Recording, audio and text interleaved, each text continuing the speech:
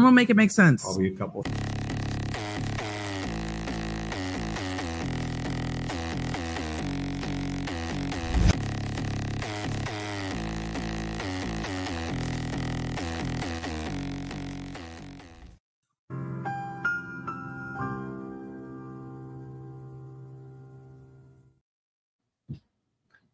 Hello, hello. Welcome, guys. We've got our intro video. I've been forgetting to do this. Our little Casey Anthony intro video. So for anyone who hasn't seen this before, I'll go ahead and pause it here. So this is a nice look at the courtroom. This is courtroom number 23 at the Orange County Courthouse. And this actually is also the background for the thumbnail, for all the different thumbnails that I have for this series. So interesting things to note here. We've got, take a look on the left there. That's the jury box. And as you can see, there's like a fuck ton of chairs. So, you know, they have room for extra jurors. For example, if they have 12 and then maybe 6 alternates, I haven't counted the chairs, but I don't even think they all fit in the picture because there's so many of them. But beautiful, beautiful courtroom. And we're going to see it from the other view here in a sec as well. So there it is. So that picture we were just seeing was taken from that balcony. Isn't this incredible? So if you are on the witness stand, this is what you would be. This is the view you would have. Another thing to note, the seats. Look at the chairs in the gallery. Like nice chairs, upholstered, cushiony. Same with the jury box chairs. I believe they also have rolly feet so they can roll around if they feel so inclined. Beautiful courtroom. And the acoustics, I'm sure, are amazing. Now, that is a view of, again, the Orange County Courthouse. Look at that. Look at all the windows. Isn't it beautiful? State of the art. I know. I also welcome. Happy to see you again, ABC Stock. I agree. It is very fabulous, right? I mean, some courthouses are, well, like where I live, the courthouse looks like a prison. It's like concrete. Anyway, this is gorgeous, right? We're going to get some more pictures here. And there it is from the front view. So look at that. Can you imagine arriving? Like, look how clean and just, I love all the windows and the natural light. Beautiful. It has great vibes, great vibes. And so it's going to show us, we're going to get some more pictures here, setting the scene as we welcome everybody in. Just a little bit of a map here, right? We've got, just for perspective, there's Orlando, there's Greensboro where I live, obviously. The ocean, big.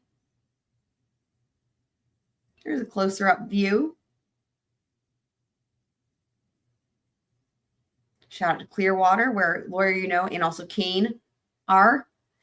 So this is actually important for the trial here. We heard a lot about this particular location in the beginning. This is Lake, I forget what it's called. It's got a weird name. I think it starts with an O. This is Lake here in Orlando, where they have these fireworks every year, big July 4th party. That was talked about again in the beginning of the trial. So this is a picture of that.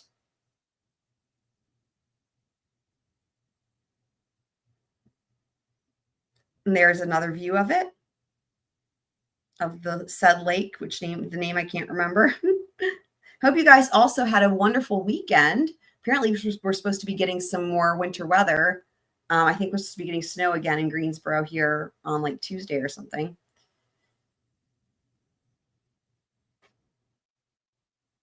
Magical squirrelin.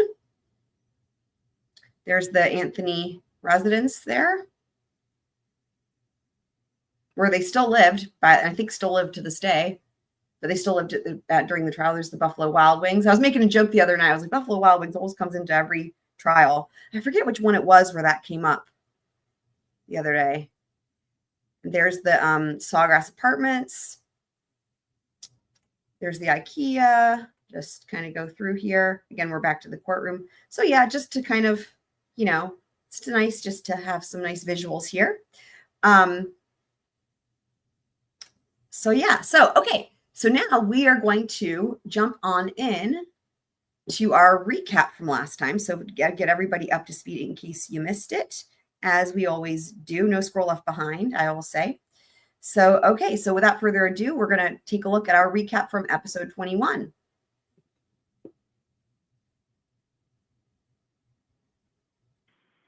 It's a house. It's a house.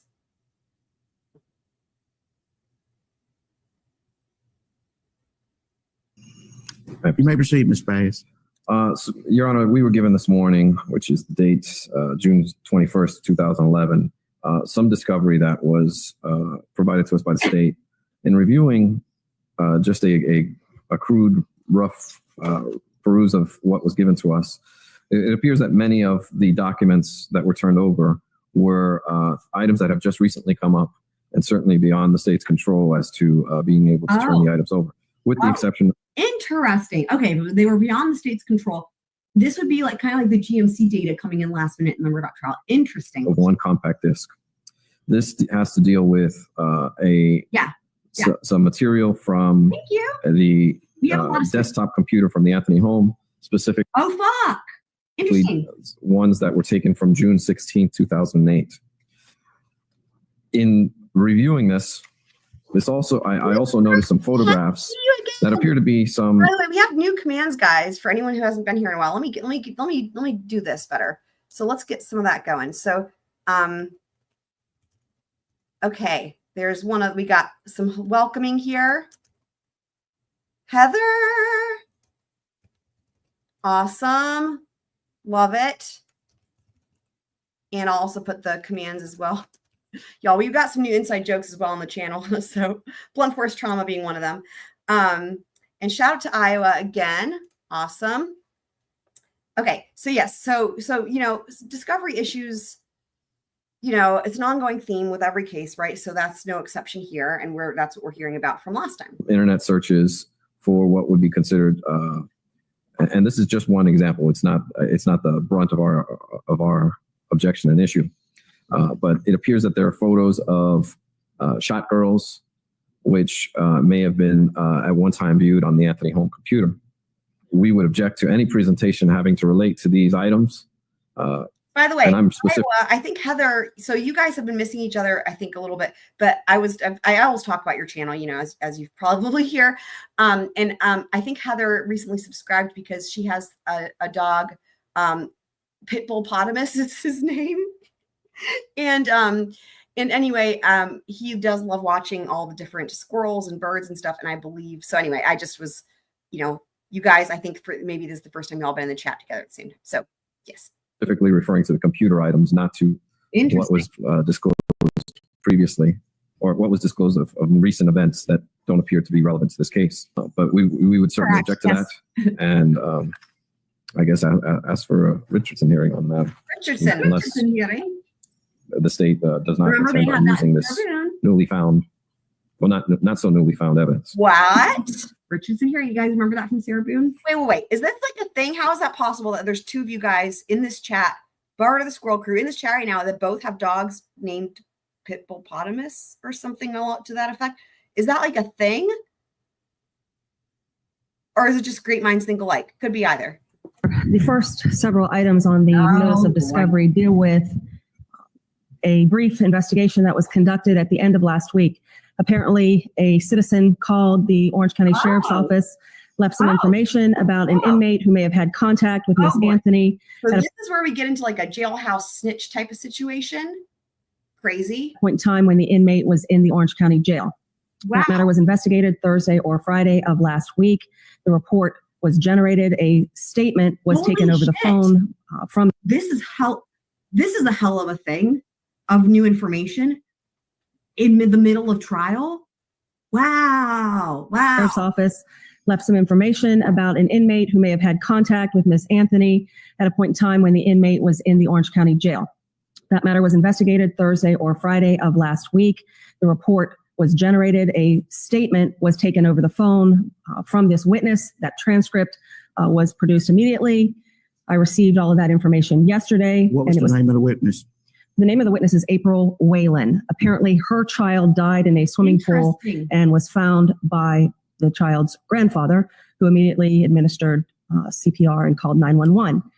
Ms. Whalen was in an adjacent cell to Ms. Anthony for a very brief period of time. Ms. Whalen indicates to law enforcement she did not talk to Casey Anthony. However, she doesn't remember if she talked to other inmates. So at the present time, it's being explored whether or not there was indirect contact. Be that as it may. So this is like, in other words, hearsay, like quadruple? No. This is like 8 times removed hearsay. All of the hearsay. We're talking about inmates listening. Yeah. Baez is very smart. He's my favorite defense attorney of all time. And that's also why I'm covering the Shannon Gardner case, because he is the best. As soon as I received the reports verifying that, in fact, Ms. Whalen's son did pass away in a drowning incident, as well as the reports from law enforcement of the follow-up on the information obtained by or delivered. One thing that's interesting, too, is we learned in opening statements that in Florida, by the way, the number one cause of death for children is drowning in a swimming pool. The last item that is on the notice of discovery is simply a filtered copy of items from the hard drive that Mr. Baez has had for years. My use of these items, or our use of these items actually, would be exclusively in rebuttal if Ms. Anthony or another witness were to testify about specific activity occurring on June 16th. Now remember, at this point, so we are in the defense's case in chief, and they are putting on a hell of a case in chief, okay? The vast majority of their witnesses have been the state's expert law enforcement witnesses, or just like witnesses, or like, for example, FBI agents who were working for the state, but then the state didn't call them. Like, it's kind of crazy. It's very unusual. They've only had at this point a handful of their own like private expert witnesses brought in. And in fact, the first witness of this episode of the upcoming episode is going to be the lead detective, Yuri Melich. But one thing I was going to say is that, like, to this end, at this juncture, right, it is unknown, right, to anybody if Casey will take the stand, right? Because of course, it's the defense's case in chief. They can have the defendant, if the defendant's going to take the stand, they can do that whenever. It can be earlier on. It can be, so in other words, that's why she's saying this. It's like if Miss Anthony were to testify, because it's unknown at this point. An examination of the hard drive indicates there was substantial computer activity that would rebut a lot of what Mr. Baez said in opening statement. Remember, therefore, even though he had this information for years himself and had more than one computer consultant during the pendency of the case, as I recall, I decided that if we are going to use Hold on. Stop everything. Look at this. So random girl, and you join us from, I believe you're in Texas. I forget if it's Houston or Austin. You can refresh my recollection on that. Oh my God. This is how you know you watch trials all the time, right? I literally just said that. I didn't even mean that to be funny. If you feel so inclined, you can remind me. But random girl saying, my cousin works for a company that sells custom pool covers called Catch a Kid. That is, well, they need those in Florida for one thing. Thank you, Iowa. So 7 dogs, 2 cats. Why do I feel like it was more than that? Was it more than that at some point?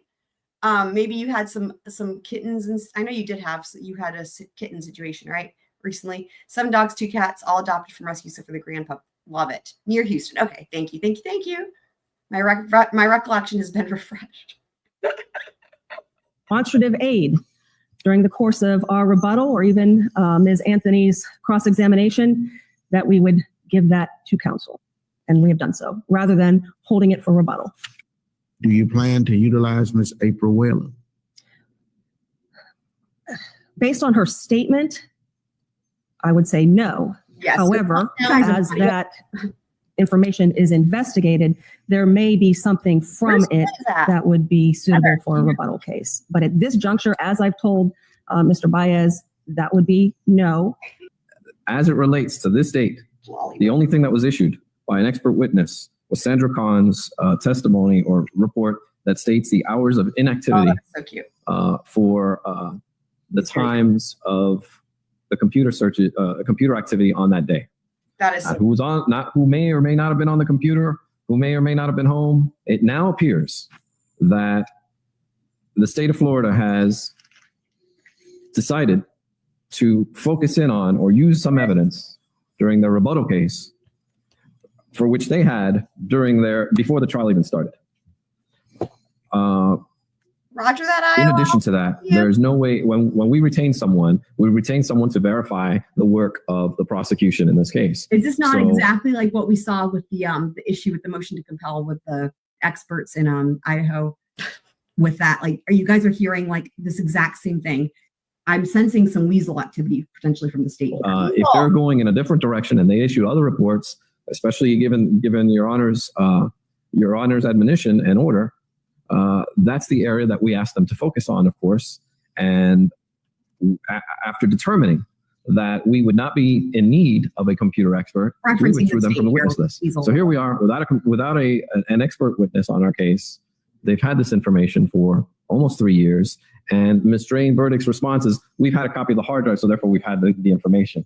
And that's not quite accurate, given the circumstances of how much data a computer contains. I know you haven't had an opportunity to review it, but Ms. Burdick was on this disk for 6/16/08. Contains all of the computer activity on the desktop. From what I can see, it's scribbly data. Scribbly.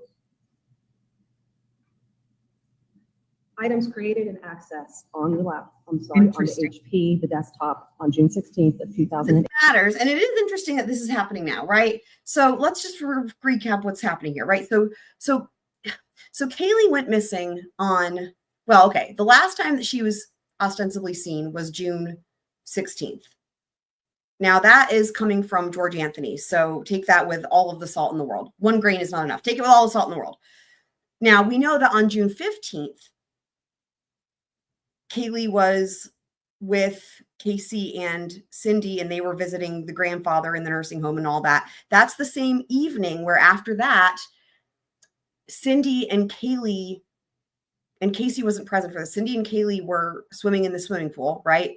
And this is where the whole Laddergate thing comes in, because Cindy notices the next day, which is the same day that Kaylee was last seen potentially by George. Cindy notices that the gate was left open to the pool area and that the ladder was up. Okay. And that stuck with her. And so because eventually when all this comes out that, Kaylee's missing, her first thought was like something happened with the pool.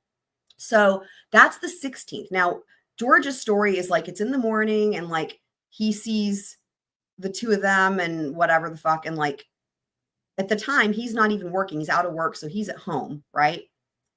So there's that. And so in other words, it's what we had so far was it's still kind of unclear as to like what really happened then that day. And so what they're saying here is the state has just produced data from these searches or whatever internet history on the Anthony family computer from from June 16th that apparently wasn't known before, that contains internet searches. That's what's happening here. Okay. Data that was available on the hard drive if they chose to filter it out themselves. Mr. Baez's opening statement focused on activity occurring in the morning hours of June 16th. The computer activity, as well as instant messages that were also sent in discovery years ago, negate that timeline. Well, let me just simply ask this. Was information provided to the defense by the state of Florida on the computer activities on June 16th, 2008? No, sir. So you didn't get the hard drive? We got the hard drive, but that's everything, Judge. Well, but they get... Reminds me a lot of what happened recently in Delphi with some of those tips with Ron Logan, like how, like, this is going to be a very similar thing, right? Like it was there, but it was buried type thing. But I will also say for anyone who wants to get caught up, I used to post the recap videos as separate videos. But then I just started implementing them into the live streams. So for anyone who wants to get caught up, the recap videos are kind of intended to do that, right? Like where it's going to show and that's what we're watching right now from last week's or last episode, whenever it was. So it's going to have, so some of them are longer than others. It just sort of depends. Of course we're watching the entire thing gavel to gavel, right? But for anybody who wants to get caught up to speed in a more time efficient fashion, if you will, you can always go to the recap videos when they were separate videos, or you can go to when those no longer are there. Then that means that they're just at the beginning of the live stream. And everything is always timestamped, right? So it'll be timestamped. It'll say previously on the last Florida v. Anthony episode or whatever. And when you see that timestamp during the live stream, it's going to be the recap. Okay. So just to throw that out there, it'll be a way to get, whatever I put in the recap is going to be, sometimes it's like funny stuff, but it's going to be what was the highlights, most important things that happened for the episodes. So like this issue here is important. That's why we're watching it. But there's some other crazy stuff that's going to come out as well in this recap. Gave you all of the information, correct? Hi, Victorine. Happy to see you. They gave us a copy of the hard drive, which contains billions of pieces of data, and they issued reports. We hear this all the time in cases, right? It's like, you remember we even saw this from that with Judge Hippler. Like, you have to tell people where to look. This can be done on purpose to be a dick, right? Where if you've got the defense that's like, please, can you turn over the discovery? There's motion to compel, whatever. And it's like, fine, you wanted it, here you go. And they just dump it on them in a way that is completely useless, right? As it relates to my opening statement, I specifically said the exact hour is unknown. So it is unknown. For the state to allege that this is interesting, the exact hour information that would directly rebut that. Again, it would seem to me, as an outsider looking in, that June 16, 2008 was the last time there you go. that the victim in this case was viewed by her grandparents. It became quite evident, even though it is not evidence, that from the opening statement of the defense, that the 16th was a day of great importance. And that's why I was explaining that. And that because they don't really know a so-called timeline of activities dealing with Cindy Anthony as to how she spent her day on the 16th. Lee Anthony as to how he spent his day on the 16th. George Anthony on how he spent his day on the 16th. Definitely. And last but not least, how Casey Anthony spent her day on the 16th. And whether or not,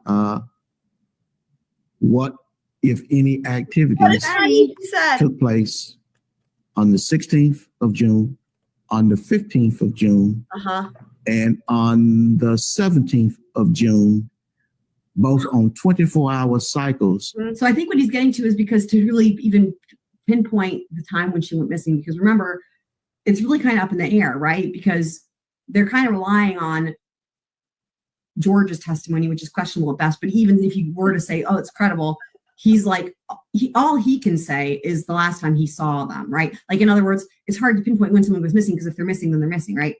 And I take it at some point, you did have a computer expert, I guess, regurgitate whatever was on that computer on some of those days? Yes, sir. If my memory serves me correctly, didn't the state's expert talk about various entries on the 16th when his testimony? He testified to certain events, didn't he? He did not. No, he did some event searches for chloroform and other things on other dates. Yeah, they were on the 16th. All of that information came off the hard drive? So the thing that I was going to say is, like, there wasn't really anything that came in, to my recollection, from the 16th. All the stuff that came in for like the searches and stuff was months prior. There wasn't anything, I don't remember, or I mean, there was nothing noteworthy that has come in, if anything at all, about like regarding that day. The only thing that came in was there was that picture that was taken with Kaylee at her visiting the grandfather from June 15th. That came in, but that's not even a computer search. That's the closest thing. Well, if the hard drive was provided in England to you, then that's fucking that might be a joke, or that might not, or that might be legitimate. The Mountain Dew thing, that's really funny. That's really, really, really funny.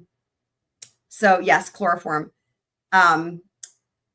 Yes, shout out to Victoria in England. That's what it always makes me think of. And it was left up to you to decide whether or not what searches you wanted to do on that hard drive. And it was up to you to determine what days you chose to look at and what days you chose not to look at. And I'm trying to wonder, how could it be the fault of the state of Florida that you chose not to look at any particular date when you were given the entire hard drive, and you all knew what dates had some relevancy to this particular case. I can tell you that we took your order to mean that all opinions that experts intend on rendering must be in a written report, and the basis for that opinion, all of this must be turned over to the defense. Well, tell me what someone out of the state of the defense enlighten me as to what is the expert going to tell us other than extract, because most folks are not computer savvy. Some people are, some people are not, that can go in and tell us. All they're going to do is bring it up on the screen as to what activity occurred on that particular date. So what he's saying here, this is interesting because this came up recently with in the hearings in Idaho with the expert witnesses. For you guys that remember, that was on the 24th at the end of the day. I didn't mean to quote Ashley Jennings. It was actually at the end of the day, where Judge Hippler was saying there's a difference, and he's right. There's a difference between an expert that's just going to provide the data, the facts, like a fact witness, right? Versus giving an opinion. And you guys are probably aware of how they discussed that. That was even in some of the court filings. And so this is kind of what he's saying here is like, you've got your computer experts who are just like, here's the data from the hard drive. This is how you read the numbers. But then there could be somebody who's like, here's what it could possibly mean. Now we've gotten into opinion territory. Generally, it's from computer experts, when you want to render opinions, basically render opinions about whether or not somebody has tried to hide something or somebody has tried to doctor something. And, that's what they generally do. But can I add another point? Right. Yes, sir. Remember, y'all take as much time as you want to, because we're going to start back at 1:30. Oh, yes, sir. he's saying if you keep talking, you're taking away from your lunch break. Oh boy, that's funny. The issue here as well is we're giving computer information after the state is rested. We have withdrawn our computer experts from the witness list because we expected them to testify to what was in their reports and not to new evidence that was now given to us. So if the court's even considering this, allowing them to testify, we would certainly ask to have our experts, given the opportunity for our experts to review this material and see if at all it's. They can look at it, but it's not new evidence. I don't know how something can be new evidence when it was given to you. Now, what you choose to do with it after you get it is your business, but it's not new evidence. I disagree, but we can argue that issue at a later time, Judge. Okay. He wants to have his lunch. I would like more time to review the material, give it to our experts, and then you're free to do that. See if we have further points to make. Okay. Anything else y'all would like to discuss? Okay. See you. He's so fucking funny. He's like, how much do you guys not want to have lunch, basically? Okay, let the record reflect. Okay. I love how he always does that. Okay, that's my favorite. He always Present, along with counsel for the defendant, assistant state attorneys, both sides ready to proceed. Yes, sir. Let's return the witness. All right. So for anyone who missed it, this witness this is really interesting. This is a DNA expert. One of the, like I said, the defense has only brought in a handful of like their own private experts. This is one of them. And so this is going to be really interesting. A round circle, and that's what we call the nucleus. And that nucleus, that contains the DNA which we need in order to obtain a DNA profile. So in order to get DNA from skin cells, you can see that if you only have a slide.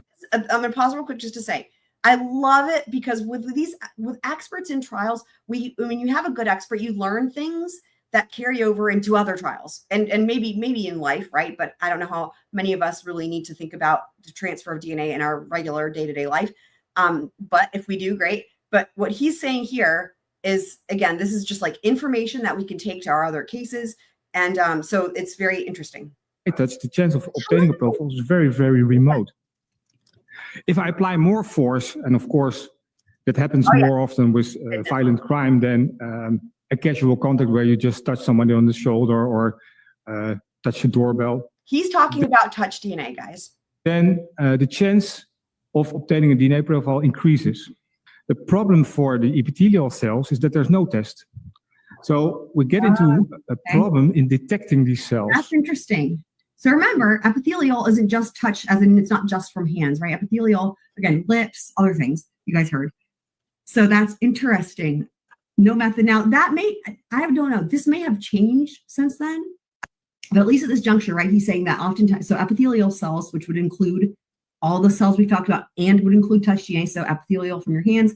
At this point in time, no method of detection, alternate light source, right? Difficult to obtain, right? What about sweat from the face and the forehead? Does that show up fairly well? Interesting. Well, it depends. If I just touch it once, it's very difficult. So in a lot of times you don't see it. If you use the alternate light source, you're not detecting the skin cells then, but you're detecting Sweat. You try to find sweat.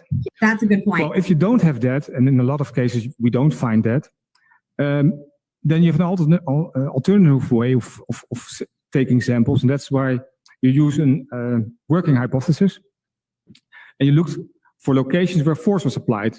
I'm pausing real quick just to say, so he's Dutch, and the reason they brought him in, guys, is that the Netherlands has been, and I guess maybe Europe in general, but the Netherlands has been ahead of the game for DNA. They since day one, like they were the leaders. Like he even says this, it's not going to be in the recap, but during his testimony, he even talks about how behind the US was compared to Europe, and it probably still is, in terms of the DNA technology. So like, that's first of all, his accent, he's Dutch, but second of all, they were on the ground floor, in terms of pioneering all this technology that, at the time was fairly new to the US, but had been being used in Europe for, he says it again, he says that in the full testimony, but it's a lot longer than you would think. I remember being very surprised about how long it had been around before the US had adopted it. So blood, saliva, and semen. Is that he's saying that, like, for example, with the challenges you would have with touch DNA, if you touched your forehead, for example, wipe sweat and then touch something, that like now that's different, right? Because you're going to have maybe both, for example. More than 95% of the cases, you will get the profile. With the skin cells, it's different. It's far less, depending per laboratory, but well, I think Kane's asking a great question. Is yes. 50% would be a high score if you. Oh my God, that's fucking hilarious. Please, can you make one called Tweezle Stick? I will die. Make it as a laboratory. So let me stop you there. How do you combat these problems? How does a forensic scientist actually find these types of cells and this types of DNA? What kind of tools are available for that? Well, as I was going to explain, we form the working hypothesis, and then you can use a number of amount of methods in order to obtain cell material or DNA from those cells, even though they're broken down so much. Now, given the scenario and the facts of this case, have you formed an opinion as to whether if duct tape was applied to this child's face, given the fact that it would have been applied forcefully and the stickiness. Do you have an opinion as to whether you look at this? He always stands up. He's gonna, and the camera people learned early on. I love it. I freaking love it in this trial. The camera people learned early on, because what you'll notice, let me back it up. You'll notice the pan out.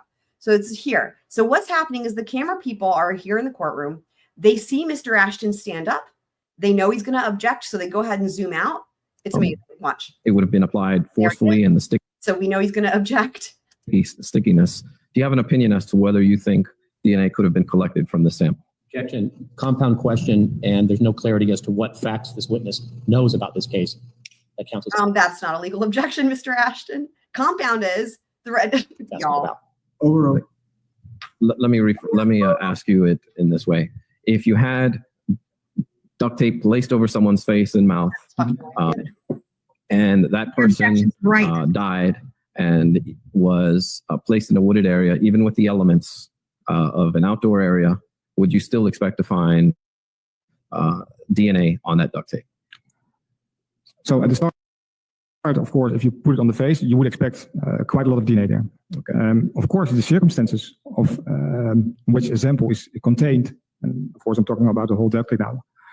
If it is in bad conditions, then DNA could break down. But well, I had it later in the presentation, but of course with the PCR techniques, which are very sensitive, you could expect still to find DNA. Okay. The reason I'm just going to say for anyone who hasn't watched this entire trial, which I might be the only one who, I mean, that's a lot to ask of anybody, right?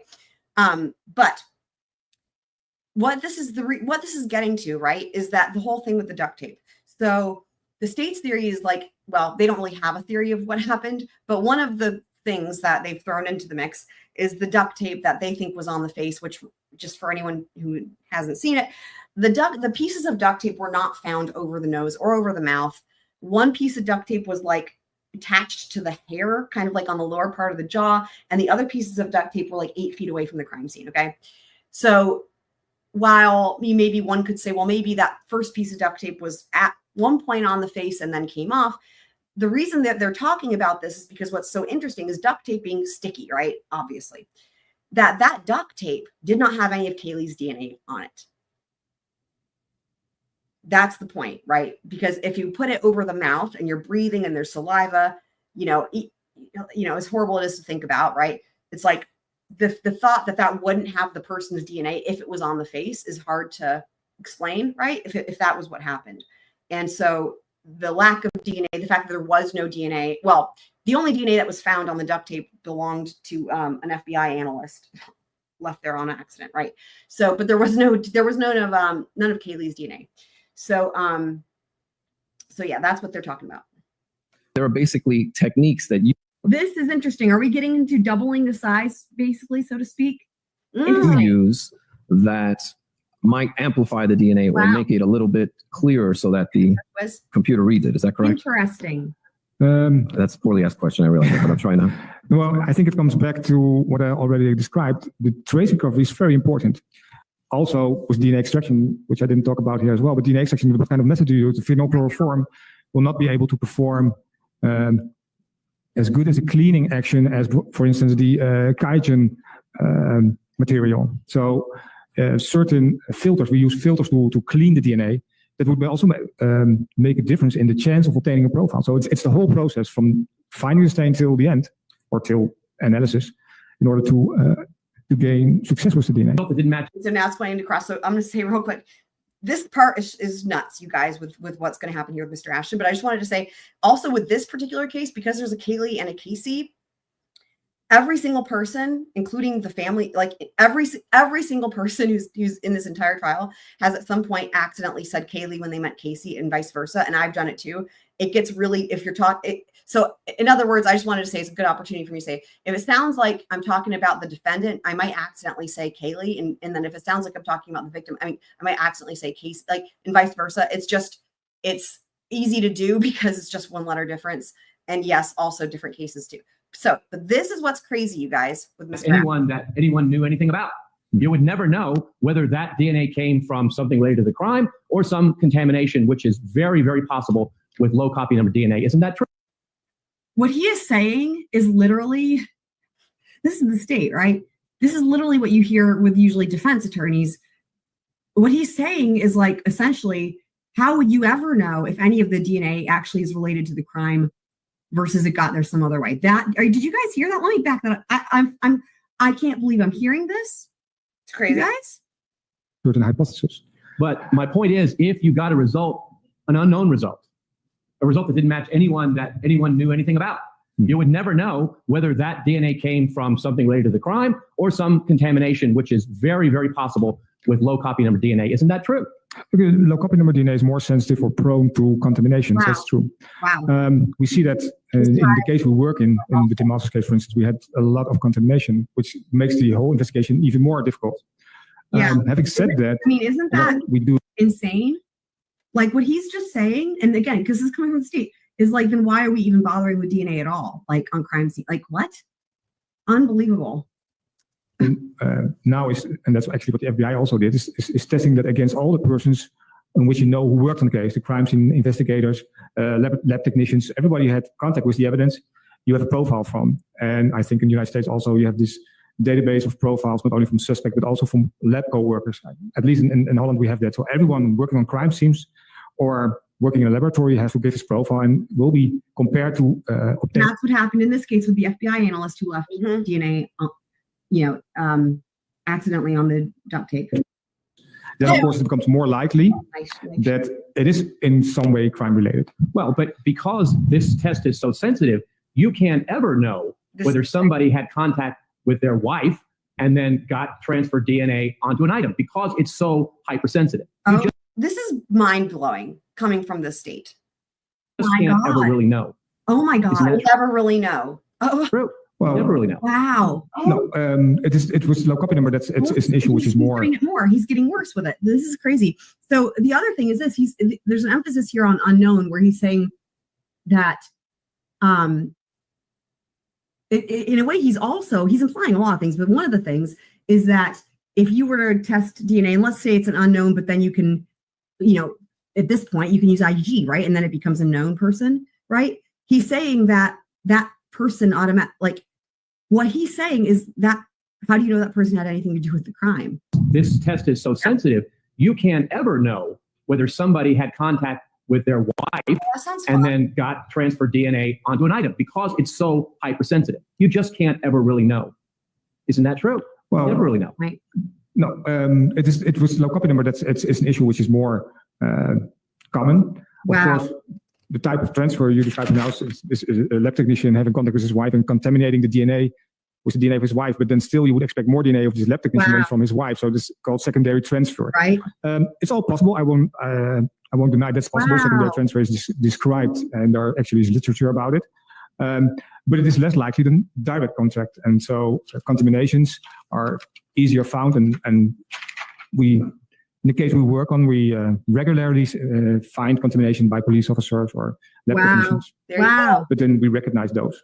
Of course, the problem with low copy number is you may find unknown DNA and then you'll never know whether it's contamination or an unknown suspect. That's the confusing.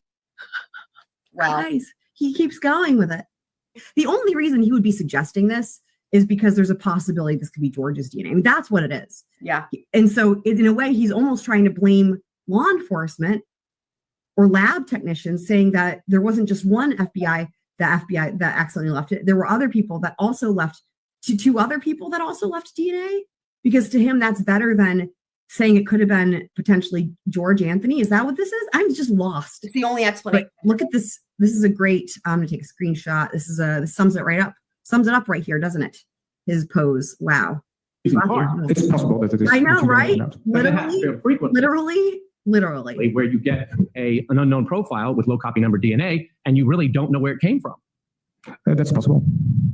The first object in the top left, was that associated with skeletonized remains? All that. No. I mean, his The, freaking duct the tape is object gorgeous to the duct right, tape. that obviously is no further questions. The thing is, because most people think, they think what they think about Casey Anthony, they've not maybe assessed, potentially George's situation. And it's like the only thing for Casey is just her odd behavior, and that's it. But in terms of actual physical evidence and odd behavior, George has it tenfold. I mean, the only physical evidence points to George, but he has also as much odd behavior. Okay. So, and now we're on to the next episode, guys.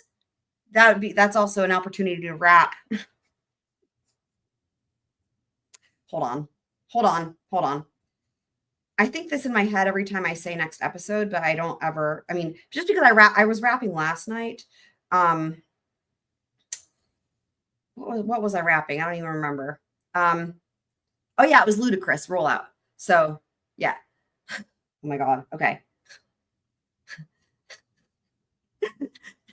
Sorry. Da da da da da. It's the motherfucking D-O-double-G Snoop Dogg. Da da da da da. You know I'm mobbing with the D-R-E. Yeah. You know who's back up in this motherfucker. What? So blaze the weed up then. Blaze that shit up. Sup, Snoop? Top dog, bite them all. Nigga, burn that shit up. Oh, I don't know if I should be saying this actually now that I look at how many N words are in here. Anyway, you're right. I was going to rap that. Maybe I will not rap that. Anywho, didn't even think about that. Squirrel life, hashtag squirrel life there. Wait, I won't what now? Are you saying it's fine to say it? I just don't want to get in trouble through YouTube or anyone else. You got the clip? What, of me rapping to roll out? Anyway, do you guys want, I mean, I don't know. I just don't, that song didn't have the N-word. So, you know, no, I just don't know. I just don't know. I don't want to, you know,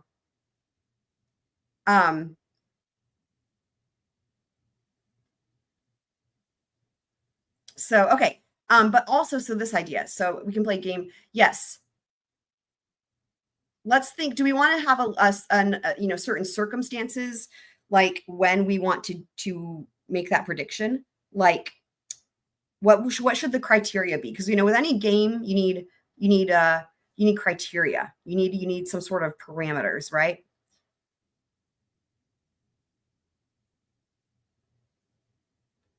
Okay, is that true? Okay, right. So, well, I'm still here for right now. So hopefully it doesn't look like they've just killed me yet. You know what I mean?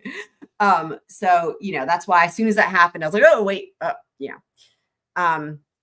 I also love games for sure. And for anyone who missed it, I think you guys have probably all seen it, but I did also post a standalone video with Ashley Jennings with the drinking game rules. So Heather's cheating on us with another chat. Shame on you, Heather. Just kidding. I didn't do the. Okay, yeah, no, I did it the way that it's correct with the A at the end. So is that allowed? Maybe there's a difference in terms of YouTube. I could see that being the case, right? Because I mean, there's a lot of rap songs like that's like a normal thing. Yeah, and I'm with you, Victory, and I also love the buckets are freaking hilarious. Victorine's loyal. Love it. Love it. Heather's going to have to go sit in timeout in the corner. No, I'm just kidding.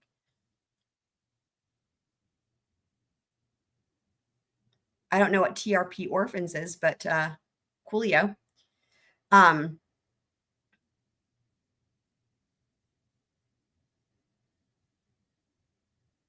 So you guys, we have to think of the parameters. Maybe we'll think of them as we go into the next episode. We can come up with some examples, and we can even make like a whole thing. We can put it on screen and everything and have all the rules. Okay. So onward.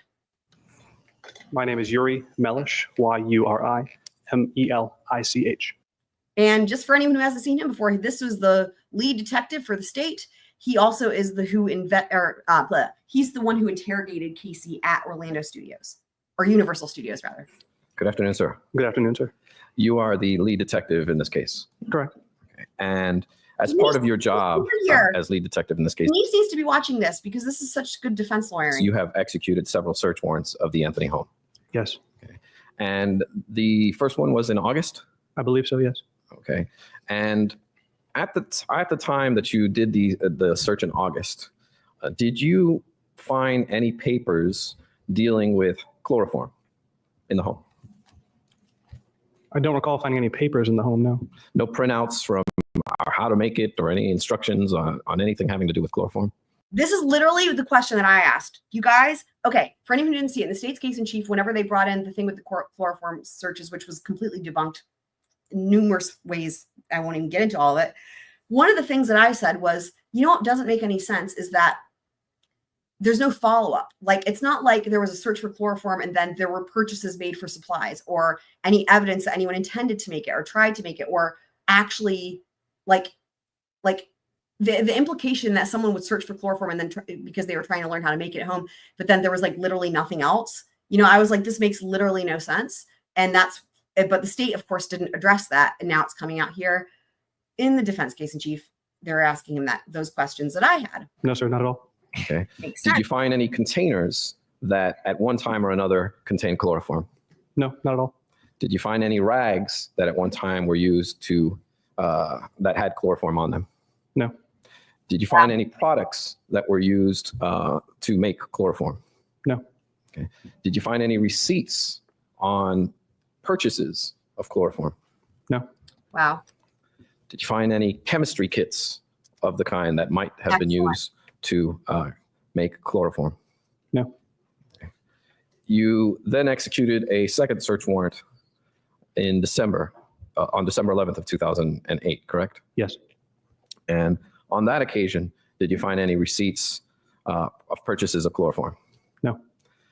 Did you find any containers that may have contained chloroform? No. Any rags or any cloth material that might have contained chloroform? No.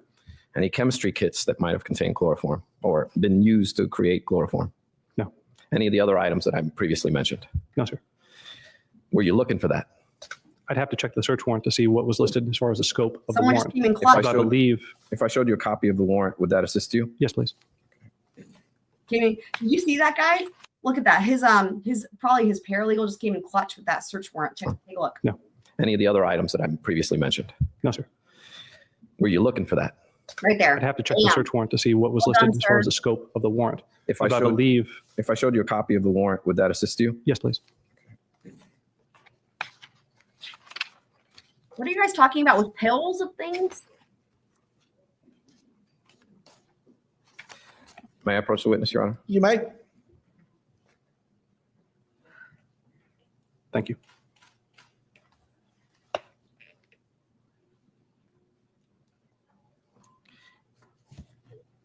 Where you're specifically looking at the search warrant of December 11th. Is that not correct, sir? That is correct. Take your time and look.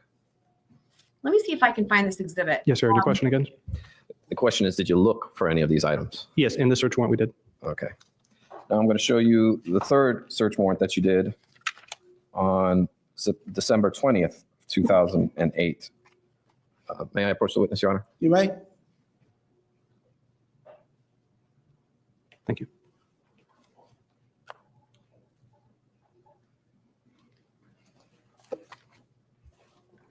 Sir, I believe this is still December 11th. Oh, I'm going to show you guys something here in a second. December 20th is right behind it, stapled. oh, okay. Staples.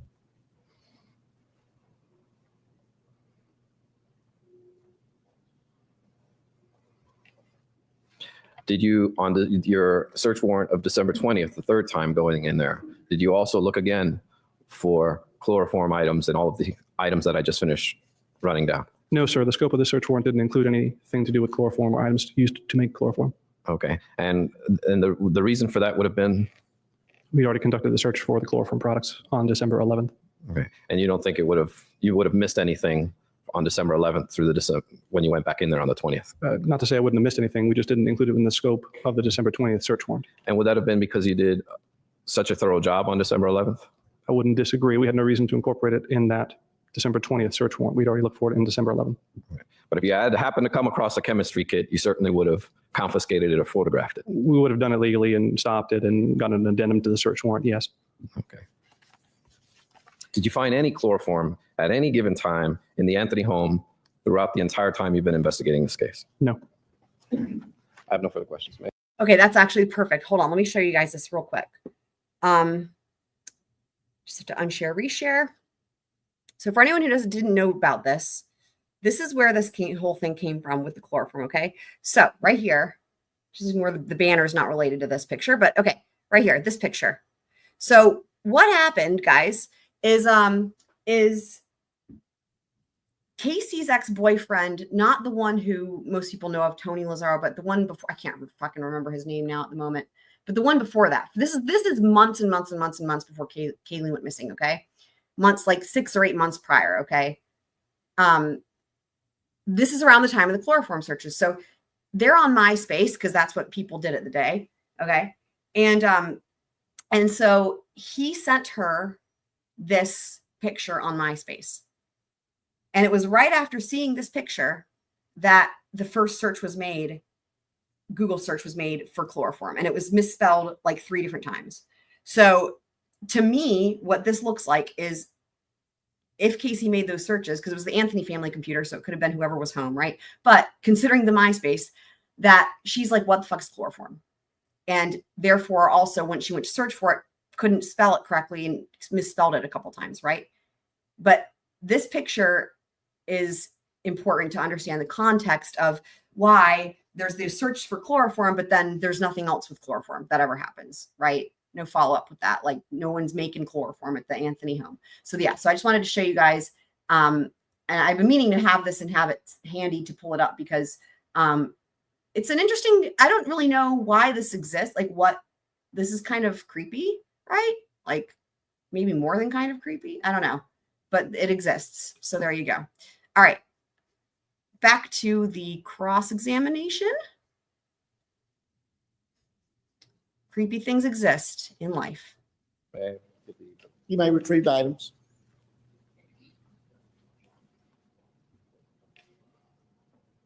Cross-examination. Thank you, Your Honor. Good afternoon, Detective Melich. Good afternoon. On August 8th, when that search warrant was done at the Anthony residence, you did not have any preliminary or other results from the Oak Ridge National Laboratory regarding high levels of chloroform on carpet samples in the trunk, correct? That is correct. When that information was provided to you and ultimately became public knowledge, that was closer to the end of August, beginning of September of 2008, correct? Yes. At that point in time, Ms. Anthony was out of jail and living at home? I don't recall specifically the date she was in and out of jail, but I would presume so, yes. Okay. Was she not out of jail between August 22nd and October 14th, 2008? Yes, I do believe so. Thank you, Your Honor. Redirect as to those issues. When someone is out on bail, that doesn't preclude you from getting a search warrant and searching their home, does it? Of course not. I can get a search warrant whenever I believe there's probable cause to have a search warrant issued. So I can get a search warrant anytime as an investigator I would believe it would be necessary. Does that answer your question? Yes, sir. And you got the preliminary results from the Oak Ridge National Laboratory in late August, did you not? Yes, that's correct. And then you got the computer results shortly thereafter. That's correct. Okay. Tell the ladies and gentlemen of the jury, after you got that information, how soon you went in to get another search warrant. After getting that information, the next search warrant would have been on December 11th of 2008. Okay. So you waited how many months? From the time in August to December 11th. So it'd be September, October, November, and into December. And you didn't think that evidence was significant enough for you to get a search warrant to go look for those items, did you? Not necessarily. It was obviously very significant, but as to just using that to get a search warrant for the house, no, I did not do that. That's obvious. Okay. And when you finally did search the home, both times, you never saw anything of the kind. Now, may I also address your previous question? Sure. Also, at the time in August, we were still looking for a live child as well. So even though we had these indications of chloroform in the trunk and in the computer, we were still looking for a live child. So That's interesting, because that would mean that you didn't think that anybody died in the trunk, which of course, because there was never a dead body in the trunk. Anyway. Casey was first arrested, that was the day after, it was July 16th, 2008, right? Correct. Okay. And then on October 14th, she was then arrested again for more serious charges, correct? Yes, sir. After October 14th, we were no longer looking. And you were for a no live longer child. on October 14th because you had charged her with murder, looking Correct. for a live child, right? Yes, sir. Okay. So October 14th, November 14th, December 1st, all those times, you never went in there with a search warrant to look for these items. Until December 11th. That's correct. Okay. No further questions. Excellent redirect. May the detective be excused. Yes, no request. Okay, thank you, detective. Am I excused or subject? Ready? Mr. Baez says subject to recall. So you're excused for the day. You're welcome, sir. And we'll do a swoop for the next witness.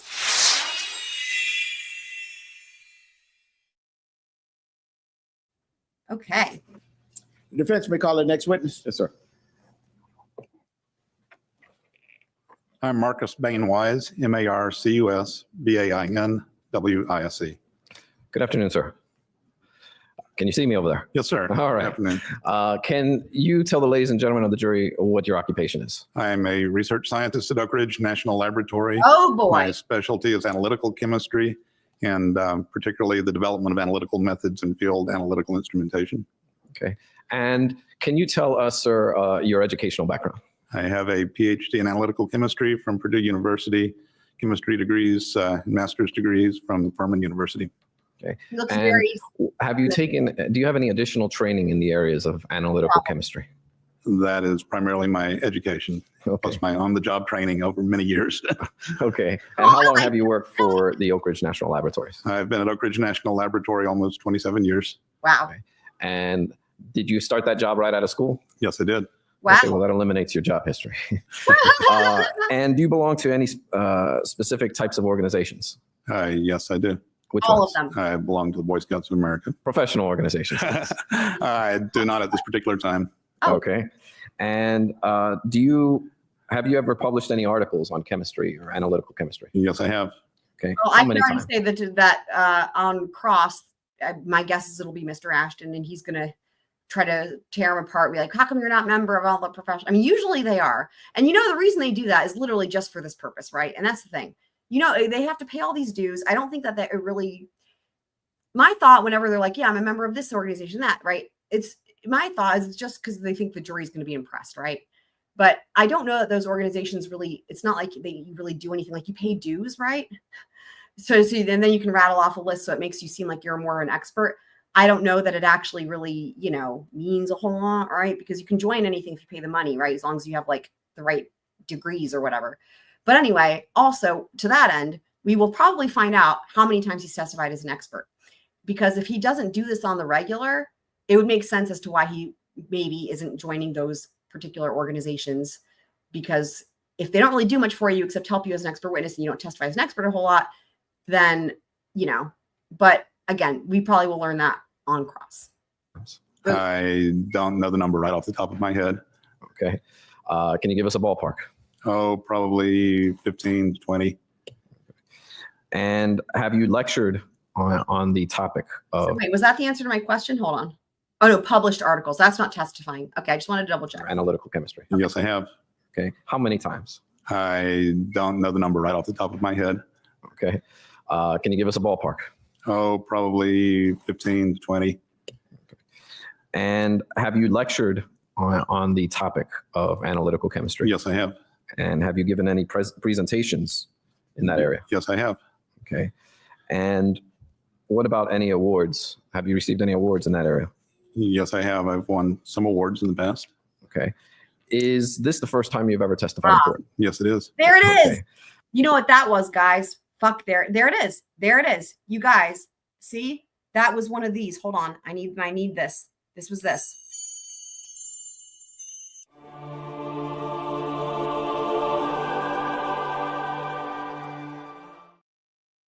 And that answers the question as to why he's not a member of all the shit. Right? There you go. That just proves it. So, okay, I have to say, so this is his first time. I'm glad this is coming out on direct. Now, here's the thing. You might be wondering to yourself, well, don't they try to get experts who've done all that they've testified 1,000 times and whatnot? Usually, yes. So you might be wondering, well, then why are they calling him? And I can tell you why. Because he's coming from the Oak Ridge National Laboratory. Now, what's the deal with that? That's where the body farm is. Some of you guys might have heard of the body farm, okay? The Oak Ridge National Laboratory is a world-renowned, it's you hear about it in other cases. And the reason that matters is because the state's, I guess what they thought was going to be their star witness was Dr. Arpad Vass from the Oak Ridge National Institute. What was did I forget the last part of that name? The Oak Ridge, that whole thing. Yeah.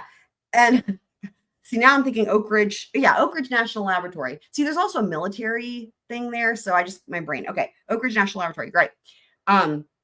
Anyway, so that's where Dr. Vass is from. And so what the defense has been doing is they've been bringing in all of Dr. Vass's colleagues who also were involved in this case from the state, but the state didn't call them to testify.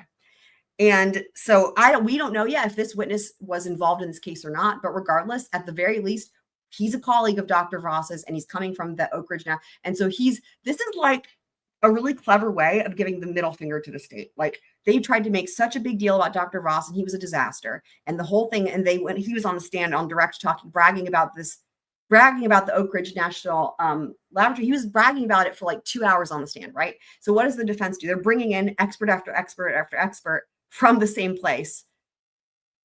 It's brilliant. It's brilliant. So, Judge, at this time, I would move to enter Dr. Weiss as an expert in analytical chemistry. Absolutely no objection, Judge.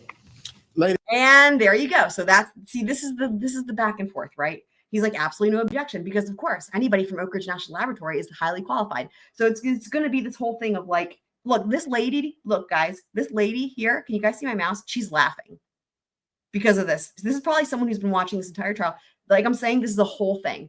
This is like, I'm trying to think of an example. I can't think of an example.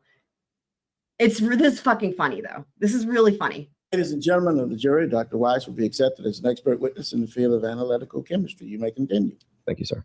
And I have No, to sir. say, the other thing that's funny is the state brought in again, they brought in one witness from the Oak Ridge National Laboratory. And it was this Dr. Vass. And the defense is bringing in, this is like, I think maybe their third. That's so great. It's so great. You mentioned you're a research scientist. Yes, sir. Okay. And what exactly does that mean?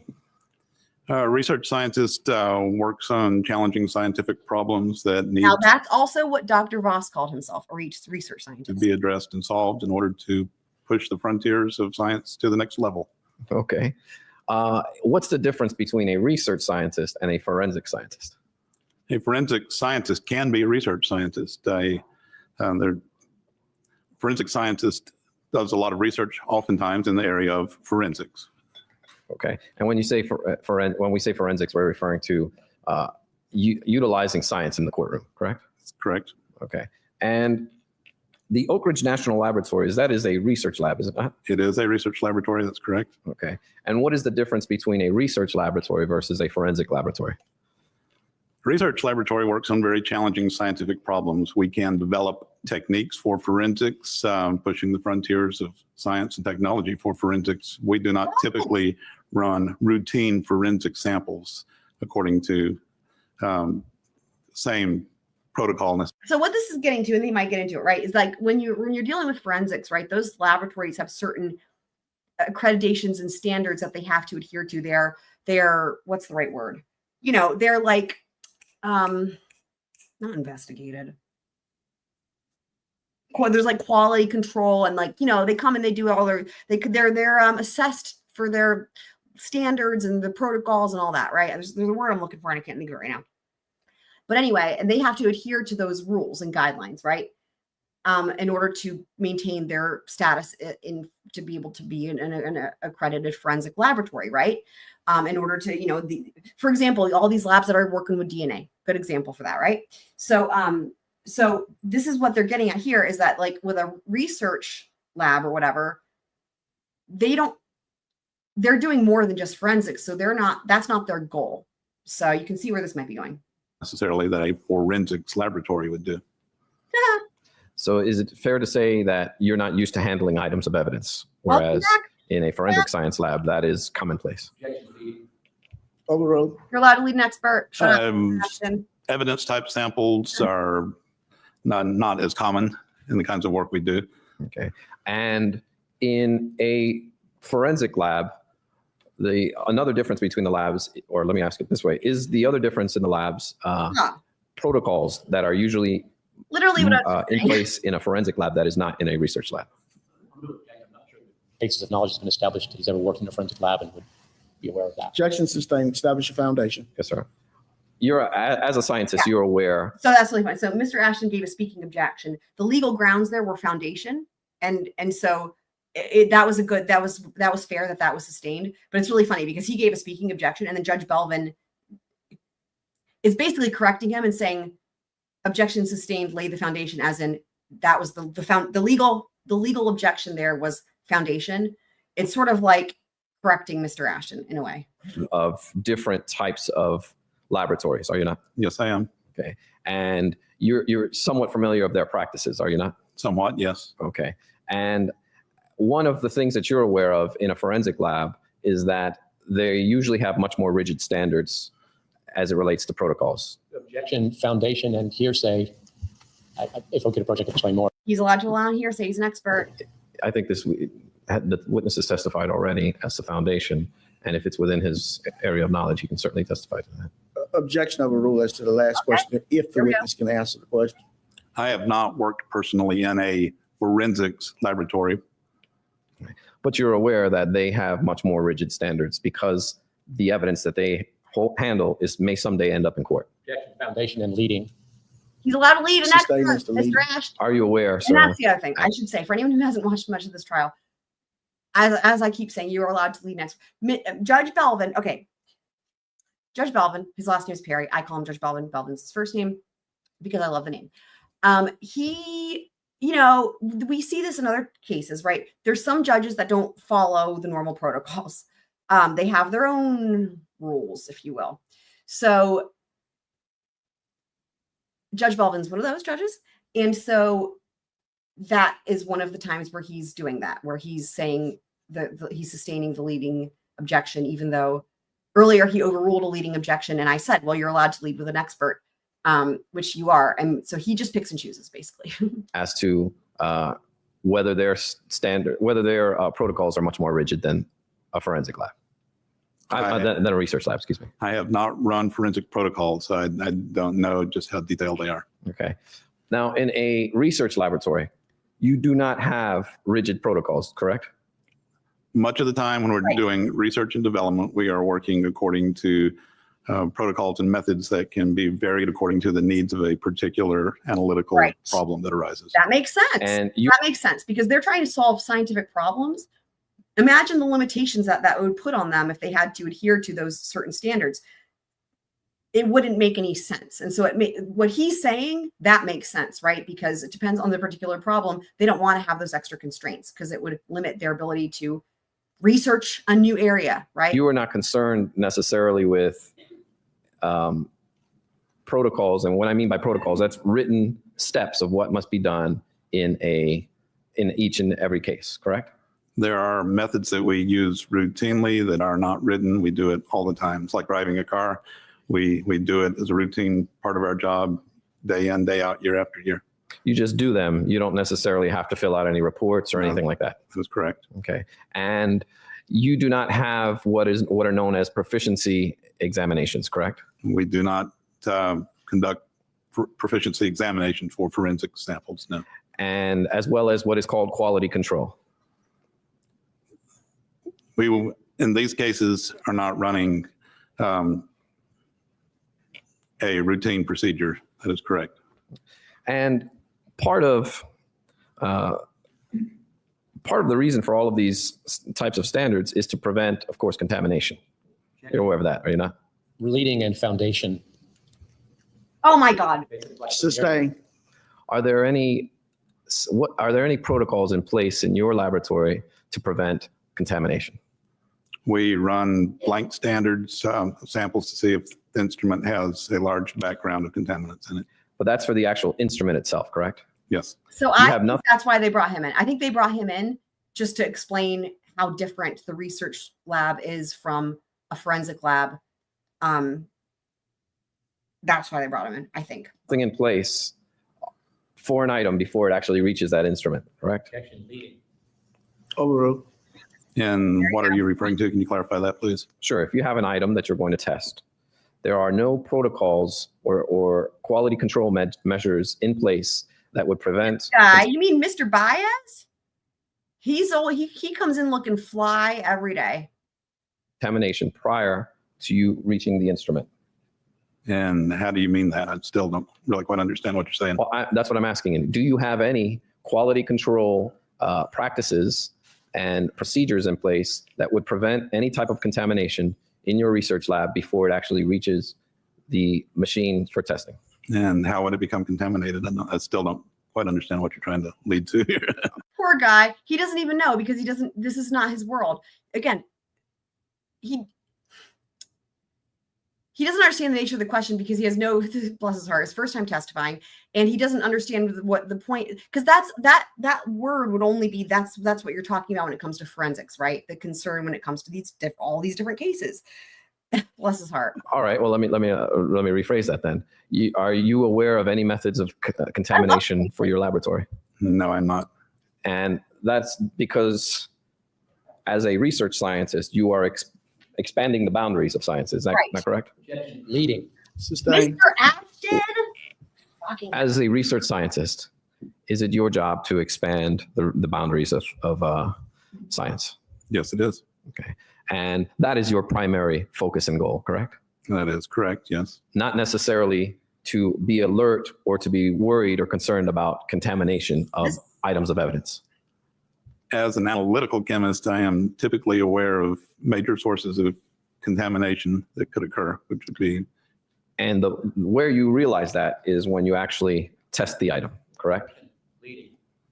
Sustain. Mr. Ashton. Is there anything that you have in place in your laboratory that would be able to alert you to contamination other than when you actually reach your instruments? We do not have a background monitor of sorts, no. Okay.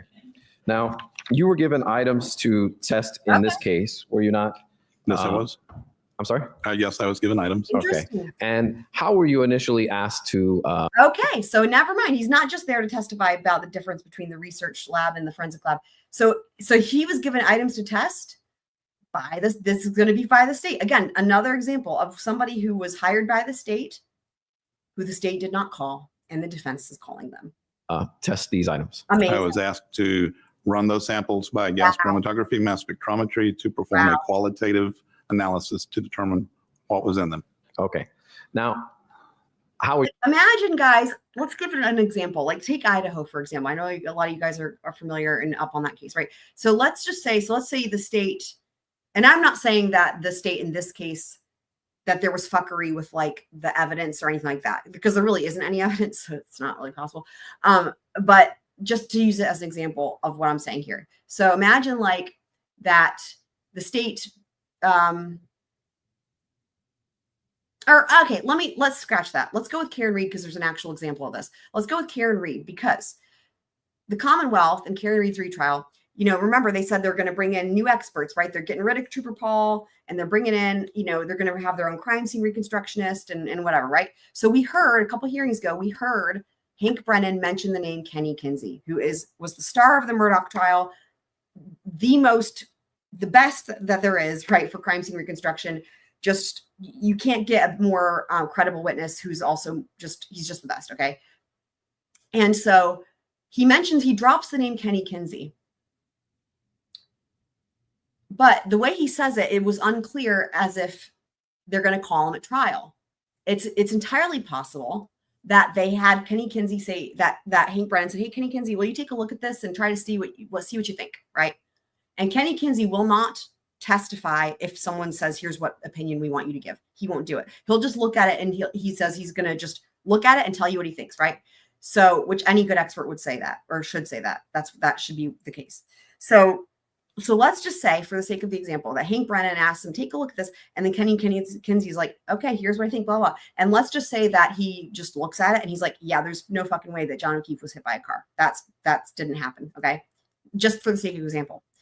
Well, then the state can just choose not to call him, because why would they? That would be terrible for their case. But the defense can call him, right? That's why I make such a big deal about it every single time. And this has happened. The vast majority of the defense witnesses in their case in chief have been state's witnesses that the state didn't call. So do you guys see why that's such a big deal? And we're getting into another one of those witnesses right now. Were you asked to do this? Somebody called you on the phone? How did it happen? Dr. Arpad Vass requested that. Okay. Did he come to your lab? We're He doing field talked trips to me somewhere, and Okay. his office is near mine. Okay. And where did you get these items from? They were in his office. Okay. And he was not there that day, was he? I believe that's correct, yes. Okay. So was his door open? He left me a key to get into his office. Okay. He trusts you. So you opened the key in his office, and where did you find these items of I evidence? don't recall exactly where they were in his office. Okay. They're not on his desk. They were on a desk or a file cabinet or somewhere. I don't recall exactly. Also, I just have to say, so for 2011, sorry for that terrible while. pause. Oh my God. No, go back to big, go back court TV. So also for 2011, isn't it amazing though to think about? Okay. I just wanted to get a better pause for him. How clear, like think about trials these days and how oftentimes the court feed, whether it's visual, audio, or both, are just useless. And this is like flawless. The video and audio, this entire trial have been completely flawless, and it looks high definition. It looks modern. That's why I guess some of you guys are surprised it's 2011. I don't blame you, because vast majority of trials today can't get this right. So. What container were they in? I don't recall what kind of shipping containers they were in. One of them was a bag with a gas standard or a gas sample. The other was a metal can. Okay. And then you took this item to your laboratory. That's correct. Okay. And when you got to your laboratory, you ran a test using an instrument, correct? That's correct. And this is the gas chromatograph mass spectrometer. That is correct. Okay. Now, you had no idea or no knowledge of the prior history of that item, correct? No, I did not. Okay. And you just mentioned that you ran what is called a qualitative analysis. What does that mean? Qualitative analysis tells you what constituents are in the sample. And does it tell you how much?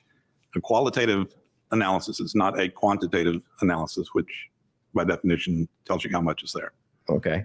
And when you were initially asked to do these things, did you advise Arpad Vass that Here it is. a quantitative analysis would not mean anything in this case? He's phenomenal. Question, do these things without specifying what things he's referring to. And what's the objection? The objection is the question is vague in reference to these things. Vague, sustained. Y'all, like I said, did you guys see this? The comments I've been making, this was a long time coming because Judge Belvin has been very subtly hinting to Mr. Ashton, hey, I need a legal objection, please, right? And here it was. I saw this fucking coming. And he's like, what's legal? Vague. Okay, objection to vague. Thank you, Judge Belvin, because it was getting annoying. The item that you were asked to test, sir, in fact, all of the items that you were asked to test in this case, did you advise Dr. Vass that a quantitative analysis, which means how much, would not mean anything in this case? He asked me to conduct a qualitative analysis, which was the first thing that was done. At that point in time, we did not talk about quantitative analysis. Okay. At a later point in time, well, let me take it step by step. So then you got a result, correct? That is correct. And the result that you received showed a high peak. It showed a peak that was significantly above the baseline of the response of the instrument. And that's the readout is called a chromatogram, right? Yes, it's called a total ion mass chromatogram. Okay.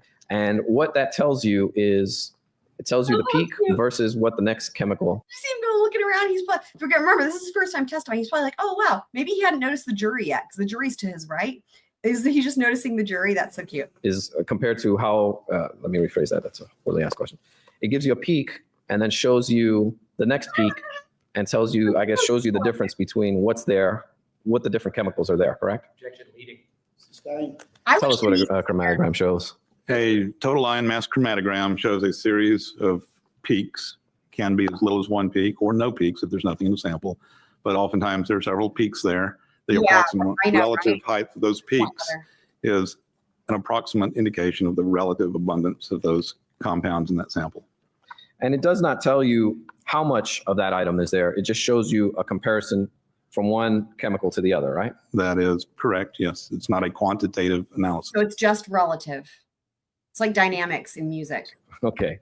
And after doing this examination, you advised Dr. Vass that a quantitative analysis would not mean anything in this case, given the scenario, correct? We actually performed a second test before that decision was reached, yes. Okay. And that decision was made by you because you're the chemist. To not do a quantitative, well, what decision are we talking about? To not do a quantitative analysis because it wouldn't mean anything. That was my advice, yes. Okay. And was there ever done a quantitative analysis in this case to determine how much chloroform was there in those samples? Okay, so in the sample where we found chloroform, it was not quantified in any of the samples because that would have been a meaningless number. Okay. And it would have been meaningless because a trunk is a free-flowing environment, correct? Objection leading. Sustained. Mr. Why would it have been a meaningless exercise? A quantitative analysis of chloroform, let me explain. Chloroform is what is called a volatile chemical. Do it. That means that it evaporates easily. A good example of a volatile chemical is gasoline. And for example, if you pump some gasoline and you get a little drop of gasoline on your finger, you can see it and it smells very strongly of gasoline odor. After a few minutes, that odor begins to decrease. And then after about 10 or 20 minutes, you can't smell it anymore.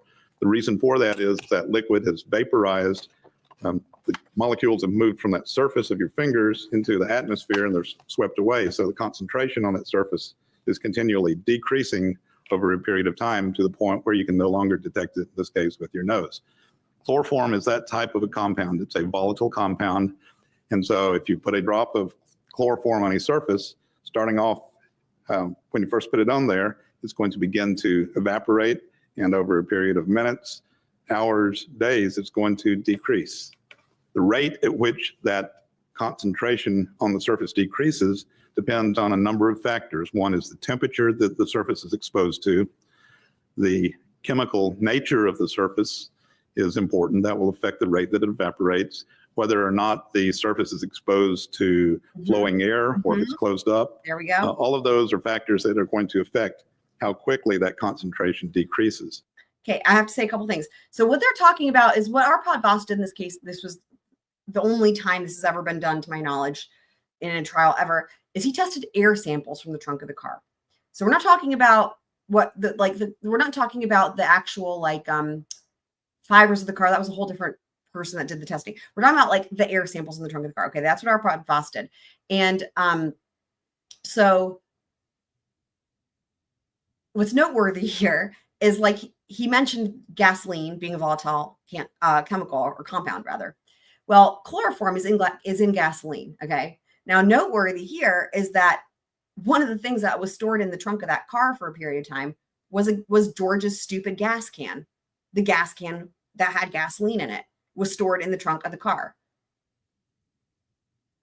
So not only do you have gasoline is an example of another volatile organic compound, but not only that, in this case, it's just ironic because the gasoline was kept in the trunk of the car and gasoline does contain chloroform. So there you go. Let me stop you there. And if a trunk is closed, that would prevent that would slow down the volatility of the chloroform, would it not? It won't slow the volatility, but it may not escape from the air in the trunk as easily. Okay. So there are a number of factors. In this case, if we had made a quantitative analysis of the amount of chloroform on the sample that we had, which was a small piece of carpet, we would have come up with a number that said there's X number of micrograms, for example, of chloroform on that piece of carpet, which is the amount on that piece of carpet at a particular snapshot in time. That little piece of carpet does not reflect the entire piece of carpet that was in this vehicle and is only a small. And I just have to say, right, because, some of you guys can appreciate the impact and that somebody like a Nancy Grace can have on for a particular case and a criminal defendant, right? And even if the information is completely inaccurate. And this was the first really big example of that. I mean, Vinnie Politan talked about it, and I actually had a clip I played here a few live streams ago of him saying this trial, Casey Anthony trial, this was like the first time that this changed everything. This was when Nancy Grace first started doing her whole thing. And he explained it. He said how for her, because she doesn't ever come to the trial. She didn't watch the trial. She's not in the gallery. It shows the gallery every day. She's never been at this trial. And so what Vinny says is this was the case where Nancy Grace came up with this idea of telling a story. And he even says, Nancy Grace doesn't cover a trial. She tells a story. And the story that Nancy Grace told without watching the trial and had nothing to do with the trial or the facts of the case, sadly, still is what the mass people, is everybody's understanding. What is it,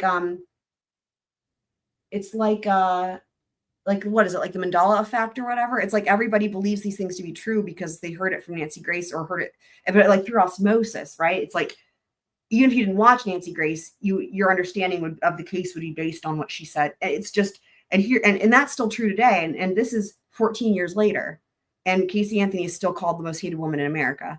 So I'm just going to leave it at that. Micrograms, for example, of chloroform on that piece of carpet, which is the amount on that piece of carpet at a particular snapshot in time. That little piece of carpet does not reflect the entire piece of carpet that was in this vehicle and is only a small little piece of that. And that's why I wanted to cover, because nobody's ever covered this trial on YouTube, and that's why, because literally people, that's why it even has this name, right? Because people were asking why did the jury acquit? Did the jury get it wrong? Blah, blah. Because if you ask people, what are the cases where the jury got it wrong? Most people, right, are going to say OJ. Well, they'll probably say Casey Anthony first, and then they might say OJ. That's the other one I've heard a lot.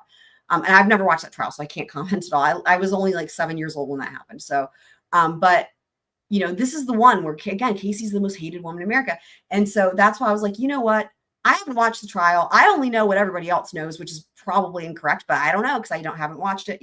Anyway, so that was why I wanted to cover it, and had no idea what was gonna, came in completely objective, have no clue, don't know anything apart from what was in the mainstream opinion, and anyway, but that's why. And I'll tell you what, it's an important thing. It's an important thing because at least people can see the actual trial, see the evidence, and come to their own conclusions and have an informed opinion. Puzzle as well. So if we made a quantitative measurement on that little piece of carpet at the time that we received it in our laboratory, the amount that would be on that surface would be somewhat lower. Could be a little bit less. It could be a whole lot less than what was originally there. So the amount on the original carpet when it was first exposed to chloroform could have been twice as much, 5, 10 times, 100 times, 1,000 times greater. And we don't have the pieces of the puzzle in order to back calculate from a quantitative measurement to what we really want to know, which is the amount that was there in the very first place when it was first exposed to the chloroform. And because you don't have the history, you didn't even bother checking as to how much was there, because it is the reason you didn't check because you didn't know the history. Did not know the history. You would have to know the temperature in that trunk over a period of time, how it varied every single day. You would have to know when the material was deposited there because it's been evaporating however many days it first got there. It's been going down. So if it was there for 1 day versus 30 days, the amount that was there originally could have been considerably higher. And a sample that was 30 days old versus one that was 1 day old. And because there are so many unknowns, you did not ever come out with an amount of chloroform? No, I did not, because if I had said that on this sample, it contained a certain concentration of chloroform that would have been set in stone from that point on as being the exact concentration of chloroform in the trunk of that vehicle, and that number would have been totally meaningless because it cannot be related back to what was truly there at the very beginning. Makes Okay. sense. Now, when you did these tests, you were given air samples from the trunk of the car, correct? There was a gas bag sample, which is a little plastic bag that are sometimes used to collect a sample of air for chemical analysis. And when you tested that air, there was virtually nothing there. There was virtually nothing there, but my experience with many gas sampling bags is that the chemicals that you put into those tend to diffuse out over a period of a few days, and they're not good anymore. So it's not surprising that a gas sample bag did not show the presence of chloroform. That's not surprising, but certainly you don't know what was in the air of the trunk of that car. And I don't know what was in the vapor in that trunk. Correct. From what we measured, the piece of carpet that we had was a point source. That was where chloroform appeared to be coming from based on the analyses that we did. Now let's start right there. You took the carpet and then you actually put it in a Tedlar bag. Is that correct? The very first analysis that was performed is we got a metal can that was sent to us that had the carpet sample in it. And the analysis I did while Dr. Vass was out of town was to barely crack the lid on that metal can, put a syringe in there, and pull a small sample of the gas I out remember this. and inject it into my gas I chromatograph remember this being referenced when Dr. Vass was testifying. gas spectrometer. Okay. That showed us that there was some chloroform there as the largest peak in that chromatogram. And subsequent to that, you heated up the actual sample. Did you Okay. not? What we did after that, I talked with Dr. Vass and I told him what I saw. I told him that the largest peak in the chromatogram was chloroform, and there were some other peaks in the chromatogram that were lower in abundance, and that in order to see those more clearly with our analytical instrumentation, we needed to concentrate the sample a little bit so that we could amplify the signal on the gas chromatograph mass spectrometer. So what we did. Let me stop you there. Sorry. Just so we can answer my question. So the witness being interrupted. He's being non-responsive. Sir, did you finish answering the question? Thank you, sir. Where was I? Let's see. We got the sample. We ran the sample from the can. We saw something. The chloroform and other constituents that we saw from that can sample was vapor that was inside that can. Okay. Couldn't say for sure where it was coming from, but it was a vapor that was in that can. Now, to establish where that Judge, vapor I'm going to came object from. at this time. He's being non-responsive to my question. I'd like for him to answer my question. Okay. Interesting. Go right ahead. In order to determine where the constituents came from, we took that carpet sample from the can out of the vapor that it was in, put it in a clean gas sampling bag by itself. So the vapor was left behind, and we injected some clean air into that bag. That bag was then put into an incubator, which was held at, I believe, 35 degrees centigrade for 2 days. 35 degrees centigrade is about 95 degrees Fahrenheit, I believe. So it'd be similar to a hot summer day here in Florida. Okay. After 2 days, a sample of that air was removed that was inside the bag and then analyzed subsequently by the gas chromatograph mass spectrometer, in which again we saw chloroform as the major peak, the largest peak in the chromatogram, and we saw other peaks in there as well. Are you finished, sir? Yes, sir. Thank you. Okay. Now, the gas chromatograph mass spectrometer is a highly sensitive instrument, is it not? It certainly can be, yes. Okay. And in fact, I can give you a drop of water and you can tell me all of the different chemicals that are in there. Down to a certain concentration level. I run my instrument so that the sensitivity for about 1 milliliter of air is in the low parts per million concentration range in air. So we can see constituents that are present at a level of, say, 2 parts out of 1 million parts of air. And there were standards of chloroform purchased for this case, were there not? Yes, there were. Okay. And you did not use those standards. On this, that the state was so desperate in this case that they thought, let's try a new thing. It's never been done ever in terms of, you know, like when it comes to like Dauber and stuff, right? Like air samples has never been done in a trial ever. This is the only one. So they somehow made it through all these hoops to get this in, right? But the fact that they even wanted to have this tested in the first place, like, because there was nothing, and that's how desperate they were. They're like, let's test the air samples of the trunk of the car. Because George Anthony said the trunk smelled. I mean, sad, really. Very sad.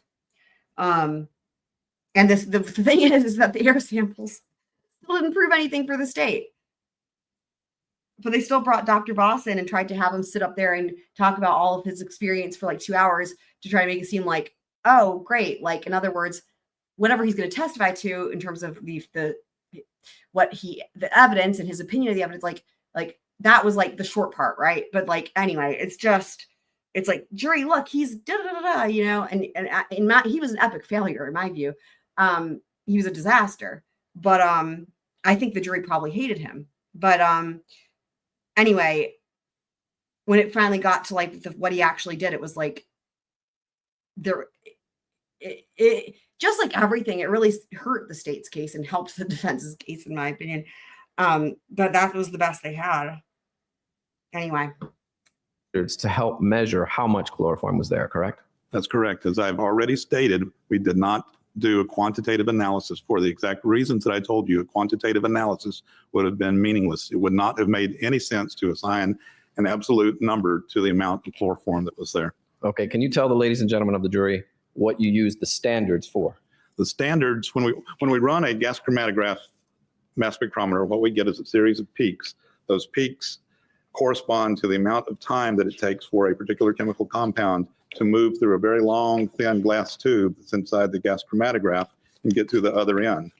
The amount of time that it takes to get from one end of the glass tube to the other end is dependent on the particular type of molecule. So chloroform, for example, takes about 16 minutes to move through that column to the end where the detector is, which is a mass spectrometer.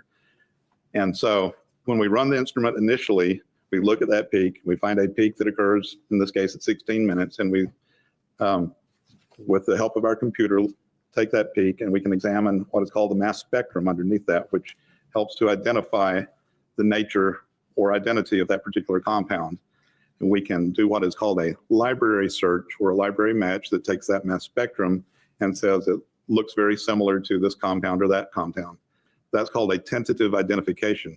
In order to confirm the identification of that compound, we buy an authentic sample of that chemical. Oh. We inject it into the mass spectrometer, determine if the time that it takes to go through the column is the same as we found for our tentatively identified compound, and that the spectrum matches that. So it's a way to take something that we know the confirmed identity of and match it to the experimental data that we got. So to be crystal clear, the standard was not used in any way, shape, or form to attempt to determine how much chloroform was on these samples. It was not intended to do that. Okay. I'd like to now show you Defense Exhibit CJ composite.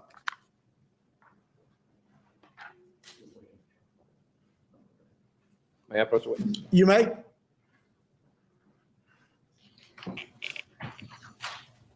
I may need a microphone. Oh, they're going to bring him down, I think. Get a lapel mic.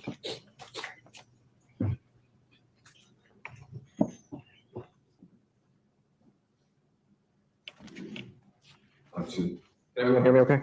All right. Do you recognize those notes? Yes, I do. Okay, and are they handwritten notes of what you're doing in the laboratory? Yes, they are. Okay. I'd like to refer you to the first page, page 72. No, 72, I'm looking at these page numbers. Okay. You indicate here, while you're testing the triple sorbent traps, that the system blank was reasonably clean. Is that correct? Right. That's just a note to me, just to let me know what I think about the blank in the system. Okay. And because you're a research laboratory, you don't have any standard protocols that say they must be absolutely clean. In this case, that was not the objective, no. Okay. In fact, you look at it and you said it's reasonably clean. Shout out to the cameraman, dude. They are on. There is somebody in this courtroom with this camera that literally, I bet all they do is watch Mr. Ashton, because every time he does something funny or crazy or weird or whatever, or like they're on top of it. Look at this, guys. Wow. Shout out to the That camera. say they must be absolutely clean. In this case, that was not the objective, no. Okay. In fact, you look at it and you said it's reasonably clean. Yes. Wow. Okay. But there's no standard for you to determine that, and that wasn't your primary That was goal. not the Wow. objective in these. That's Wow. correct. Wow. And then on page 73, you indicate that there is a very large benzene peak from the trip blank. Yes. What's the trip blank? A trip blank is a triple sorbent trap that goes with the sample to the site and comes back. If it's compromised in any way, then there could be something on that. Okay. And does that very large benzene peak give you any indication as to whether it's compromised or not? It would suggest, Could I object to relevance, just ask counsel to specify which item in evidence that this is an examination of? How is that? Yes, sir. I have rephrased the question so council would know what item you're talking about. Yes. What item are we talking about in this as that you have indicated there? it is a trip blank from a triple sorbent trap. Okay. Of which item? The file name was OCSOTB01. Okay. And would that have been one of the from one of the carpet samples? No, Okay. Would that have been from one of the air samples? it would have been an air sample collected somewhere down here. Okay. Now, the items that have what is the significance of a very large benzene peak in a trip blank? Ashton's. It suggests that benzene contamination has gotten into it. Okay. You don't know how that got there. No, just Okay. I do. I know exactly where he's going with this, because that was in the gasoline, right? Like I remember when I said it like 10 minutes ago, guys, I was like, I had no idea what he was going to testify to, but I was like, keep in mind that there was a can of gasoline, right? And the chloroform is part of gasoline and it was in the trunk. Benzene. That's literally. So what?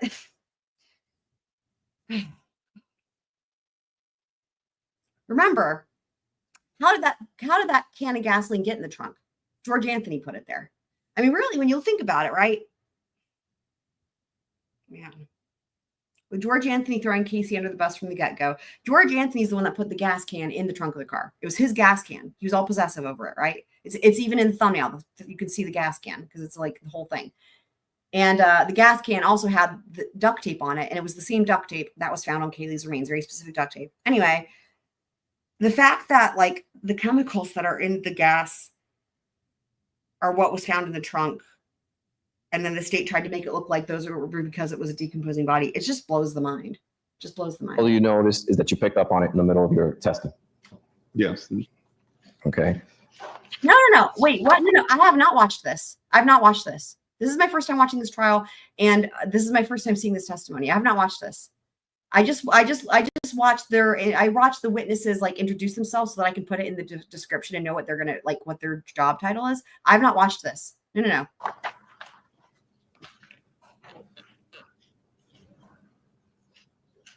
Now I'd like to refer you to page 74. I'm where going you're still discussing the triple sorbent I'm traps. going through this as you guys are seeing this for the first time, unless anybody's already watched this witness, which I highly doubt. Can you put an asterisk there? What did you write? What are you trying to indicate there? I can barely read it there. Okay.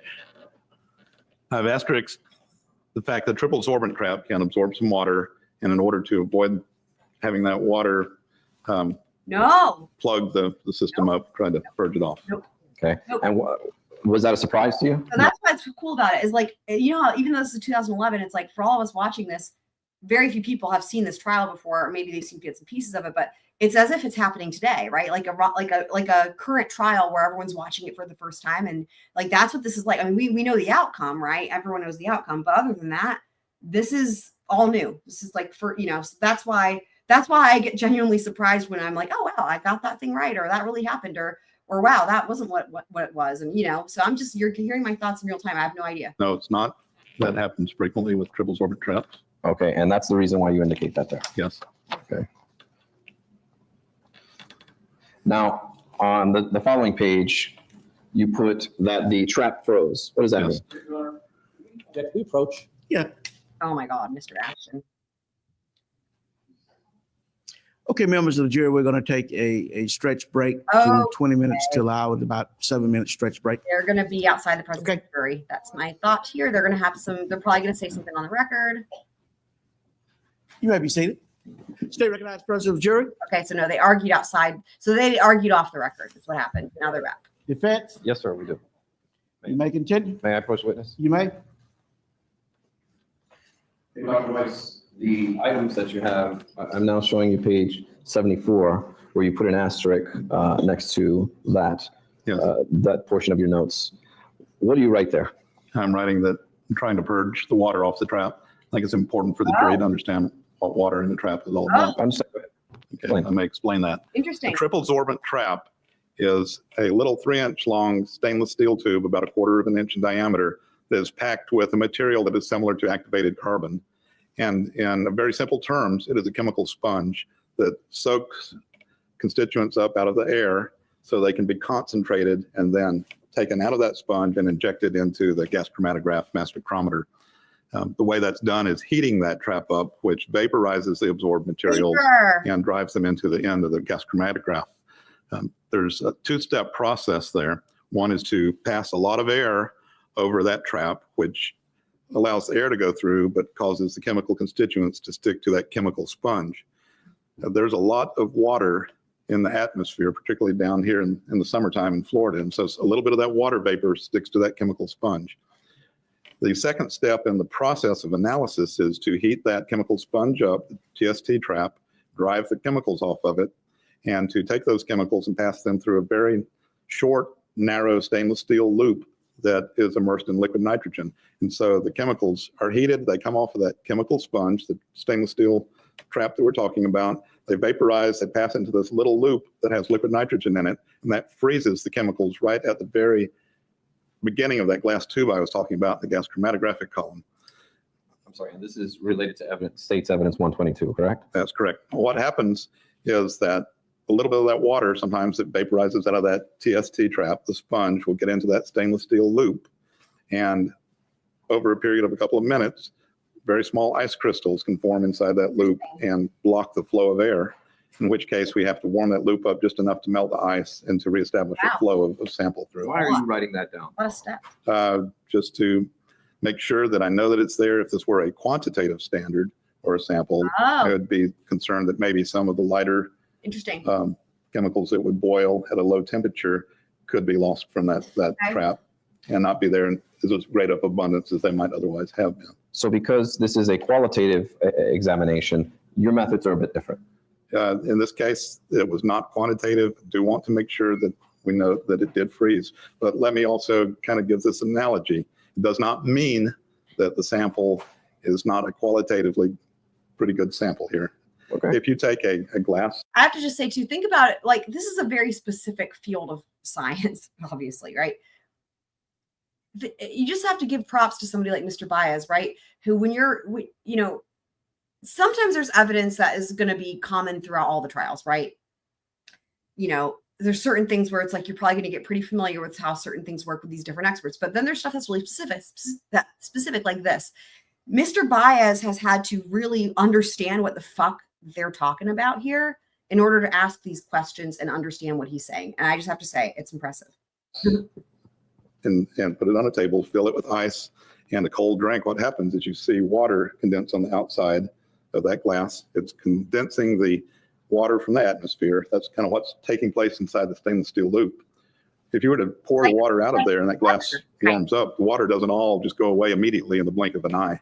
It's still there. It takes some time for those chemicals to disappear. So they don't all disappear off of the trap or off of this stainless steel loop that we're using to trap them with liquid nitrogen. And you, of course, had another chemist verify your work that it was being done correctly, right? This is the way that we often encounter triple sorbent traps. It's not uncommon for them to freeze. A lot of samples have been run over the years that have been run in duplicates that indicate that there's not a huge difference qualitatively between samples that freeze and don't freeze. My question, sir, is you, of course, had another chemist verify your work to see that it was done correctly.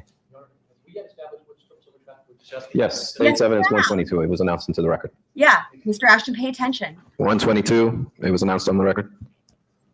Dr. Vass is aware of what was run here. Okay. Is Dr. Vass a chemist? Dr. Vass has many years of chemistry experience working through our group and establishing analytical methods, working with mass spectrometers, approximately a dozen years worth. So Dr. Vass is a chemist? He is a scientist with significant analytical chemistry experience, and he has also had extensive experience working with triple sorbent traps and this particular type of a method. My question, sir, is Dr. Vass a chemist? This honestly could have been a meme for the trial. This was a whole thing in the state's case in chief with Dr. Vass. It became a running joke because Dr. Vass does not count as like anything. It's really bizarre. But anyway, remember, this is his colleague, right? So he's not going to say anything bad about him. But he can't say that he's a chemist. He can't. So He is, if you consider the job training and his experience. It is not his title, but he does have the experience. And were you hired at the Oak Ridge National Laboratories based on on-the-job training, or did you have to go to school and get a PhD in chemistry before they hired you? I was hired as a PhD chemist, but I also learned a lot on the job and cross-cut, and actually am able to perform in other areas besides exactly what my PhD is in. and that's what Dr. Vass. And are you aware of the last time Dr. Vass had a chemistry class was in the 1980s? I could not tell you. I can tell you that he has worked extensively with me routinely over the past 12 years in an analytical chemistry laboratory, designing and building analytical instrumentation, running and validating analytical methods, helping to troubleshoot and repair instrumentation, helping to design and build new instrumentation. The two of you are fairly close. We are very close colleagues. There it Yes, we is. are. Okay. And you've worked together for many years. Yes, we have. Shut up, Mr. Sustained. Ashton. Shut up. And you, of course, would not. Do you have anything negative to say about Dr. Vass? He is very talented, very intelligent. Okay. There it is. Now, There it is. Well done, dude. Mr. Baez, props. Well done. Well done. The way that he felt confident enough to ask that question, and that this witness would be that biased to just answer it and say literally what, like, Dr. Vass was a disaster. Like, look at this. This was risky on his part because there's no way he could have known. Wow. Our instrumentation, helping to design and build new instrumentation. Wow. the two of you are fairly close. We are very close colleagues. Yes, we are. Okay. And you've worked together for many years. Yes, we have. Sustained. And you, of course, would not. Do you have anything negative to say about Dr. Vass? He is very talented, very intelligent. Okay. Brilliant. Now, Brilliant. Brilliant. Well I want to get back to my original question is, did you have another chemist verify your results? No, There it is. No. Wow. Home run. Because wow. And it's not, this is, you remember, like, again, was a guy, this dude, this witness was hired by the state to do stuff for the state, right? They didn't call him, and he's friends with Dr. Vass. So this is just this very unique situation. But what's so interesting is how, he didn't want to answer the question that he didn't have someone verify his work, right? So he was trying to dodge the question. How that worked out so much. that worked out so much better for the defense, even better than if he had just answered the question initially, because instead he just kind of didn't want to answer it. And that allowed him to get into this other area of questioning about Dr. Vass. And now not only have they established that he's completely biased because he's friends and colleagues with Dr. Vass for ever, and he's not going to say anything bad about Dr. Vass. So there's that. Not only that, and then after all of that, he finally says, did you have anyone else double check your work? No. You guys, masterpiece defense work here. I don't even know. Wow. On the item which refers to state's evidence 117, you write that the trap froze up. Yes. Okay, at what point? At 1 minute, 50 seconds into the run. And what did you do when the trap froze? So as far as the chloroform being used, so it's a tough way. So where did the chloroform come? Where did the state come up with this idea of the chloroform? Where did that come from? That picture I showed y'all earlier, that's where. There was no chloroform found in the remains. There was no chloroform found in the autopsy. They found that picture on MySpace that was sent to Casey from her ex-boyfriend, right? And then they found the searches for chloroform after she saw the picture, if it was even her, right? But it was after that picture. That's it. And because of that, they were like, oh, well, maybe that's what happened. Because again, they have no theory of the case. They have no evidence. So then they're like, oh, well, George thought the trunk smelled. So let's test the trunk or whatever. So I'm summarizing all of this, right? Like they went on a wild goose chase to try to find things that they could try to say is what happened to prove that anything, just but as far as the evidence in the trunk, the levels of chloroform that were there were, as you're hearing, they didn't do a quantitative analysis. However, there was already somebody who came in from the state's case in chief, who was an FBI expert chemist from the state, who said, this is nothing to write home about. These levels are normal. So that right there would go to say, if the state, which they were, is trying to suggest that there was a dead body in the trunk, and they have no way to prove that. In fact, everything disproves that. So what they're going with is the air samples in the trunk of the car. And what they're going with is, oh, well, chloroform can be found in a decomposing body. And why are they going with that? Well, because they can't prove that anybody was killed with chloroform at all. So you see what I'm saying? So whether it's because chloroform was used to kill somebody or a dead body in the trunk, regardless of that, all of the evidence has shown that the levels of chloroform in the trunk are nominal. And the fact that the fucking gas can was left in the trunk and chloroform is found in gasoline, and the other chemicals found in the trunk are chemicals that are found in gasoline.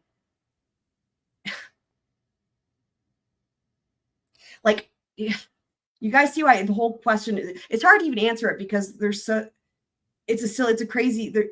it's hard to disprove something that wasn't proved to begin with, if that makes sense. Am I making sense with that at all? It's so crazy that this was even brought into trial, because there's only evidence to show that this is just complete nonsense. So he's making a distinction because in a regular forensic lab, somebody's overseeing your work. And again, this is making that distinction that this was not a forensic lab, it's a research lab. So he wouldn't need to. So that's the point. He wouldn't need to have his work checked. But to meet forensic standards, which is normally what you have in trials, this is abnormal, right? Normally they only use forensic labs. But remember, this guy was brought in from the state, right? This is the state that went and used this Oak Ridge National Laboratory. They're not a forensic lab. And so it's making that distinction that for normal forensic standards, this wouldn't fly. So, Tonka, I'm not even going to comment. So I had stated a minute ago, when a trap freezes, very small ice crystals form inside the stainless steel loop. We remove the cooling liquid, allow it to warm up just enough to reestablish a flow through that loop. And you have to let it thaw out. You have to warm it up just enough for the water to melt and for air to be reestablished, yes. What does State's Exhibit 117 purport to be, so that you know what y'all talking about? Yes, sir.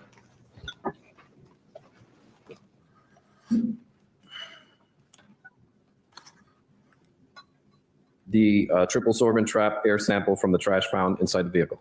Yeah, great. So the trash. So the other thing that was in the vehicle besides the gas can was the trash. In the trash, there were cleaning products, and there was also soda cans. It was like regular household trash, right? So cleaning products, soda cans.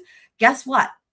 Chloroform is also found in, turns out, cleaning products. And guess what? Also, soda cans. Again, it's like they shouldn't have to be doing this because the levels were it was so nominal and negligible that they shouldn't be having to try to show that it obviously could have come and did come from other things, but that's what they're doing. So being thorough, I guess.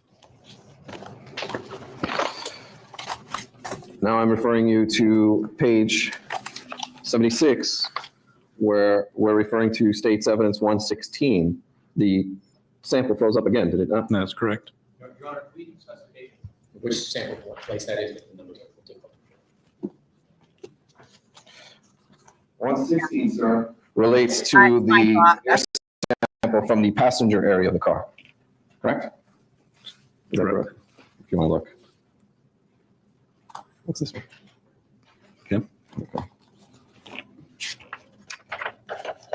I mean, I will say, like, I don't know. And now on page 79, you write that the system blank. He's always squirming. I don't know how you watch the trial, guys. I don't know how you watch the trial and really, like, anyway.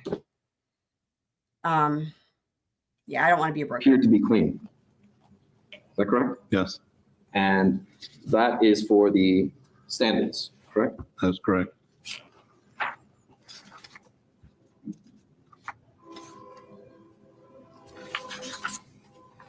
Now, on page 82, you write with two asterisks that you decided to abort this run.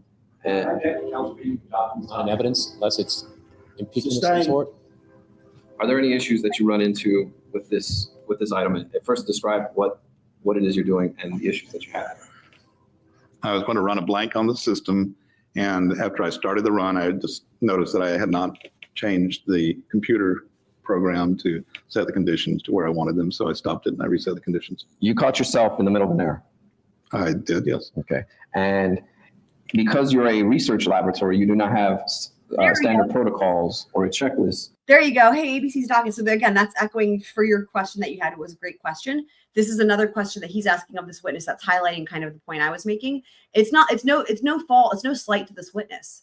It's the point is the state shouldn't be using a research lab because they don't follow forensic protocols. Simple as that, right?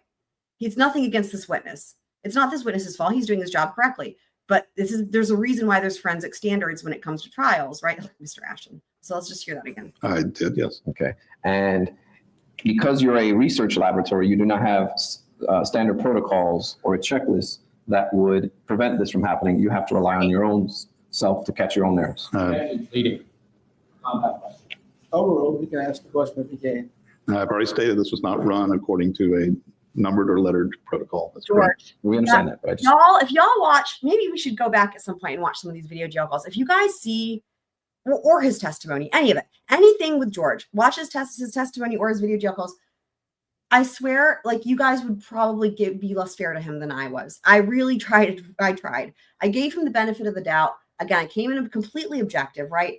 And it's not just his behavior, but the only physical evidence ties to George. The only physical evidence ties to George. And there's very little physical. There is very little evidence. There's basically no evidence, right? But the little that they have only connects to George. But I swear, if y'all saw 10 seconds of him on those jail calls, there's some crazy moments there with him.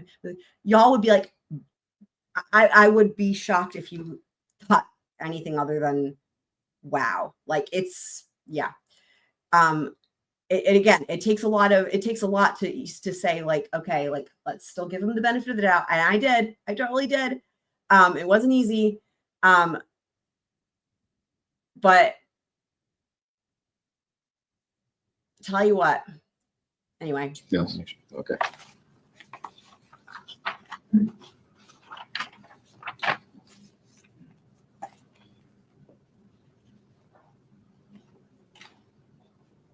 I don't know about conspiracies. Y'all know I don't get into that. Now, on page 86, you have another asterisk there where you caught yourself in another error, correct? Trying to be Counsel objective. is reading from a document that's not in evidence. Sustained. Did you, were you working with standards Can you describe what standards you were working with on And page? this was a standard to determine the retention time of a sample on the gas chromatograph. This is sample 116 again. No, this is a standard. It's not Mr. Ashton. an actual. You know what? He's doing an Ashley Jennings. He's popping up like a groundhog, like Ashley Jennings. That's fine. And did you catch yourself in an error there? Yes, I did. I noticed that it did not appear to be as it should be. Okay. Yes. And again, you do not have protocols that would prevent this. You have to rely on you catching yourself making errors. I told you we did not run these according to a numbered or lettered standard method. Did Dr. Vass catch you in this mistake, or did you catch yourself? I caught these, yes. Look at Mr. Ashton. Look at you guys. This is the prosecution. Watch. Did Dr. Vass catch you in this mistake, or did you catch yourself? I caught these. What do you guys think about this? This is the prosecution. Look at, you got Mr. Ashton, who's been acting all squirmy the entire time. He's sticking his tongue. Miss Drain Burdick looks like she's pouting and saying that this isn't fair. These, yes. Okay. Look at this. And the camera people watch them for this reason, because the camera people have been there this entire trial, and they are seeing what I'm seeing, guys.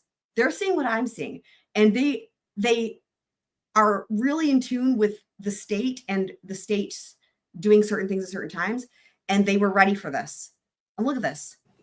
Look at them zooming in on her. Brilliant. Shout out to the camera person again. Wow. You guys, I mean, wow. Not the first time that we've seen shit like this from them. Honestly, it's just happening again. Now on 87, did you catch another error on the standards?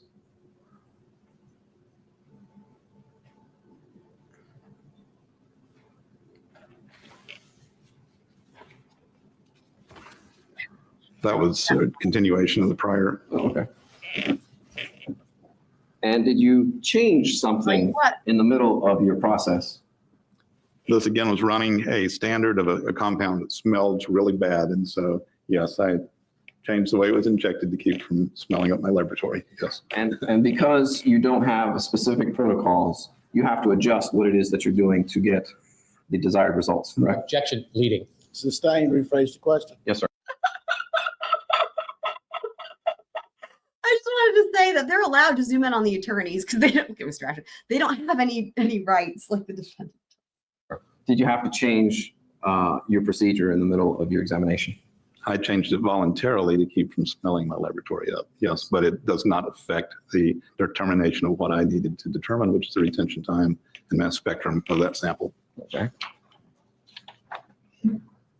I know. Now, I mean, you're making great, exactly, right? Like I said, this whole thing with the air samples, like I've commented before, this is the only trial that's ever happened. I don't know how it got past Dauber and Fry, but it did. And it was because this judge is very, I mean, I love Judge Belvin's demeanor and his sass, but he's incredibly prosecution leaning, and there's no question about that. But I love his demeanor. But yeah, no, I wouldn't say he's fair at all. But yeah, and yeah, but this is the flip side, I guess, right? I mean, you know, you let the state bring in all this stuff that's not in a forensic lab, and I mean, again, their case is, I'll say it again for last, like there's a reason why all of the defense witnesses, with only a handful of exceptions, have been people that were hired by the state that the state didn't call to testify for a reason. on page 89, you expected to see something in one of the standards, but you did not, correct? That's the same standard that I was just talking about. That And, does not smell good. It's sticky. and what did you expect to see that you didn't find there? I did not see it come through the gas chromatograph, which meant that it was being held up somewhere in the system or not being injected as it should have. And you put asterisks and you put it in a special box because Special it box. was something that was somewhat of an error, correct? Yes. Something unexpected. It's unexpected, and yes, I Oh, wanted to wow. make sure it was corrected. That's- Another error. Did Dr. Vass catch that, or did you catch that? I ran those standards, yes. Wow.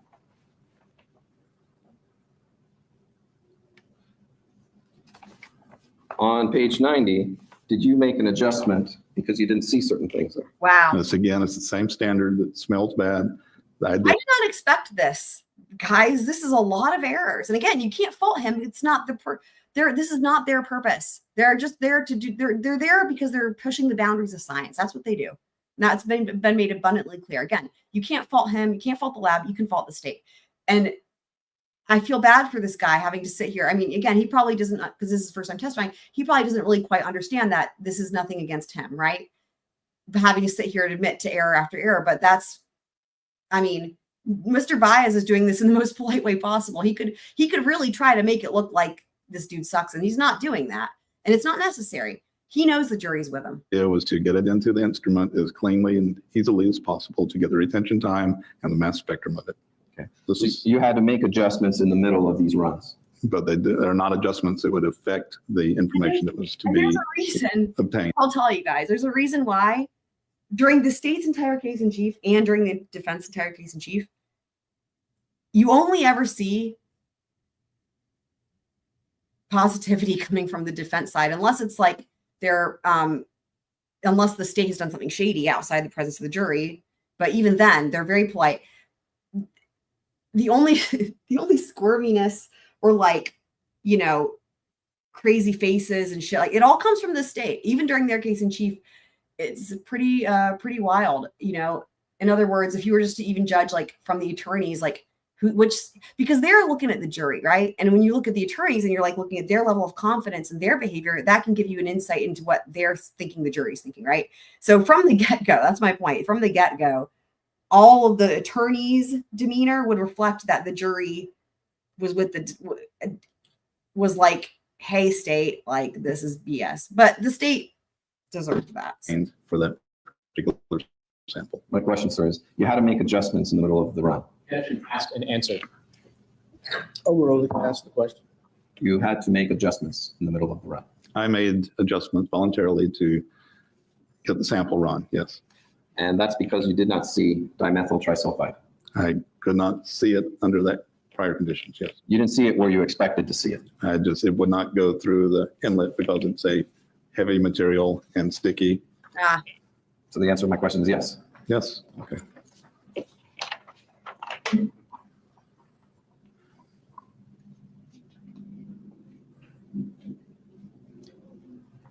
On page 93, was there an issue that messed up this run?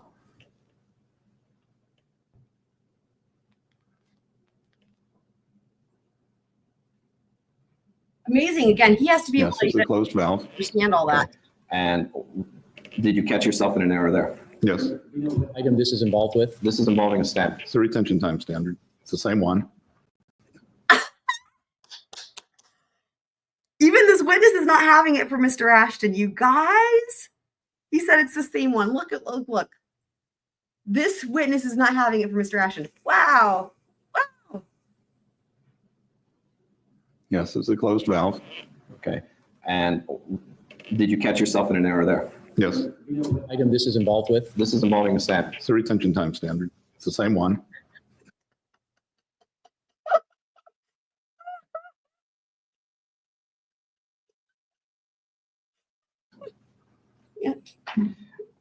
I can't.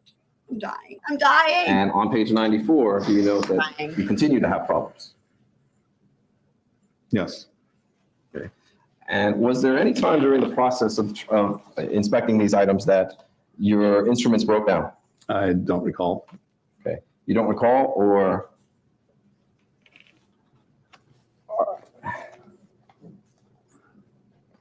is it possible that you had issues with your gas chromatograph mass spectrometer? Calls for speculation in.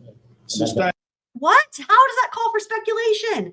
This dude's life is running this machine, and that's it. I don't even know if machine is the right word, but that's clear. This gas mass, whatever spectrum, that's this dude's life. How is it speculation? And of course, the judge is sustaining it.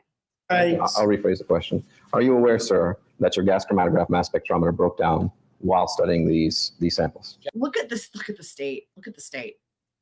There's a reason they didn't call this witness. This was a state witness. Asked and answered and assumes a fact not an evidence. What? It wasn't answered. It doesn't assume. Okay. It's time.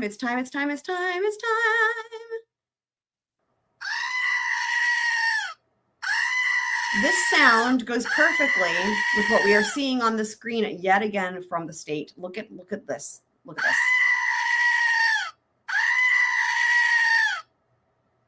Your Honor, our case is falling. No, sorry. I was going to say it fell apart a long time ago. It wasn't together to start with. Like the wheels, I know you guys also talk about the wheels coming off the wagon. I don't know if that's like an inside joke, but like this started out as, imagine a wagon with wheels. The state's case here started out with like a piece of wood, like the first step in making a wagon. That's all they ever had, you guys. That's what they had. Yes. Overall, You can answer.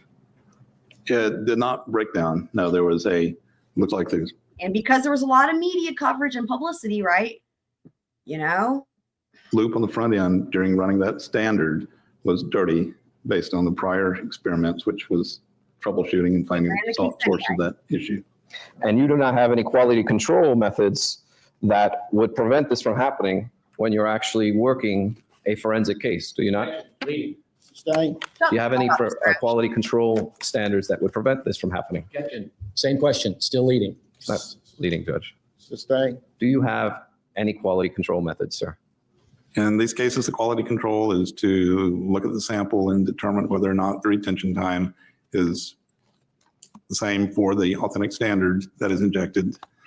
You are the quality control, essentially, are you not? Objection. Leading. Could we approach, Your Honor? No, objection sustained. Are you, sir, Wow. I- the only method of quality control in your laboratory as you run these types of samples? I am a primary method of determining that the instrument is functioning correctly, yes. The state asked for this. Again, they went with this lab, a research lab. Again, nothing against them. The state asked for this. By first not using a forensic lab, and then second trying to invent a new way to try to prove something that doesn't exist. And then third, not calling this witness. They can't be salty about it. I mean, talk about you guys. And there are no other chemists that worked on this case other than yourself. Myself and Dr. Vass ran the samples, that is correct. Okay. Dr. Voss is not a chemist, right? Dr. Vass is very qualified. Okay. He's not a chemist, though, is he, sir? That's not his written title. God, Okay. this whole thing. Now, I'd like to direct your attention to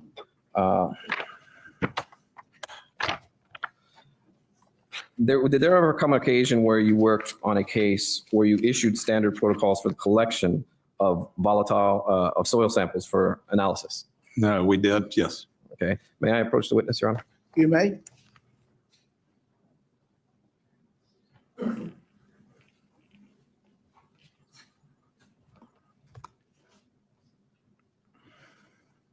One of the highlights too from this was during, where was this?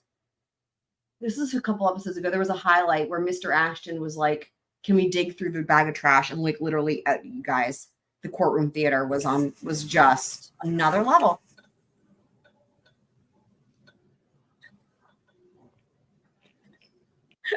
Yeah. So here's the thing. Because this is why this is so funny to me, because he was qualified. Because the only thing that has to happen is, remember, it's the adversarial system. The only reason an expert would be deemed not qualified enough is only if the other side objects. That's it. So you could take a pencil and put it up on the witness stand and say, okay, I want to admit this pencil as an expert, blah, blah. And if there's no objection, okay, great, pencil, you're now an expert, okay? So I say that because, remember, the state can't object because this dude, their whole thing was Dr. Voss from the same, they're on par. They're same. Dr. Voss and this dude have the same qualifications. They have been working the same job together at the same place for decades. And they hired both of them, right? The state did. And so, like, in other words, the state could not have objected to him being qualified as an expert witness because it would have made their own experts from their case in chief look bad as well, because they also were on same level, same qualifications, same thing. So hopefully that makes sense. I mean, he did say he had a PhD in chemistry. It's just that like their titles are now here's what I will say. Okay. Dr. Voss, his formal education, like college and whatnot, PhDs are in anthropology, which is why it's, if anything, the real stretch is with Dr. Arpad Vass trying to come across as a research scientist or a chemist or anything like that when his actual degrees are in anthropology. At least with this dude, he has a PhD in chemistry. So he's at least much, much, much closer to being qualified to call himself an analytical chemist or a chemist. However, the crazy thing is that's still not his job title at the research facility. It's just scientist or whatever, right? Because they do more than what their degrees are in. But between the two of them, this dude's more qualified than Dr. Vass. So.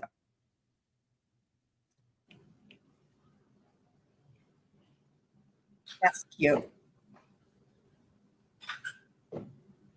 I'm now showing you, sir, Defense Composite CK. Do you recognize that document? Yes. And you authored that document? Yes, I did. Okay. And does this inform anyone who's collecting samples that they should avoid? Objection, reading from the document is not in evidence. Do you, in these, have you ever issued protocols, sir, that suggest that samples should not be collected near areas of gasoline or any items like that, any volatile There it is, guys. compounds? This was for the collection of soil samples, yes. Bam, right there. This came up in the state's case in chief on cross as well. They're not supposed to be testing this shit, testing their stupid samples. They're not supposed to be doing it when it's found near certain things. And the certain things are things that contain the same volatile or compounds, right? And the biggest thing of all is gasoline. And again, in this case, what was in the trunk? The can, Georgia's stupid gas can. Fucking hell. Okay, so the answer is yes. Yes. Just wow. A protocol for collection of soil samples. Wrong as that. How did you not know that? The results, if I can Good go night. one more step, Judge, I can Good night, Victorine. Thank you for being here. Have a good sleep. connect the relevance. Good night. And the reason for this, sir, is because, if I can finish the question, Judge. Finish the question, Mr. Ashton. Okay. This is the state not wanting the fucking truth to come out right here. That's what this is. Because their whole thing, again, it wasn't there to begin with. If whatever they had was fucked a long time ago, but it's just getting fucked even harder now. Wow. Wow. The Wow. results, if I can go one more The step, desperation of it all. Judge, I can connect the relevance. And the reason for this, sir, is because, Wow. finish the question, Judge. Finish the question, Mr. Ashton. Wow. Okay. Is the reason that you have these protocols to prevent contamination and to prevent false readings? Leading. Sustain. Why, sir, do you have that protocol? Peace with himself. When collecting soil samples, the objective is to collect them in an area that is pristine as possible. Okay. And is the reason for that is because you want to be able to determine what is actually there? Sustain. What's the reason for that, sir? It is to avoid contamination whenever possible. Okay. And can contamination come from gasoline? Could we approach? You may. Wow. Sad, depressing. You know, that wagon I was speaking of that never became a wagon, but is just the one piece of wood, which is what the state, I mean, that's still giving them too much credit. But if anything, that's what they had was like the first piece of wood. It's like, sometimes I just want to take that one piece of wood and bop him with it. That's all. Not a violent person. You guys have heard the knife story. You may continue. But I tell you what, it's not right. Review that document to make sure that you familiarize yourself with it again.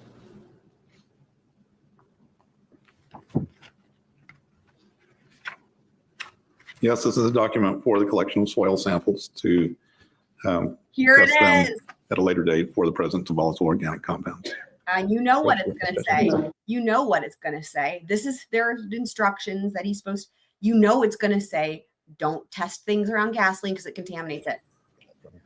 I mean, something to that effect.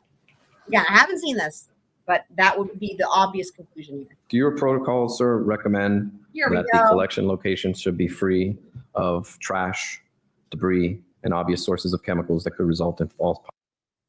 Look at him going to eject. Remember, what was in the trunk? A bag full of trash that had been sitting there for like a month in the heat. And a fucking stupid gas can. Okay. Positive readings. Objection, relevance of source Shut the fuck up, Mr. Ashton. Seriously. of collection protocols to this case. Stop. Stop it. This is not right. I think the witness judge has Not right. Soil samples, sustained. soil samples aside, sir. Do you recommend that collection for samples should be free of trash, debris, and obvious sources of chemicals that could result in false positive It readings? depends on what the objective.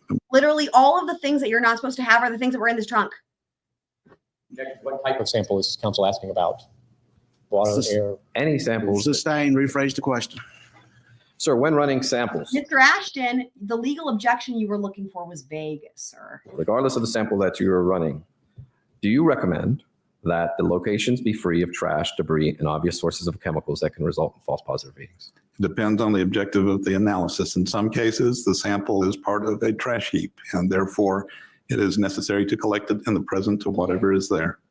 If you were collecting a carpet sample, would you recommend that it be free of trash, debris, and obvious sources of chemicals that could result in false positive readings? Again, in some cases, you have no choice as to where to collect a particular sample because it's where it is, and whatever else is there is part of that environment that it's in. Not the Do point. you recommend that an item that you're testing be separate and preferably apart from any other items? Objection asked and answered. Sustained.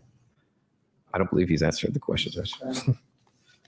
Oh boy. Could a false positive reading come from trash, Ah. debris, and other source There chemicals? we go. Objection, a false positive reading for what?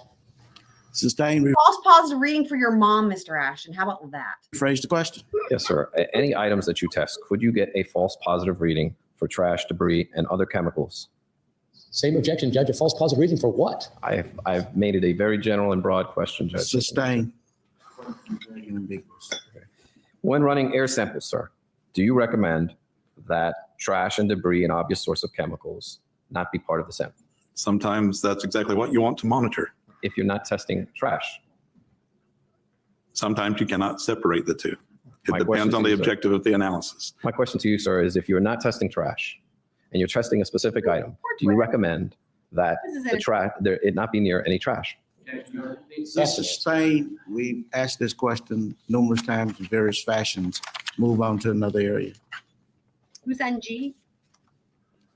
Do you recommend, sir, that collected samples not be stored at locations that are contaminated with organic chemical vapors such as gasoline? That is always a good thing to do, if at all possible. Hey, let's listen to that one again. Area. This is the only question. He just needs Do you this recommend, sir, that right here. collected samples not be stored at locations Right here. that are contaminated with organic chemical vapors such as gasoline? That is always a good thing to do, if at all possible. I mean, But you're aware, sir, that there was trash found in the vehicle. here we go. Oh my God, I just got goosebumps. I just got goosebumps. I've been saying this the whole time, but look at how he saved this for the end of his questioning. I'm guessing this is the end. Again, I feel like this is what he's going to end it with. And this is just, honestly, it could move me to tears. I'm not even joking. That's how, wow. vehicle that was tested, right? I did not see the inside of the vehicle. I didn't ask that. I asked you, sir, that you are Oh. aware that trash was found inside the trunk of the vehicle, correct? I believe that is correct. Okay. Beautiful. Beautiful. now- Beautiful. Being aware of that, do you know the Wow. location of where the trash was? I do not have any idea whatsoever. Did you request when collecting these samples Get to the that you get a non-stained portion of the trunk of the vehicle? I did not request the samples at all. Wow.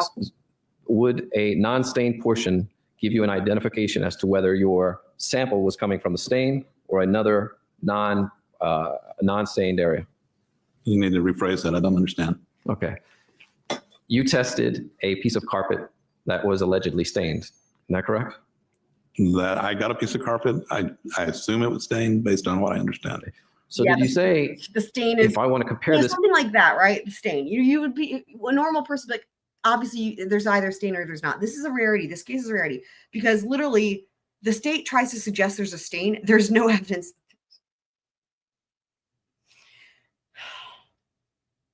It's like an imaginary thing. But even from the state's own witness, or who, again, the defense called him, but Listen to what he says about the stain. That's my point. You need to rephrase that. I don't understand. Okay. You tested a piece of carpet that was allegedly stained. Isn't that correct? That I got a piece of carpet. I assume it was stained based on what I understand. Like, it's like the rumor is there's a stain here, but nobody can find a stain. So did you say, if I want to compare this piece, we should compare it to a non-stained portion to be able to determine what's in that stain? I, again, did not request the samples that were sent to me. I was requested to analyze samples that were given to me. So the answer is no? I did not request the samples. I made that clear. Instead, what you decided to compare it to were stains from or carpet samples from completely different cars in a junkyard, did you not? Objection leading. Sustained. What did you compare them to then, sir? I did not decide what samples were to be collected or what the comparison should be. I didn't ask you that, sir. I asked you what you compared it to. There was a carpet sample collected from another vehicle, yes. Okay. From a junkyard in Tennessee. I do not know the exact location. I did not collect the sample. Get to the gas can. Get to the gas can. I'm going to lose my mind. Do it. Are you not a co-author of the report in this case? I was, yes. And is it not a fact, sir, that you indicate in that report that these are carpet samples from a junkyard? Objection leading. Sustained. Does the report, sir, indicate where these samples were collected from? I don't have it in front of me, but Do you not recall? I think it was from a car that was in a junkyard, yes. So even their standard that you compare it against, they collected from cars that were okay. Okay. So when you answered a moment ago, you didn't recall, Their but control, rather, right? You know, you always have a control. Their control was collected from a junkyard. now you do? You are asking me what? Yeah, I asked Was a you. sample from a junkyard? Is that the question? The first time I asked you, sir, you said you do not recall where they were collected from. I do not know the Let me finish the location of. Objection. Can the witness be allowed to answer, please? Not finished with the question, Down sir. with for Just action. instructing the witness. Well, sir, finish answering the question. I have no idea what yard, junkyard, or wreck car yard, or anything else that the sample came from. I've never been there myself. I did not collect the sample. My question to you, sir, is initially when I asked you where these samples were collected from, you said you had no idea where they were collected from. 30 seconds later, you recalled that they were from a Yeah, he junkyard. said that. He Did you did. not? You said that they were, and they were from, I think it was listed as a junkyard, Oh, but I dear. don't know where. I don't know where that junkyard is. I do not know the location of it. Are you aware that it came from Tennessee? I believe so, yes. Oh God. Oh man. Wow. If I can have just one moment, Judge. You may. There's another. But look, these two ladies over here are trying not to laugh in the gallery. There was a addition, when you reviewed the report, sir, there was an addition that you chose to make, did you not? Yes, I did. And this was after reviewing what Arpad Vass had indicated in his report. Don't know if it was after reviewing it or just a suggestion for the report. And the suggestion that you wanted to add is that these chemicals that were found in these samples could also be associated with other types of materials. Yes, and let me make it perfectly Oh my clear. God. In a mass chromatogram, if you take any one peak, there is nothing in the data that says where that particular compound came from. It says that it's there, but it doesn't say what the source was. And I cannot tell you the source of any single one particular compound that we've analyzed. If I can have just a moment, Judge. You may. Look at Mr. Ashton. Sir, are you aware that air samples were taken 6 weeks after the carpet sample was sent to you? Taken where? I don't know. Okay. Are you aware that you later received air samples from the forensic bay garage? What kind of air samples were these?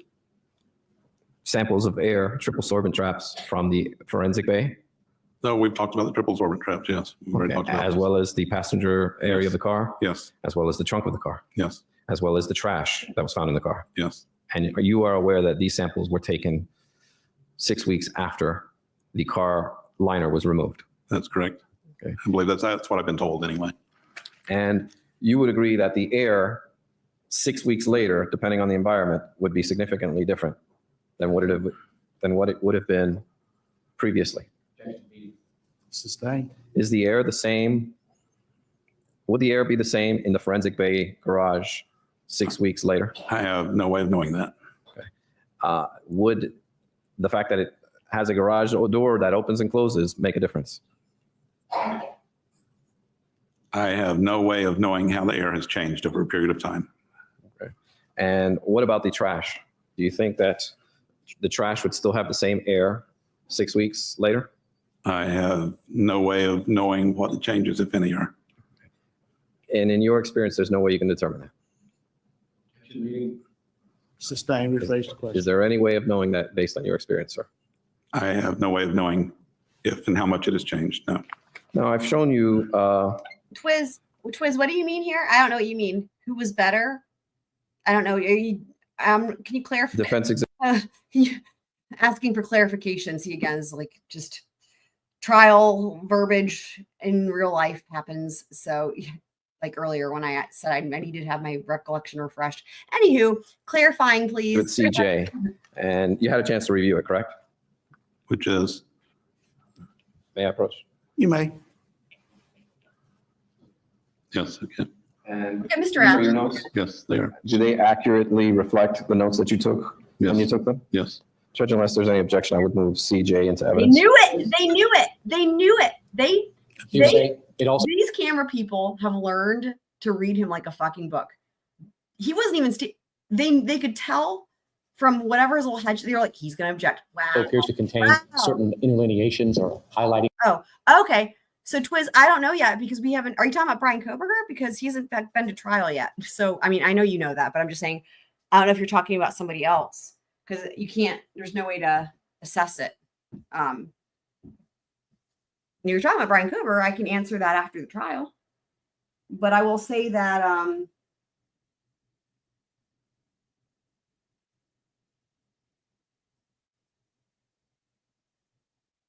that it was bad. This was an atrocity, you know, for the state, in my opinion. So it's going to be tough to beat it. Things by counsel and other notations. But Objection for those sustained. reasons. Judge, I can redact or submit another one that's not highlighted. Objection sustained.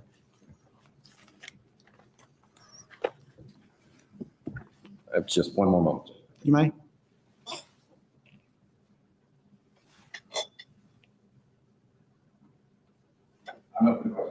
Cross-examination. Okay, here we go, guys. Look at him. All right, he's popping up like you know who. Hang on. Cross exam. I'm really curious how this is going to go because remember, they can't use the strategy that normally you would see them have of like trying to tear apart a witness. Like this is again a different situation because this is not like an expert that the defense brought in to try to bolster their case. This is the state's witness, right? In a way, or a state expert rather, to and they can't go that route of like discrediting him or whatever because it undoes all their own witnesses. So this is just a very unique situation to be in because this doesn't oftentimes happen. And we'll do a little swoop.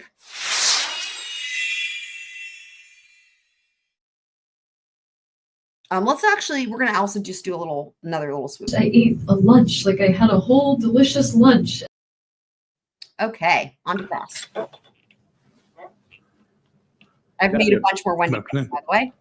We have a ton of them now. You have had a great deal of experience in examining environmental air samples in various aspects of your work. Is that correct? Yes, I have.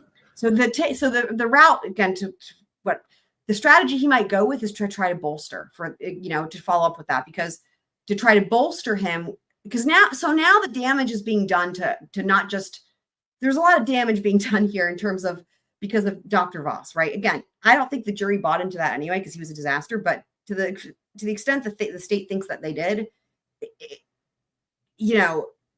it's now just really cast even more doubt on Dr. Vass. So his goal, Mr. Ashton's goal might be to try to actually bolster this witness, bolster the lab, say they did all this stuff correctly, blah, blah, blah, blah, because again, he's got to try to maybe undo the damage that would pertain to who was supposed to be their leading dude, which sucked. Did you work with Dr. Vass at some level in some of his research involving decomposition odor, at least the later stages? I have worked with him in collecting and analyzing samples, yes. Give the jury a general variety of what kinds of air samples you've had occasion to examine over your career, and what types of circumstances? Just I've looked at air samples from soil, various surfaces, ambient air, just about every kind of environmental type of a sample and matrix you can think of. Now, your initial analysis of the carpet in the can was simply My thought on that for the year, just briefly here. I think that, so they don't give any dates as to when that was changed, right? You know, we don't know when it was changed. So my thought is, because of that being the case, I think my thought on this, when we've gone through it with the calendar, and that might have been Twiz before you actually were here. But so my thought on that is that they changed it after the IGG came back. And again, I'm still thinking that there was a direct hit to Brian Kohberger, but also a family member. And then they submitted the family member as a tip. And so that they would have had that by, oh my God, what my brain, it was, well, the FBI had it, right? And so remember, the FBI are the people doing the car, right? The FBI had that by, what was it? The 29th? No, wait, hold on. November 29th, right? Yeah, I'm pretty sure. Either 19th or, yeah, 29th. Yes, 29th, pretty sure. So I know Heather will remember, but my brain has so many dates in it. And yeah, so November 29th, I'm pretty sure though. So that's the day. That's the day. That's the day that Othram and all the rest. And so I think that what happened, so the FBI would have gotten that, the FBI knew, the FBI was led to Brian Kohberger really, really early, right? And so my thought is like that the first thing that actually happened, remember, the first thing that connected was the IGG, that, right? So that happened really quickly. And then everything else after that happened. So I think that what happened was, and remember, because MPD didn't have that tip, but the FBI did. So that they had, and I'm not looking at the chat yet so that I can try to go through this in a linear fashion. So that the FBI had that before MPD, right? But they're the ones who chartered the car. So then they had that name, and then they learned what year car he had, and then you know, who was it? IMO, I think, changed the date range to fit the car. Okay, now I'm gonna look at the chat. Oh, November 20th. Okay, thank you. Where did I get 29th from? Yeah, Dr. Vass, he's a mess. Right. The Heather's echoing what I was saying. Right. Thank you. Okay, 20th. Okay, thank you. Where did I get 29th? Yeah, no, 20th. Yeah, sorry. Yeah, we don't know any dates, and there's a reason for that, right? Because they don't want it to be after. Remember the Chris's president analogy. I'll just echo back to the Chris's president analogy. Remember, after they got lucky but unlucky with the name, with, in my opinion, a direct match, and then they submitted a tip for like a close relative, right? Maybe an immediate family member. Their whole job, and by they I mean it's the FBI at this point. Their whole job is to try to make it look like that didn't happen and that they got to him any other way. So that's the undoing, right? That's all the rest of it. I mean, that to me, that when we went through this in detail with the time, like it's the only thing that makes sense with a lot of this. And we went through all this before the hearings that happened, but that doesn't change. Nothing that we learned in those hearings changes anything in terms of what we went through with the timeline and what my thoughts were on it anyway too. That just, if anything, that just made more sense, but it didn't change it. I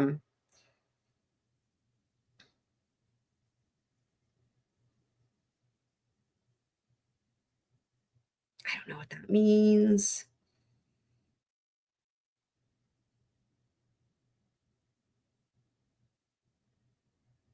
November 20th. Okay. Thank you. Okay. So that's where I got the 29th from. Okay.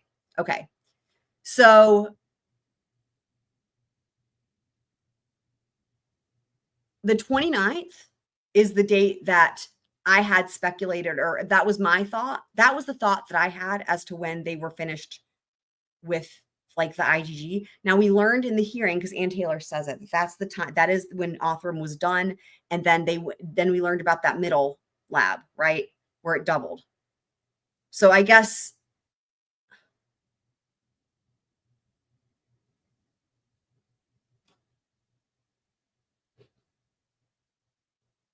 right. Okay. Thank you, Heather. Yeah, right. Exactly. Right. Well, so that's but that's what I was thinking anyway, right? That the year of the car and the front plate missing is all extra after the IG. That's what the point I was trying to make there. Thank you. Right. After things that happened on November 29th. Yep. That's also, so the 29th. So I wasn't incorrect about the 29th. Okay. Well, that's good. At least I'm not, I was like, God, how did I get that wrong? I'm like, I know I have a lot of dates in my brain, but boy. So anyway, just for my own edification, 29th was still was the date I was thinking of. Thank you. Yeah.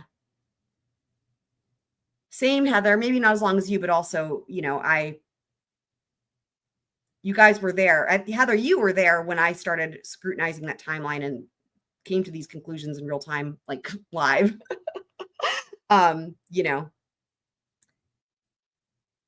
And it was only because what spurred it on for me was I went back and watched all the IGG hearing stuff. And what spurred that on was reading through the court filings.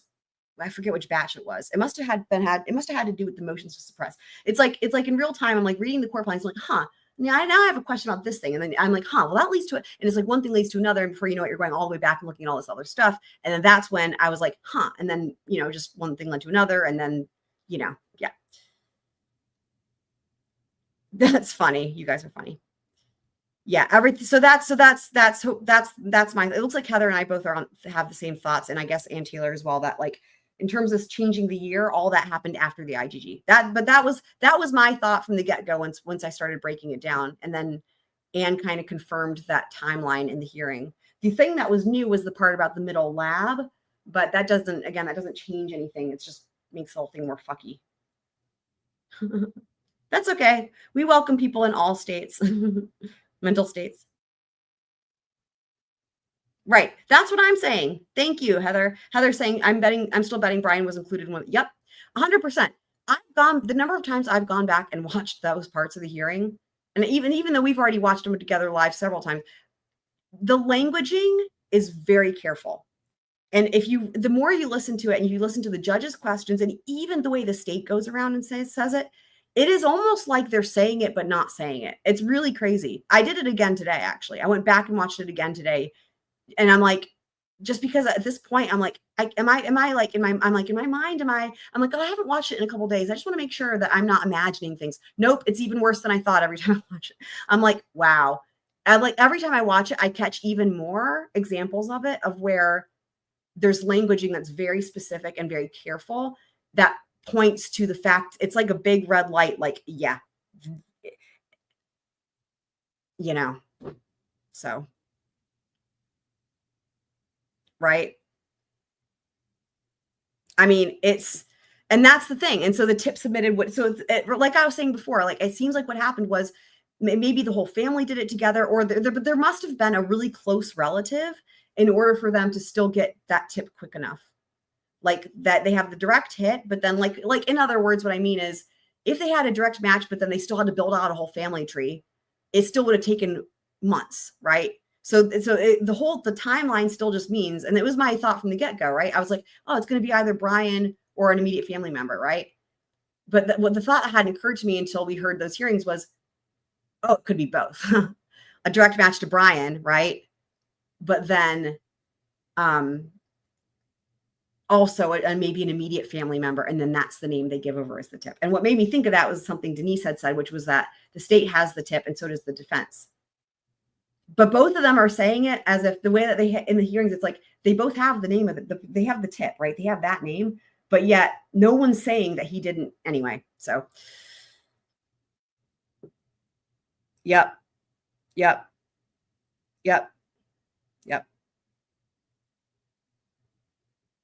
Okay, cool. Simply to basically suck out a volume of air and run it unconcentrated into the gas chromatograph, correct? Yes, sir, that is That's correct. what I thought. And upon That's what I thought initially. But if that was the case, then they would, I don't, there was something, I'm trying to remember specifically what it was. There's specific, that's what I thought initially, but it's not the name they gave as the tip. If they did, he would have standing. The name they gave is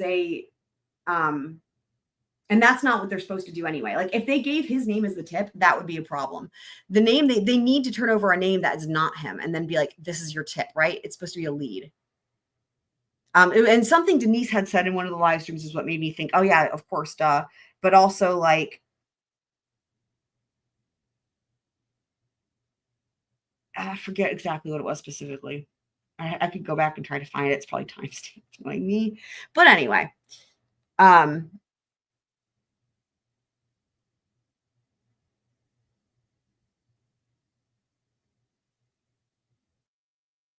right. But again, I'm thinking the FBI tip was like a sister or a close or an immediate family member, right?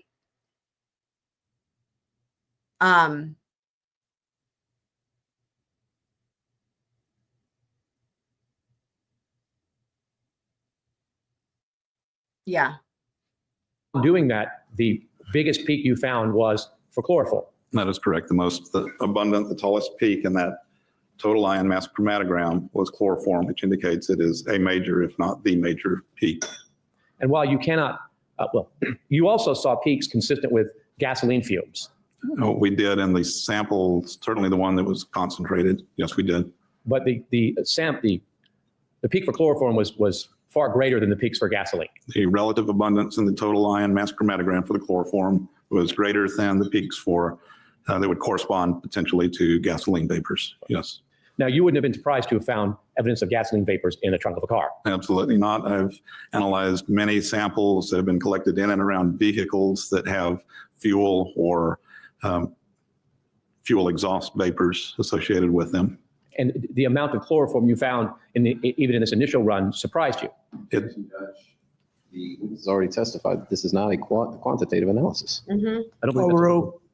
The relative abundance of the chloroform seemed very unusual to me because, number one, chloroform is a suspected cancer-causing agent. It's not something that you just normally find in a sample. You find it in particular types of samples, but not just usually sitting out in the open, or I would not expect to find it in the trunk of a vehicle, but I cannot say where it came from. I cannot tell you where any chemical came from based on the kind of analysis that I do. And as counsel pointed out, while you didn't do a quantitative analysis to reveal exactly how much chloroform was there, but you were able to gain some information about relative abundance from the gas chromatograph. That's correct. And was it your opinion that it was somewhere in the low parts per million range? This witness, again, has not given a quantitative amount. Heather, can you clarify your question? You said what was it? Where did it go? Why would they hide that? I'm not sure, because unfortunately, there's like so many things that could be hidden by different people. So I'm like, who and what are the hidden things? It's not in evidence. Some facts not in evidence. Overrule if you can answer the question. Again, I hate to place a quantitative number on there because when I do that, then it becomes an absolute. And you'll notice the state wants to try to make them do that. Sure. It was detectable at levels. My instrument has a sensitivity threshold for approximately 1 milliliter of gas that's in the low part per million range. This was significantly above the baseline. All right. I do not want to quantify it beyond that. All right. So just so the jury understands, your machine is set at sort of 1 part per million, and anything above that should register. That's in a very crude sense. In a very crude sense, and that's how we lawyers talk, in a very crude sense. All right. So there's a part, okay, I don't want to derail it entirely because it came, again, this was from a couple live streams ago. It's probably times, I'm sure it's times new. There's a part in the hearing when we were analyzing it again, one of the other times through, that they say, right, like that, I can't, it's something akin to the fact that like Anne says something like, yeah, and the tip, after they did all this and it led to a family member, right? And I think maybe you even said something like that, Heather, right? So like the tip, right, is a family member. Now that's what's supposed to happen. That's what's supposed, I know it seems like the tip is supposed to be the tip that they turn over, from all the stuff that they say in the hearings and everything, like the tip that they turn over is supposed to be a family member. It's not supposed to be the defendant. That would be a problem, right? Because again, if you imagine if you get a direct match, then the tip would be the defendant's name, but that's not supposed to happen. So the tip is supposed to be a family member, and then that's why it's a tip. That's why it's a lead. And then they're supposed to go and figure it out from there when they turn it over to law enforcement. So the tip is supposed to be a family member. Like, and you want to get as close to family, you know, they're going to try to find a family member that is as close as possible to the profile. And therefore maybe it's like an immediate family member, right? So that's my understanding of it. So that, you know, the tip, my thought that after going through it again and thinking about it, like after the hearings, is like that if they had to, again, I still think there was a direct match, but then they can't turn that over. They have to hide the direct match part of it, right? You know, especially because of the backdooring. And so, and then, I mean, even if they didn't backdoor it, he probably would have some sort of standing there. So, so then that's where matching to his matches, right? Like we heard about from Gabriel Vargas, and see the closest matches to him. And let's just say, for the sake of example, there was a sister or brother or immediate family member, whatever, right? A close family. Then that's the name they would submit as a tip. That's what I'm thinking. Where did my mouse go? Okay. I've made that exact same joke as well. Great minds think alike.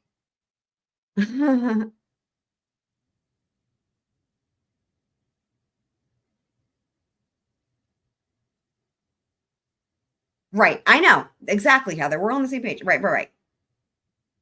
I've been saying this. Yes. If they aren't looking for direct match with series, exactly. Y'all have all heard me give the example that I've submitted my DNA to my heritage, right? And I've given the example that if I were to do it again, I would get a direct match to myself, right? That's the example I always give. It's that simple, right? They just don't expect, they didn't. Yeah, that's why I said it's like getting lucky, but getting unlucky. Christmas present analogy. Y'all have probably all seen that video. The Christmas present analogy explains it really well.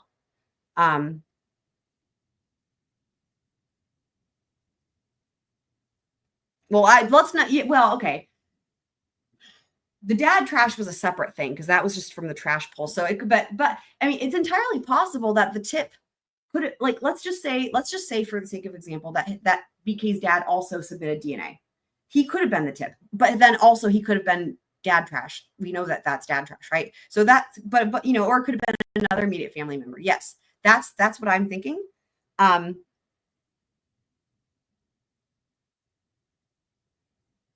you're supposed to be asleep, Victorine. I rapped. Well, yeah, I had to stop because I wasn't sure about the N word, but I rapped a whole rap last night. I did the entire song. You guys want me to do it again? Yes, that's right, Heather. Yep. The more DNA shared, that's right. Yep. And that's why if you can get to an immediate that's the whole thing. And remember how Gabriel Vargas talked about how one of the things is like you run the matches for your top matches. So if they got, that's what I'm thinking as all this went through my head. It was like a direct match to BK, right? And then they do the thing where they run his top matches. And if there's an immediate family member, that's what the top match would produce. That would be the top match. It would be an immediate family member. And voila, there's your tip. And that's how they got to it so quickly. And that's how they hide the part. That's how they hide the part about, and that's why it explains everything from what we saw in the hearings. But it also explains the timeline, as I've been saying.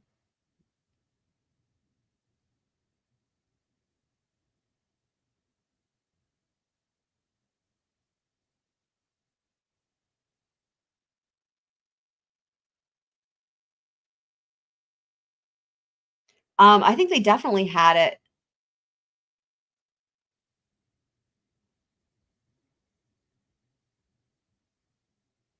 Before the 7th. I mean, I was really thinking that they had it by the 29th. You know, I didn't know about that middle lab, but, you know, we don't know how long that process took. Are you saying Ashton because of Mr. Ashton? Yeah, get more yogurt, Twiz.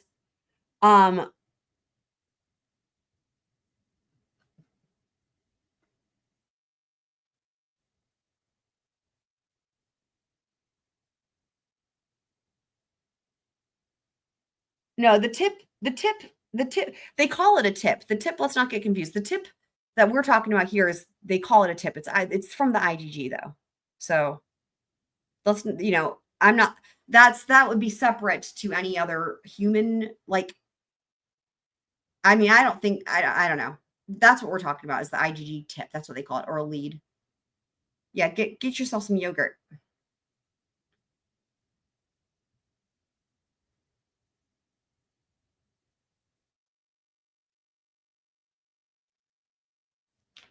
Should I do a rap again?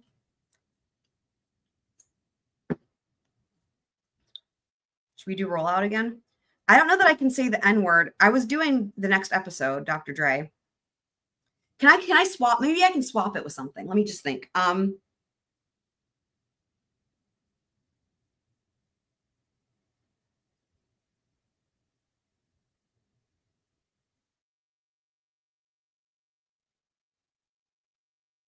Should I just say the letter N? Okay, let's try that. And if I say N, you guys know what I'm saying. Da da da da da. It's the motherfucking D-O-double-G Snoop Dogg. Da da da da da. You know I'm mobbing with the D-R-E. Yeah, yeah, yeah, yeah, yeah, yeah. You know who's back up in this motherfucker. What? So blaze the weed up then. Blaze it up. Blaze that shit up. And top dog, bite them all and burn that shit up. DPGC. Wait. DPGC, my N, turn that shit up. CPT, LBC, yeah, we hooking back up. And when they bang this in the club, baby, you got to get up. Thug and oh god, there's a lot of these N words. Hold on. Thug ends, drug dealers, yeah, they giving it up. Low life, yo life, boy, we living it up. Taking chances while we dancing on the party for show. Slip my hoe 44 when she got in the back door. Bitches looking at me strange, but I don't care. Step up in this motherfucker just to swing in my hair. Bitch, quit talking, quit walking. If you're walking with the set, take a bullet with some dick and take this dope on the jet. Out of town, put it down for the father of rap. And if you ask it cracked, bitch, shut your trap. Come back, get back. That's part of success. If you believe in the S, you'll be relieving your stress. And then the theme comes second. Da da da da da. It's the motherfucking D-R-A. Sorry, I'm trying out loud. D-R-E, Dr. Dre, motherfucker. Da-da-da-da-da. You know I'm mobbing with the D-O-double-G. Straight out the fucking streets of CPT. Okay, hold on. Oh, there's Fleet. How does this part go again? Hold on.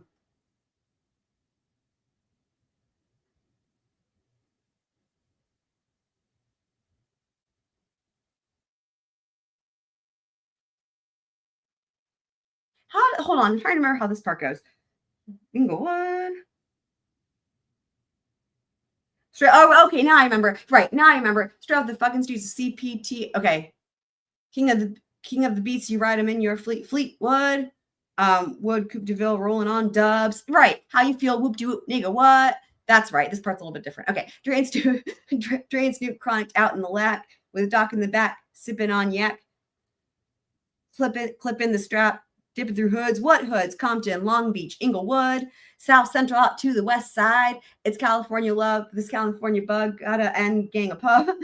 I'm on one. I might be out in the Century Club with my jeans on and my team strong. Get my drink on and my smoke on. Then go home with something to poke on. Some of this is better when you have the drums and the beat and the other things. Anyway. And then hold up. Hey, for my ends who be thinking we soft, we don't play. We gonna rock it till the wheels fall off. Hold up. Hey, for my ends who be acting too bold, take a seat. Hope you're ready for the next episode. Hey, smoke weed every day. There you go. Anyway.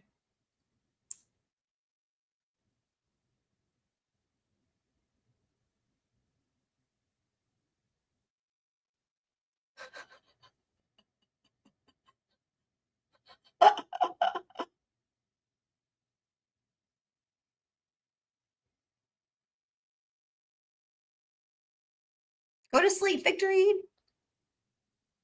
Okay, we got some more rap lyrics happening.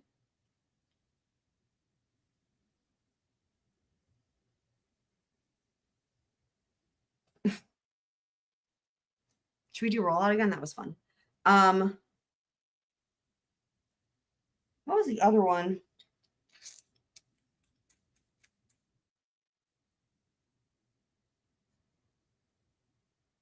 That was fun. We'll do that again.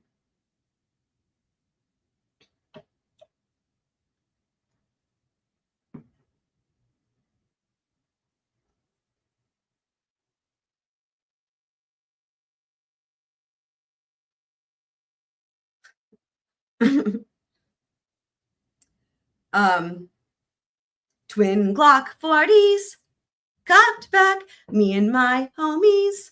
So drop that, we rolling on 20s with the top back. So much money, you can't stop that. Now where'd you get that platinum chain with them diamonds in it? Where'd you get them matching Benz when the windows tinted? Who them girls you be with when you be riding through? Man, I ain't got nothing to prove. I paid my dues, breaking the rules. I shake fools while I'm taking a cruise. Tell me who's your weed, man, and how do you smoke so good? You's a superstar, boy. Why are you still up in the hood? What in the world is in that bag? What you got in that bag? Couple of cans of whoop ass. You did a good ass job just eyeing me, spying me. And then the chorus again. And then, man, a car don't come out until next year. Where in the fuck did you get it? That's $80,000 gone. Where in the fuck did you spend it? You must have eyes on your back because you got money to the ceiling. And the bigger the cap, the bigger the peeling, the better I'm feeling, the more that I'm chilling, winning, drinking, and killing the feeling. Now, who's that buck naked cook fixing 3-course meals, getting goosebumps with her body taps the 6-inch heels? What in the world is in that room? What you got in that room? A couple of gats, a couple of knives, a couple of rats, a couple of wives. Now it's time to choose. Then chorus again. Are you custom made, custom paid, or are you just custom fitted? PlayStation 2 up in the ride. Is that Lorenzo kidded? Is that your wife, your girlfriend, or just your main bitch? You take a pic while I'm rubbing the hips, touching the lips to the top of the dick, and then woo! Now tell me who's your housekeeper and what you keep in your house. What about diamonds and gold? Is that what you keep in your mouth? What in the world is in that case? What you got in that case? Get up out my face. You couldn't relate. Wait to take place at a similar pace. So shake it. And then chorus. And then I think that's the end of it, except for the get out my business part. Get out my business, my business. Stay the fuck up out my business. Anyway, okay. Oh, God. People are like, hey, what is happening? Probably. Right? I know. That's the question for Alex Murdoch right here. There it is. Where the fuck did you spend it? Well, he didn't spend it.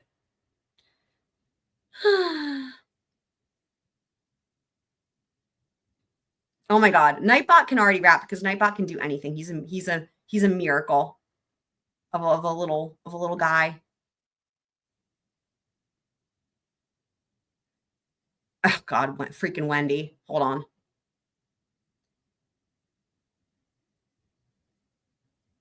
I ate a lunch, like I had a whole delicious lunch. I want to send some text sort of canceling my plans. Like actually at 6:30, I was supposed to be at a party by now. We know. Dude, I cannot with her. My friend Elizabeth is a mortician. She's the prettiest mortician I've ever met. You guys. Andy's friend, the fucking mortician. What is happening?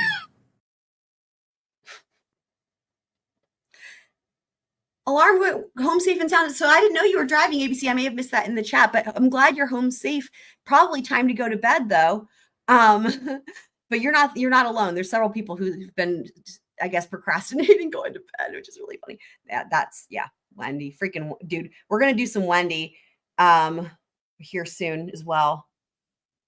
That's funny.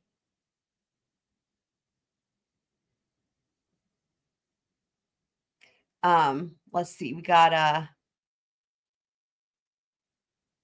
think I got some other Wendi ones. Oh, some of these we've already seen. Where's the one? Anyway, yeah, the mortician part is just anyway. I've got more where that came from. It's endless with her. And I did also create, by the way, in the Discord, I did also create a thread for Adelson stuff. Again, I was talking about this last night, and it's basically because it's going to be a lot easier for me to, when I make my music video happen, and I already have it, or it's like a vision and it's going to be freaking amazing. It's going to be a lot easier for me if all of the memes are in one place. So it doesn't have to be only memes. It can be anything, but I went ahead and copied and added memes, some of the memes in there because just again, to make it easier for me. So there is an Adelson thread now on the Discord. And so the Wendi memes that have been coming out fast and furious, you guys can check those out there if you missed them already. Yep.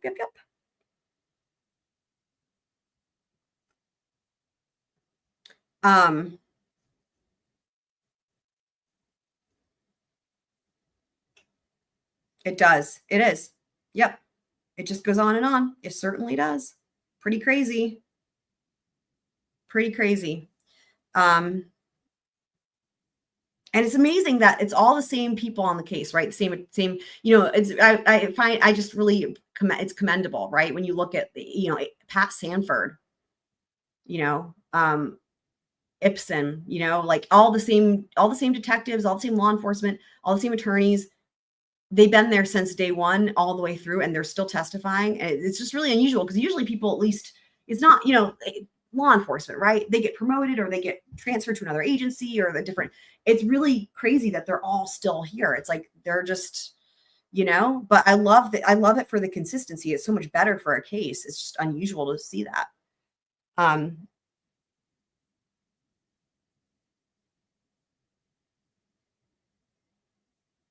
I know.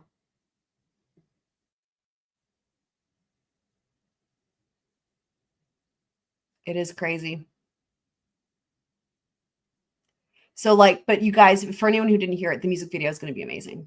It's going to be that song, everyone knows it's Wendi, but it's going to be all the lyrics changed to be about Wendi Adelson and the case. And then the visuals, I already have it in my brain. I just have to create it. But all the visuals are going to be different memes, timed with quotes from Glenn. It's going to be great. It's going to be great. I can picture the entire thing.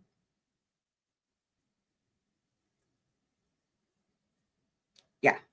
Okay. Back to this cross exam. Now, Scroll tangent. when you ran the concentrated sample, did you find that the relative abundance of chloroform to other compounds was similar? It looked very similar, yes. Now, when you found the chloroform originally, did you attempt to do some research through sources that you would normally do as a chemist to determine whether that chloroform could have come from some car-related product that you might not have known about? Chloroform, when I first saw it, raised a question in my mind because I did not expect to see it there. When we concentrated the sample, it was, again, the most abundant peak. Dr. Vass and I, one evening, sat down together just contemplating why was it there. I did look at some material data safety sheets for some common car products, cleaners and brake type cleaners, just to see if there would be some evidence of why that might be chloroform in the back of the car. It was not an exhaustive study, though, to look at products. It's just solve my own personal curiosity as to where it might have come from. So you just spent a couple hours looking things up to see. Solved his own curiosity as where it might come from. As in, dude, Mr. Ashton, how are you going to fix this? Literally, he was like, yeah, I did. It looked odd. And then he was like, oh, yeah, I looked at all this stuff that normally can be found. And then it solved it. And then he was like, okay, yeah, now then I felt better because I'm like, oh, it came from here. As in from the cleaning products that were in the trash bag that were in the car. See if there was some common product. If I had found something I would have said, okay, this is maybe a good explanation. But again, I cannot say where it came from or why it was there. Of course. Okay. But you weren't able to find any explanation for its possible existence through that research. With that very limited amount of work, and it's not exhaustive. Just let me make sure that you're clear on that. Yeah. So just spend a couple hours just trying to think of something that it might be and look that up, but you obviously couldn't think of everything. That is correct. It'd be a long, drawn-out process to try to look up every single compound that was there. All right. Now, is it generally accepted in the analytical chemistry community that certain polymers can sometimes trap volatiles? Yes. What are you referring to exactly? Well, I'm just saying, you said that the chloroform is a volatile, that it evaporates quickly. Yes. Are there certain substances that can sometimes trap it, such as polymers or what the carpet is made out of, anything like that? Yes, absolutely. Almost every material that is made out of carbon-based molecules, which includes virtually all plastics, are able to interact with organic molecules that also have a carbon backbone, and they will tend to absorb or adhere to those molecules to some degree or another. Yes. Now, you also said that the reason you didn't do the quantification was because whatever quantity of chloroform you had at that moment in time, you would never have enough information to relate it back precisely to what it was at an earlier point. That is correct. I said that because of several reasons. One is only in a small section of the carpet. I don't know if the amount of chloroform is uniform or how it was spread over the entire carpet. I don't know the rate of evaporation. I don't know the temperature that it was exposed to. All of those affect the rate of evaporation, whether or not the trunk was opened or closed or how frequently that was occurring. So there's no way at all that I could have made a quantitative analysis in any way, shape, or form, related that accurately back to the true total amount of chloroform that initially was in that vehicle when it first was exposed to the substance. So in other words, that the piece of carpet you had could have been the most stained with chloroform or the least stained with chloroform. You have no way That's of knowing. correct. There's absolutely no way to know. It's only one little piece of the puzzle. The rest of the puzzle was somewhere else. And it could have been from a car that had been closed for its entire time, or it might have been open half the time, closed half the time. That all would have affected ultimately how much chloroform there was to begin with. That is correct. And those are things that could not be, it'd be a total guess. Could not be known. It could not be known. And so I did not do the quantitative analysis, because if I did and said that just hypothetically 50 parts per billion of chloroform had been found in that, or parts per million of chloroform had been found in that sample, it would have been extrapolated to be the exact concentration that was there, and that would be absolutely, totally incorrect. Okay. Now, you would be of the opinion, though, that whatever amount of chloroform was there, it would have been greater in the past. In other words, chloroform doesn't increase over time, it decreases. Yes, and we demonstrated that when we took the carpet out of the can and put it into a bag with clean air, because chloroform appeared in the air that was in that clean bag, and the only place it could have come from was chloroform evaporating off of that little piece of carpet sample. That was the next thing I was going to ask you. Based on the way you performed this analysis, it was clear that the substance was actually in the carpet. It was associated with the carpet some way, either in the carpet or something that was spilled on the carpet, but associated with that little piece of carpet. But the point of taking it out of the can was to separate the carpet from the air around the carpet, which might have reflected air around the carpet in the That's trunk. right, Heather. That's correct. Did that make any sense? What I just Yes, that is correct. They took a bunch of things and put them in cans. You're exactly right. The carpet in a can. Yep. So what you were testing both for chloroform and for the other compounds that Dr. Vass found were things that were coming directly from the carpet. That is correct, yes. Dr. Vass also made an invention for a thing where you can put like an electronic leash on a fly. Patent pending. Counsel asked you about a notation where you said about an air blank being, what was the word? I don't know if it was mostly clean or quite clean, some word, some modifier like that. Yes. When you're running a trip blank, an air blank, are you running just room air? Usually run room air, yes. Okay. And is that a standard procedure in chemistry to run a blank with room air, whatever's just sort of there? I do, because it just checks to see what's in my room. Okay. Okay. And is any air in any room completely devoid of compounds? No. So any air from any place is not completely clean. It can't. If you look hard enough, you're going to find Did you not something know that just already, about every Heather? air sample. That is I correct. thought you made it. We already have known. The various issues that were noted in your lab notes. The reason you put them in your lab notes is to make sure that you have a complete record of anything that was in any way out of the ordinary in the running of the test, correct? Yes, that's correct. That is my responsibility to do that. That's so that other people can know exactly what happened. That's right. And when it comes down to ultimately working up and developing a standard written procedure, we know the types of things that need to be avoided or considered in the procedural steps. When you're inventing a protocol for other laboratories to use, you want to know to tell them, well, this might be a problem to look out for, that might be a problem to look out for. Yes, that's absolutely correct. Yes. Was there anything that occurred in the running of any of these samples that was extraordinary or extraordinarily out of order? No, I did forget to close a couple of valves, but I did notice that the instrument did not function quite right. To me, my analytical instruments are my car that I drive. You know that when you drive a car and have a flat tire, you notice it right away. My analytical instruments, when something goes wrong, I notice that and very quickly can correct it. Now, the purpose in obtaining control samples from the garage or the passenger area of the car or the garbage is to try to determine if any of those samples might have contributed to what you found in the trunk carpet. And that is correct, yes. And the fact that it was 6 weeks later, it was the best you could get. That's correct, yes. As far as If it was. I mean, you can't go back in time in a time machine and grab a sample from. Well, if you can't talk at the same time. You can't go back in time and grab a sample from a time 3 weeks before you needed it. That's correct. You got to take it from when you can get it. Yes, sir.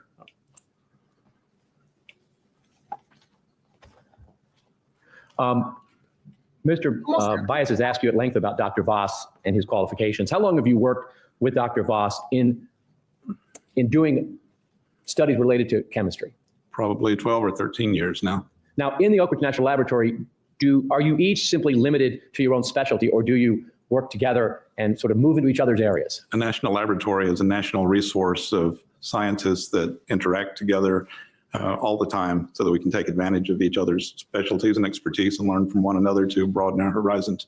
Again, it's a great idea. It's just it's very different than the forensic standards that apply to every trial except this one. Dr. Vass worked on projects with you that had nothing to do with anthropology. Yes, absolutely. That had nothing to do with dead bodies or his area of specialty. Absolutely. He's been a major contributor to projects involving the development of mass spectrometers, the validation of the performance of those instruments with standard samples, with the development of protocols for the analysis of biological samples. And one of the things that I really enjoy about Dr. Vass is his eagerness to continually learn. One of the things he says to me on a regular basis is, what did I say? The state was going to try to use him to bolster Dr. Vass and build him back up. Which is, I mean, but the thing is the jury already heard this dude say, basically, Dr. Vass can do no wrong in his eyes. So, you know. Teach me what you know, because when I do something and he says, wow, all the time, wow, how did you know how to do that?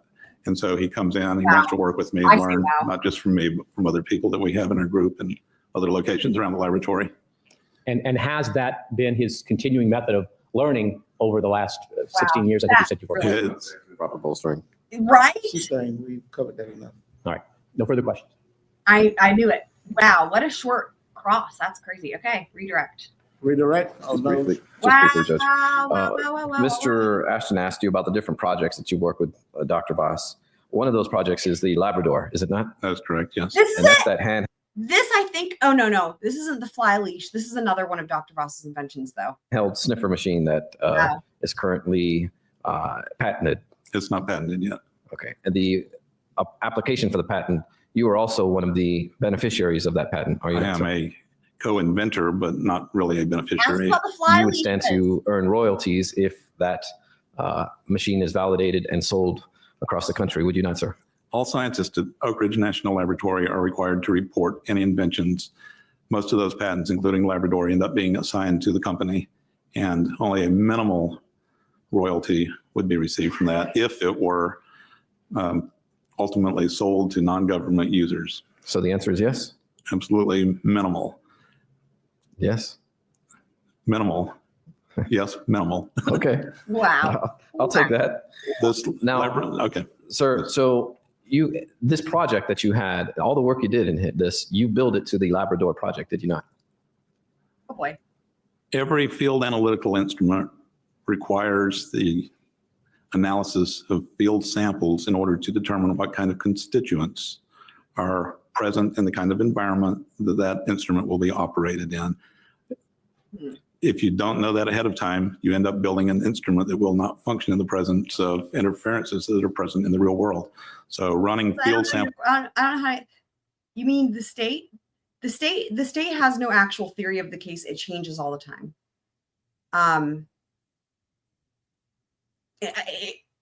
Do I still have my poll thing? In fact, to such an extent, here we go. Right here. I still have it. I saved it for a reason. I'm so glad I did this. When it was time for the medical examiner, finally, I had this running and I was running this for a couple episodes for this exact reason, because everybody had heard something different in terms of what they thought was supposed to be the state's theory of the cause of death. And in fact, these were the top 4. There were other additional ones that some people heard, the rumor was or whatever. And so this is the thing. So 1 for chloroform, 2 for drowning, 3 for duct tape, 4 for something else. And I think most people went with number 4 if they thought Xanax. And there's a reason why everybody's has different, but there were more. Those are just the top ones. But there's a reason why everybody had different things. There's a reason for that. Because the state doesn't have any idea and has suggested all these different things at different times.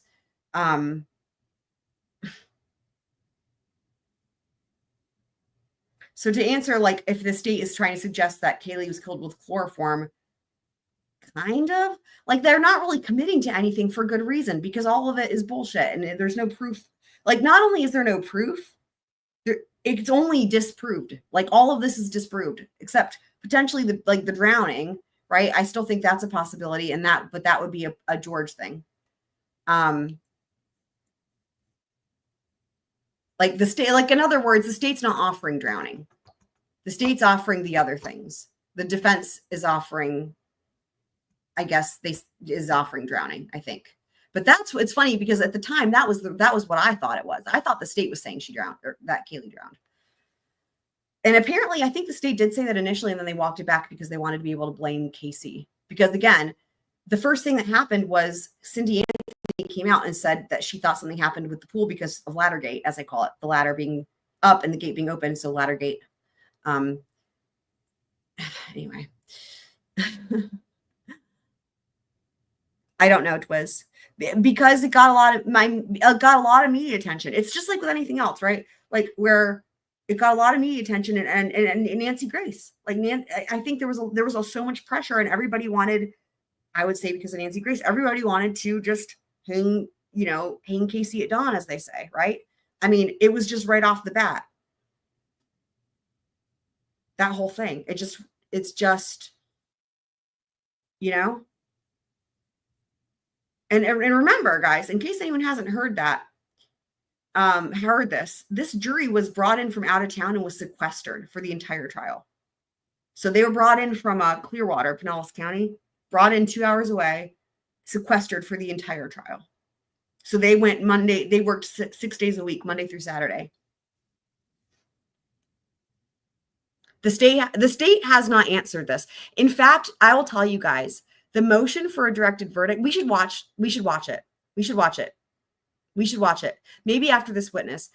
I actually think I have it saved. No, I can pull it up. The motion, I will tell you guys, I'm going to get emotional just thinking about it. The motion for a directed verdict in this case, we should watch it. Because you know what? Why should I have to explain all the issues with this case? The motion for a directed verdict, I'm just going to get emotional. Oh my God. Yeah, we should just watch it. But what I was going to say is that, like, the motion for one of the things that happens there is that it's made very clear that the state has no clue. They're not even sticking to a theory. They're not even pretending. Like in terms of like, what did the state had no answer. Like they're not even, it's sad. Yeah, that's a good point, Heather. Yeah, that's a good point. Yeah. I mean, it's just, we're gonna watch that after this witness. You guys have never seen anything like it. It's powerful. We'll watch it. We're almost done with this witness. We only have like 5 minutes left or something on this witness, and then we're going to watch the motion for directed verdict. Examples such as this that are very valuable for a project such as Labrador. I don't know if you understood my question. My question was, sir, that you billed the work you did to the Labrador project. I don't know for certain. I was working on the Labrador at that time. These samples are certainly consistent with the scope of that work. So is that a yes? I do not know for certain. I work on multiple projects. Okay. Do you believe that the work that you billed this out to was the Labrador project? It is very likely, and it certainly fits within the scope of that project, yes. And as a research scientist, you have to earn grants, do you not? Objection, leading. This is correct. Sustain, rephrase your question. What are some of the requirements that you have Yeah, as it relates to lead on cross either. generating income for the laboratory? We write proposals to develop technologies in the case of the Labrador, yes. And this is so you can get grants of money from the government and other sources? They are funded research projects, yes. And one of the research projects is the Labrador project. That is a research project, yes. Okay. And as your job is a requirement that you generate funds, correct? Yes, it is. Otherwise, your position may be eliminated. And certainly all of us who are researchers have a requirement to seek research funding. That is correct. And if your technology is validated in a court of law, that makes this Labrador a lot easier to sell, does it not, sir? Objection assumes a fact, not an evidence that this has anything to do with Labrador technology. Sustain. The Labrador technology is based on the work of Dr. Vass, is it not? Labrador was an instrument I designed the electronics for in the sensing head. It is a sensor that is based on a very different detection technology than the GCMS, and in a very broad sense, looks at the full range of chemicals that occur in human decomposition. Which is based on the work of Arpad Vass. In a very, very loose sense, but the technology that is used in the field, such as Labrador, has to be validated and stand on its own merit. Nobody is going to buy a field instrument just because they heard about it in a court proceeding. The people who use field technologies are very hardworking people who have difficult jobs. They're law enforcement agencies. They are first responders. They're military personnel. They do not need to have something that doesn't work. They will not buy something that doesn't work. It has to be an instrument that functions, does the job that they need, and that means it has to have its own independent validation and testing. And there's no way that anything that takes place in this court proceeding will in any way validate Labrador. Do you, in your patent proposal, Oh boy. do you deny, sir, that in your patent proposal there is a indicator that there is mention that these are validated in a court of law? Scope of cross, relevance, assumes the fact Objection not sustained goes to a collateral issue. Collateral issue, I think he said. Sir, how many times has since you've been involved in this case, has the Labrador been promoted in the media for this? Since you've been involved in this particular case? Labrador was not used in this case whatsoever. Labrador was in the process of being designed. I was developing the electronics. It did not even exist until about a year after we ran these initial samples. And I certainly had no crystal ball that says the sample I'm running today is going to He didn't have a squirrely crystal ball. That's unfortunate. in any way enhance the ability of an instrument that has not been built yet or known to function yet, or anything else having to do with Labrador. There is not a relationship between this case and Labrador. Sir, are you understanding my questions? Objection to counsel's statement. Sustained. My question to you, sir, is how many times has Labrador been promoted since you've been involved in this case? I have no idea. But you would agree, sir, that of course it's been promoted significantly since being involved in this case. It would Fact not an evidence, leading, and relevance collateral issue. Sustained. Now, you talked about testing all types of environmental samples, but yet this is the first time you've actually examined a carpet sample, is it not? I did not say I've tested all kinds. I've tested a very wide variety. But never a carpet sample. I don't recall. It's been a while if I have. You can't recall a single occasion where you've examined a carpet sample. I do not recall. If I have, it's been a while back, and long enough back that I cannot specifically remember. So you cannot emphasize on any of your experience as to what you would normally find in a carpet sample. No, I cannot say what I would expect to find in a carpet sample. I have not personally analyzed a wide variety of carpet samples and know what is there. And one of the other carpet samples that you got from the junkyard had chloroform in it. It did have a small amount of chloroform in it. And you just said small amount. Yes, it was. Was that a quantitative analysis? Interrupted. Sustained. The response was just a little bit above the baseline of the response of the instrument. And did you do a quantitative analysis on that It one? was not quantitative. I did not indicate that it was a part per million or anything else. Okay. That is a And- qualitative statement.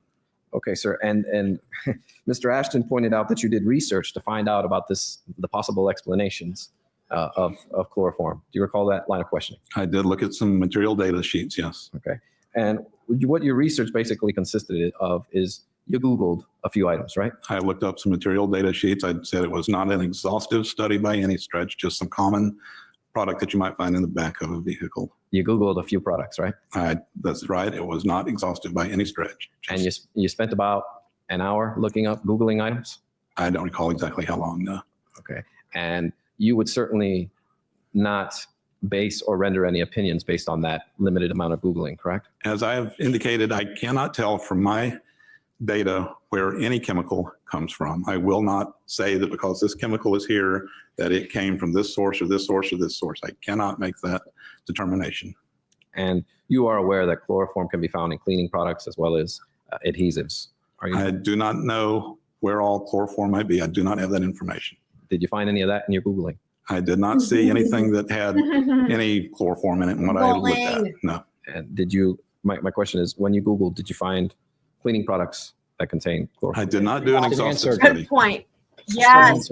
There you I have no further go. questions. The Don't. Labrador was designed Really? primarily for use by law enforcement and the Really? military. Is that correct? Yes, sir. And if a device is used by either one of those governmental agencies, there are no royalties. Isn't that correct? That is correct, sir. So this device was designed to be used by people who could not possibly pay you any royalties. That is correct. No further questions. May the witness be excused. Yes, sir.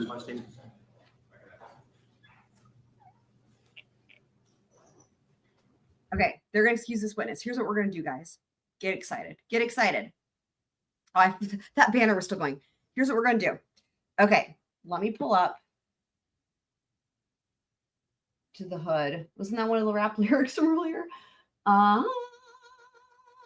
Okay, here's what we're going to do. So, I'm so excited to watch this motion. I'm glad I thought of this because this is a great plan for everybody who's like wanting to know what's going on behind the scenes with this case. So what we're going to do is, because I need to let Frodo out. And so what we're going to do is I refuse to miss a single second of that motion for a directed verdict. So it's just going to take a minute, but I'm not ending the stream. What we're going to do is we're going to play, and I'll still be able to hear everything. I just got to feed him and let him out. So we're going to play. I'm going to play. I already have it queued up. That's what you're looking at here. This is going to be some of the jail phone calls I keep talking about. Now it's video phone calls. So what that is that when Casey was in custody, her parents, well, they had many of these, but this is one with both George and Cindy. They were able to, they showed up. And so they're like in person, but they're through video. It's how they had it set up. So they're in like phone booths, but they can see each other. So you'll see it. And so it'll just be a couple minutes of this, and then we're going to watch the motion for directed verdict. But I've referenced this a lot, so y'all aren't going to want to miss this either, because it's going to be very interesting.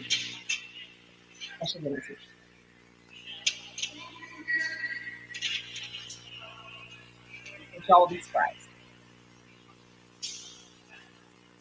Y'all will be really surprised.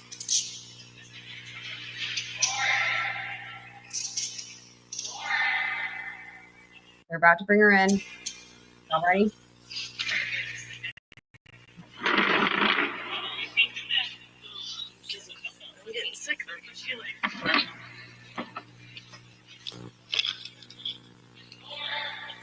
Good morning.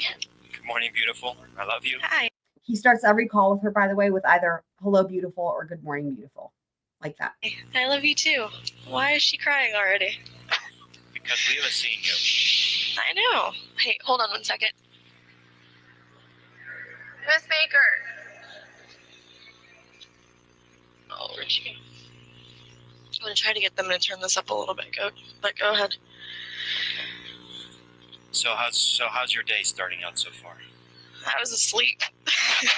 Well, So it's all right. I woke up at 5, stayed up for about an hour, and then went back to bed for a little bit. So my eyes are red. I'm tired. okay. So what else is going on with you? Nothing. The usual. Just, I guess, waiting around. Those are new shirts. I like those. Yes, those are. The Never Lose Hope Foundation did these for us, so. I like those a lot. Those are really nice. Yeah, those are really sweet. Now, Really sweet. my poor Frodo. I'm coming. Think like he's looking at me like, Mommy, I want to go. I'm like, oh my God, I can't look away. I put this on so I could go to let him out. I just wanted to say something really quick. At this point in time, they have not found Kaylee's remains. Okay. So in other words, think about this with these t-shirts here, because the thought would be that she's still missing. Okay. Right now, Casey's in custody for like making false statements to law enforcement or whatever. It's before she's been charged with the murder. It's before they found any remains, all that. So in other words, think about how that relates to things that maybe George says that could show prior knowledge that Kaylee is deceased, because at this point she's just missing. Okay. Can you read what they say? Fly home, baby, and I don't see the bottom. It says, fly home, baby, we miss you. Those are nice shirts. I like those. Well, let me have you speak to Mom, okay? Now she's right here. She's pulling at the phone. Hold on. All right. Hi, sweetie. Hi, Mom. Oh. Well, I lasted a minute. How are you feeling? You know what? Not. We're not doing well, Case. None of us. Lee's been sick. Dad's blown up at the media. You know what? Yay. I'm gonna play the one we just heard, Dad. I know I said I gotta go let photo. I'm gonna play the one we just heard, Dad. Give me a sec. Let me pull that up because that one happens before this one. This is the last call. I just picked one because I was like, I gotta go let photo. But let me pull that one up because that will actually make more sense chronologically, and also I'm realizing that if you guys haven't watched all of these, then there's things that won't make sense. So let's do this one actually here. Okay. State may proceed. Your Honor, at this point, we would send. Order in the They're just getting it defense. into evidence. I'm just skipping ahead while they get it into evidence. Okay, here we go. Okay. Here we go.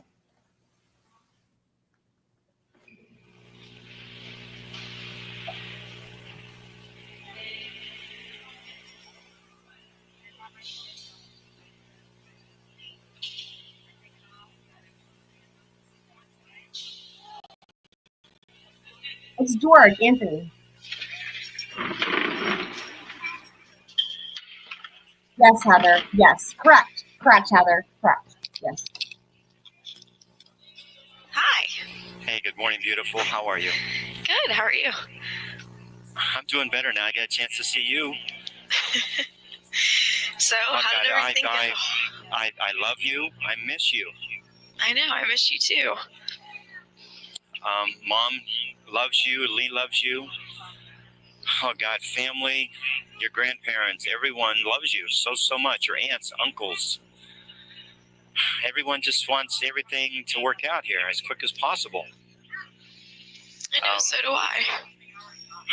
You know, the prayer, everything that everyone has reached out and talked to us, that I want to pass on to you, and hopefully you can get that energy just from my voice this morning to know that we want Kaylee back, my little girl. You know? I know. All I want is to see Kaylee. Yeah, you know what today's date is? We have a week until her birthday. I know. Yeah, we have 6 days. I know that. So, you know, I want to have that big party for her. We were first having just a little one, but we don't have a big one, you know? Well, I want to be home so we can do that, Dad. I can tell you on my way in here, I was just standing in line with a lot of people here to see loved ones and friends, and a lady by the name of Angela said she used to work with you at Kodak. Yeah. Yeah, and she's a black lady. She's very, very nice, and she just says, "Oh my gosh, your daughter is a fantastic person." And I said, "I know that." And she says, I know that some things are being portrayed about Case here are totally wrong. And I said, yeah, they are. Yeah, they definitely are. So she just sends her love and respect for you and a lot of prayers. Has you been talking to Jose or anything at all the last couple days or today? I got a chance to see him last night. He was actually going to try to get a hold of you guys today. So, I mean, when you leave, even call him so you guys can get together. Well, early. I arrived here at 8:25 this morning. I already reached out to him. I got his voicemail. I told him I need to talk to him. So, because we haven't talked to him for a couple days. Yeah, how did everything go with the charity this weekend? Oh, that benefit was just unbelievable. I mean, the main focus, was on Kaylee. As it should be anyway.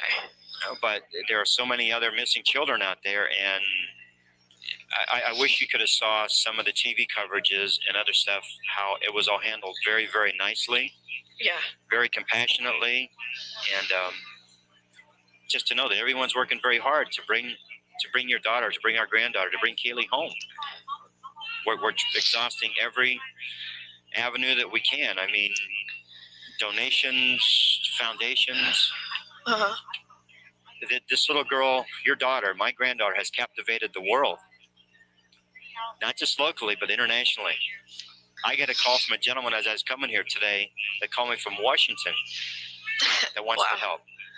He made his own T-shirt up, and he's handing out his own pre-printed flyers that he got off the internet. That's just one. I had a guy yesterday call me from the Carolinas. Emails, you name it, it's just going on and on and on and on. Everyone wants to see her back home. They want to see you out of this. It's not going to be easy on you, but you know, we get Kaylee home, and every other stuff is going to be a little bit easier for you. Dad, I don't care about all this other stuff. I mean, I don't care about the media. I don't care about what people have been saying about me. That doesn't matter, because I know it's not true, and everyone that knows me knows that it isn't true. All I want is Kaylee home, but I want to be there when she comes home. I know you do. I know you do, sweetheart. I know. I mean, none of our lives are going to be what we used to know them as. Never again. I mean, all of us have joined a life club, and that's the club of missing children. That's a club that I didn't want to join. I know you didn't want to join. We didn't want to see Kaylee being a member of that club, but we are. That's just the way it is anymore. When you get out and Kaylee's with us, we're going to be more proactive finding missing children, no matter who it is. All of us are going to do that. Absolutely. Because that's what it's all about. All the material things in life and all these other things that we go through and we think we need to have and do, none of that matters. That's just objects. And just know that I know she's close. I can feel her every night before I go to bed. I go out and I say, Kaylee, the moon, the stars in the sky, sweetheart. Mommy loves you. Jojo and Cece love you. Uncle E loves you. Maui. Everybody. You know? So just know that we're doing everything we can, sweetheart. I'm doing everything I can. I'm everything I can to help you and help her. I wish there was more I could do. I would give my life right now for you and for her. To have you together. So would Mom. This is destroying your mother. She hurts so much. She feels so bad of maybe we've all been too domineering. Maybe we didn't let you be the best mom. It's you nobody's are a great fault. mom. It's nobody's fault. Well, you know, I just wish I could have opened more up to you, and I wish I could have done stuff, but I can't go back. No, There was all we times can I do know is move there's on. times I know you wanted to talk to me. I wish I would have listened. But it's all that's going to change. I'm going to listen more. I have one question that I need to ask you, and I know it's going to be a tough one. Yeah. Would you speak to someone else about Kaylee? I already answered that. I mean, I'll try to the best of my ability. Well, we have met someone. All I can tell you, his name is Scott. We've met with him for a couple different days, and he's just a remarkable man. And his connection on this, yeah, he's of an authoritative figure. He's with an agency, but he's very sympathetic, and I really believe that you could have a great connection with him.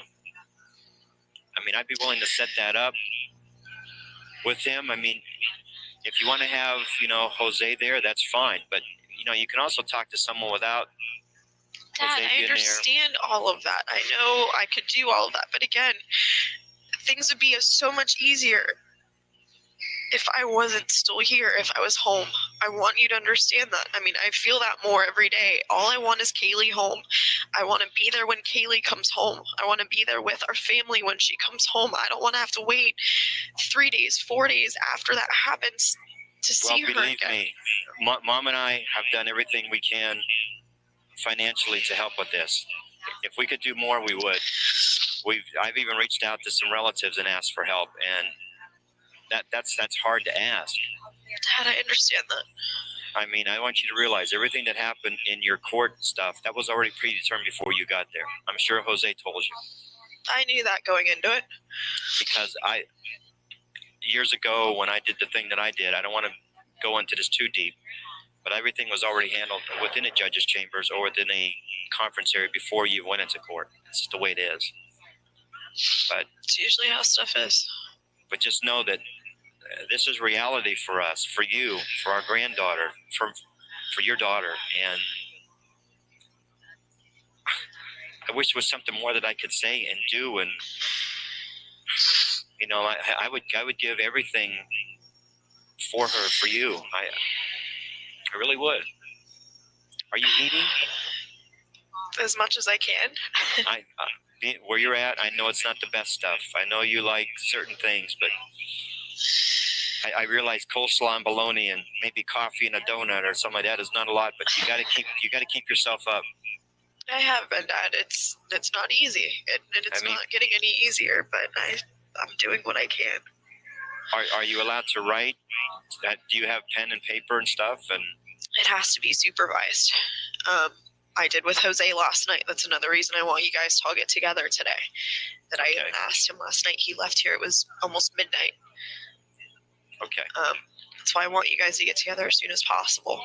Oh, we definitely will. Like I said, I reached out before I got here, or as soon as I pulled in, to talk to him. So I'll make sure. I got some stuff that I want to see that can get to you also. You know, a little letter and stuff that I'm writing to you, just to you. Yeah. And I know he's going to read it to you. And no, he's been giving stuff to me to see. So. Well, I think stuff from Annie, and I think I saw Annie's letter. I think there was something from Lauren. And from Andy. Yeah, I got their cards the other night when he came. So. Well, we saw Lauren and Mandy Friday night. They drove all the way from Orlando up to Daytona, and I'll tell you, that place we were at is just awesome. It's right across from the Speedway. Mm-hmm. It was just really, really nice. The outpouring, the nonprofit people that are helping, man, they're just unbelievable. I mean, that'd be something when we get you through all this stuff and Kaylee's home. I would love to see you work with them. Yeah. Oh, absolutely. This part. I'm back, by the way. These people are just this is crazy. Awesome. They're doing this for love, for compassion they have for all missing children, and it's just because there's so many, and there's so many that people don't know about. Yeah. Well, I'd say if you were to see the video that they had with Kaylee and songs that were sang, your heart would have broken. I can tell you that two different ones that they did, not only with Kaylee showing stuff about her, but the other missing children. And one thing they brought up is they played the song SpongeBob SquarePants. Because that's something they asked. They asked Grandpa, I asked JoJo, what's some of the songs that she loved to sing and or dance around to? And I said, well, you're happy to know it, clap your hands. I just ran off a bunch of stuff. I said, but one thing that her and I always did was SpongeBob SquarePants, Are you guys noticing? and are y'all noticing who's doing all of the talking? And I started that. I started to cry, but then I started to chuckle because, that special little combination of things that I had with her, So realize we love you. We love her. We want you both home.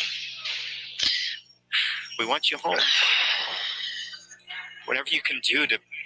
Her family tampered with her mail. You're accurate. You're right on that, Heather. Help us. And I've done everything that I can do from where I'm at. I'm sorry. I've done everything that I can.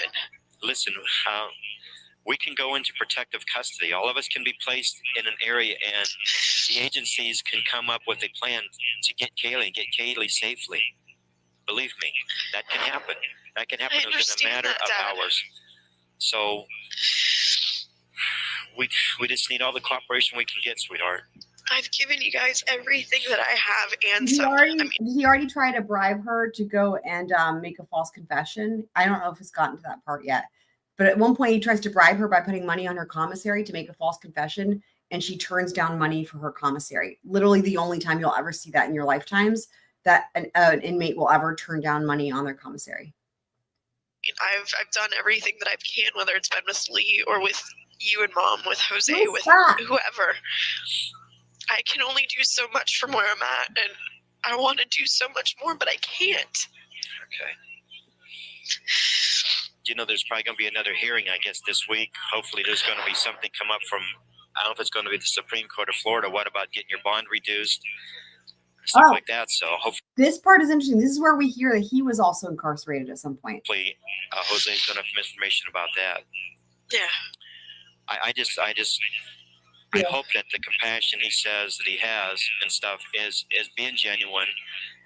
I know he's concentrating on what your rights are, but I also hope he's not sacrificing your rights for Kaylee. I hope that's not. I hope he's not building a reputation for himself.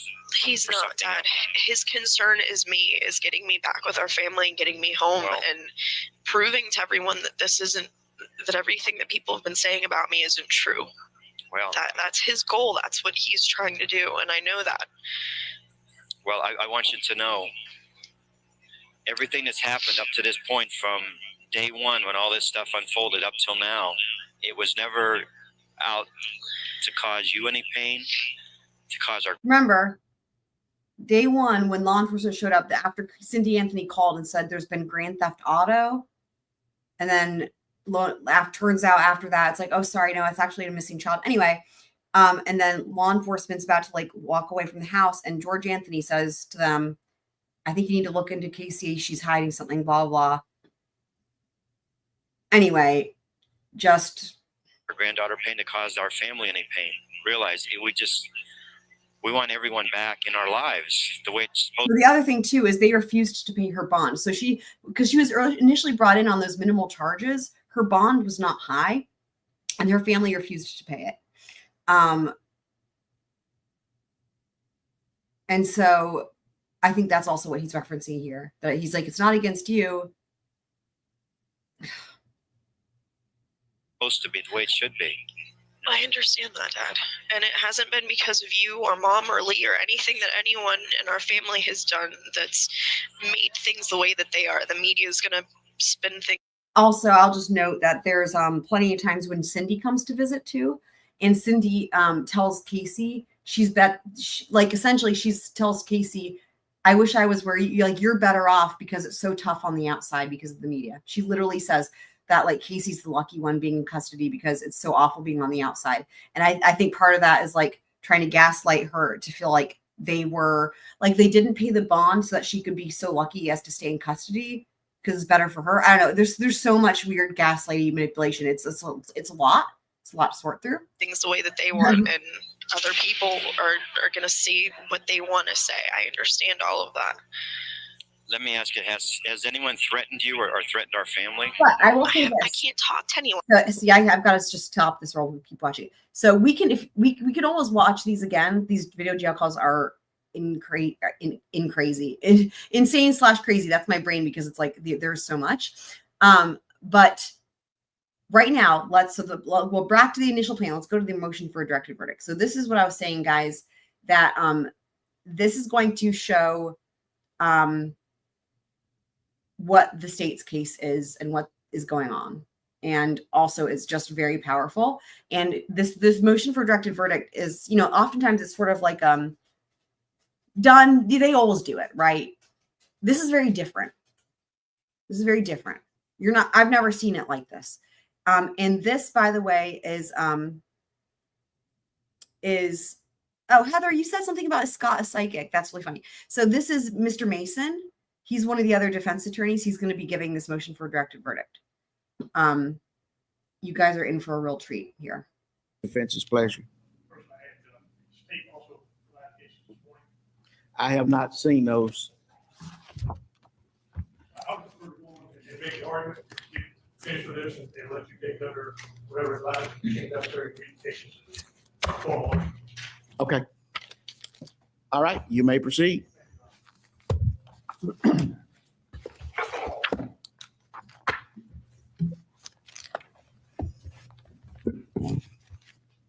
It is well established in the jurisprudence of this country and in this state that at the close of the evidence by the state and or again at the end of all of the evidence that is presented, we are entitled to present an argument to the court seeking a judgment of acquittal. In Florida, is same thing as a motion for directed verdict. Codified in the Rules of Criminal Procedure 3.380. And the burden, as you well know, and I won't belabor that, is if the evidence is insufficient to warrant a conviction, then the court is supposed to step in and shall enter a judgment of acquittal. We know, and as I put in the memorandum, that if you view the evidence in the light most favorable to the prosecution, and there are elements that are not proven or not been established beyond a reasonable doubt, then it is the court's obligation to enter a judgment of acquittal as to the various charges affected. And for that principle, the Florida Supreme Court, in the case of Reynolds, REYNOLDS versus State, found at 934 Southern 2nd, 1128 in 2006, enunciated that rule. No surprise, not academically new to any and all of us. Most recently, the Florida Supreme Court, a couple of months ago, while affirming conviction and death sentence in the case of Serrano versus State, SERRANO, the only cite so far is 2011 WL 904071. The Supreme Court in this case, which I know the judge knows that I'm intimately involved in this type of case, capital cases, murder cases, That's what he does. the Supreme Court reaffirmed that there is a special standard of review that is required. The court said, at page 1, citing another case, a Darling case, a motion for judgment of acquittal should be granted in a case based solely or wholly upon circumstantial evidence if the state fails to present evidence from which the jury could exclude every reasonable hypothesis except that of guilt. I mean, right there already, it's just, Where the only proof of guilt is circumstantial, no matter how strongly the evidence may suggest guilt, a conviction cannot be sustained unless the evidence is inconsistent with any reasonable hypothesis of innocence. The question of whether evidence fails to exclude all reasonable hypothesis of innocence is for the jury to determine where there is substantial competent evidence to support that, and the court will not reverse it. The Supreme Court has further stated in Cox v. State, 55 Southern 2nd 352, 1989, that one accused of a crime is presumed innocent until proven guilty beyond and to the exclusion of every reasonable doubt. It is the responsibility of the state to carry this burden. And when the state relies upon purely circumstantial evidence to convict an accused, we, the court, have always required that such evidence must not only be consistent with the defendant's guilt, but must also be inconsistent with any reasonable hypothesis of innocence. Our current rules and the circumstantial evidence instruction promulgated by the Supreme Court says as follows. Circumstantial evidence is legal evidence, and a crime may be proven by such evidence. A well-connected chain of circumstances is as conclusive in proving a crime as is positive or direct evidence. Its value is dependent upon its conclusive nature and tendency. Circumstantial evidence is governed by the following rules. 1, the circumstances themselves must be proven beyond a reasonable doubt. I'll digress momentarily and direct the court's memory to Dr. Garavaglia saying that she concluded that she would label this case as a homicide by indeterminate means, choosing the word homicide because in her view, the circumstances established that by a preponderance of the evidence. yeah, that was the That is moment. directly contrary to the law. 2, the circumstances must be consistent with guilt and inconsistent with innocence. And 3, the circumstances must be of such a conclusive nature and tendency that you are convinced beyond a reasonable doubt of the defendant's guilt.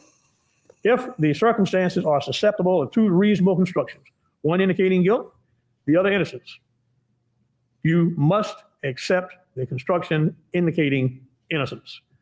That is the jury instruction, which if this case proceeds on to that level, then we'll be reading that to the jury, and that is the law in the state of Florida now applying as to whether a judgment of acquittal should be considered. The state, in presenting its evidence, I will suggest to you, has established in the light most favorable to them that Miss Anthony has a history of untruthfulness among family members and friends.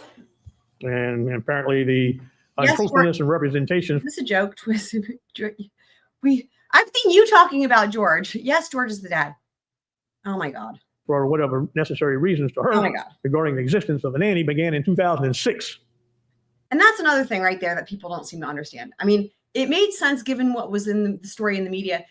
My thought, like I was shocked when I learned this because my impression, again, from knowing nothing, just from what was known at the time, it was like, oh, she made up the stories about the nanny and shit like that once the kid was missing. And then it was to try to make up an excuse. it blows.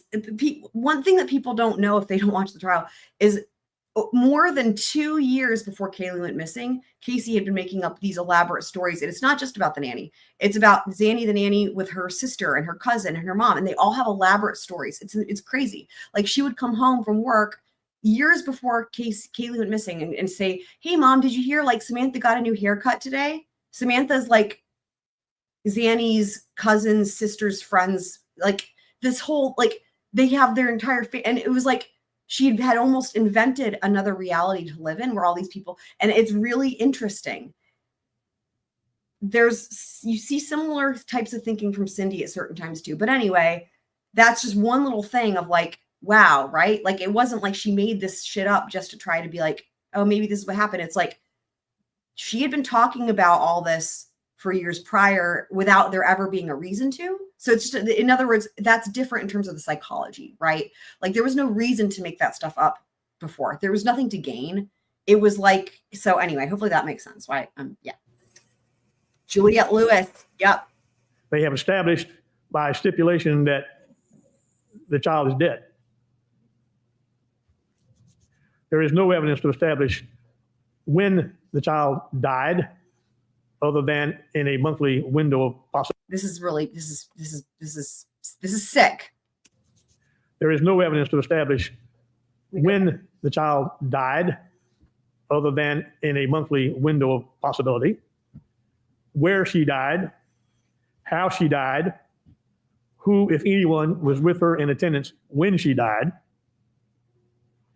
Who, if and anyone? They have failed wholly to rebut the reasonable hypothesis of innocence, that is, that there was accidental death and inappropriate efforts by those unidentified as of yet.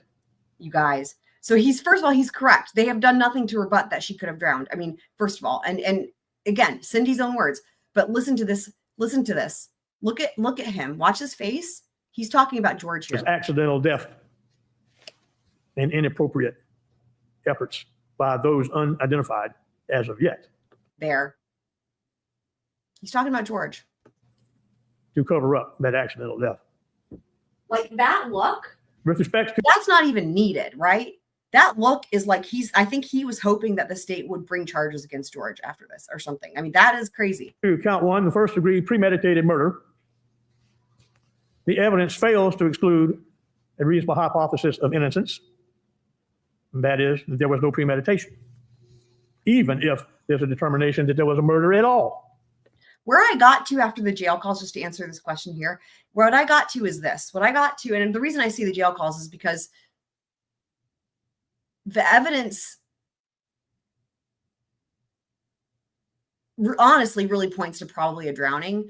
But the thing about the jail calls is you really see the interpersonal dynamics in the family, and there's a lot of problems. But anywho, but there's certain moments that I've highlighted previously in other episodes where the pool comes up, and literally when Cindy mentioned something about the pool, and I actually did a thing where I zoomed in on their faces, and George's face looks like maybe we'll watch it after the directed verdict with that, because honestly, that right there was a moment for me where I was like, oh fuck, okay, there it is. And the way he looks so basically what I came to after all that is that I think that Casey knows, but I think she doesn't know. And I think she knows her dad was involved. I think what she doesn't know is if he did it on accident or on purpose. That was what I came to. That she doesn't know if her dad did it on accident or on purpose, but she came across it. She discovered this somehow.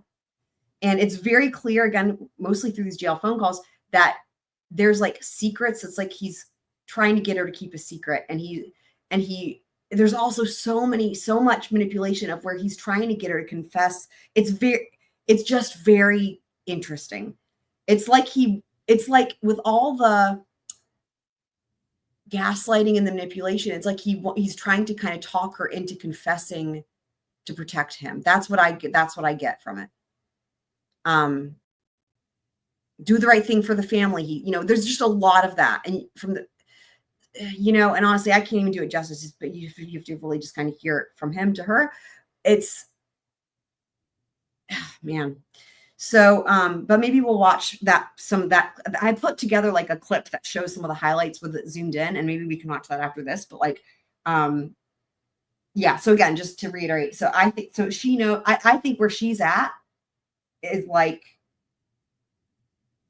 I don't know if he did it on accident or on purpose. Honestly, that's just kind of giving him the benefit of the doubt there.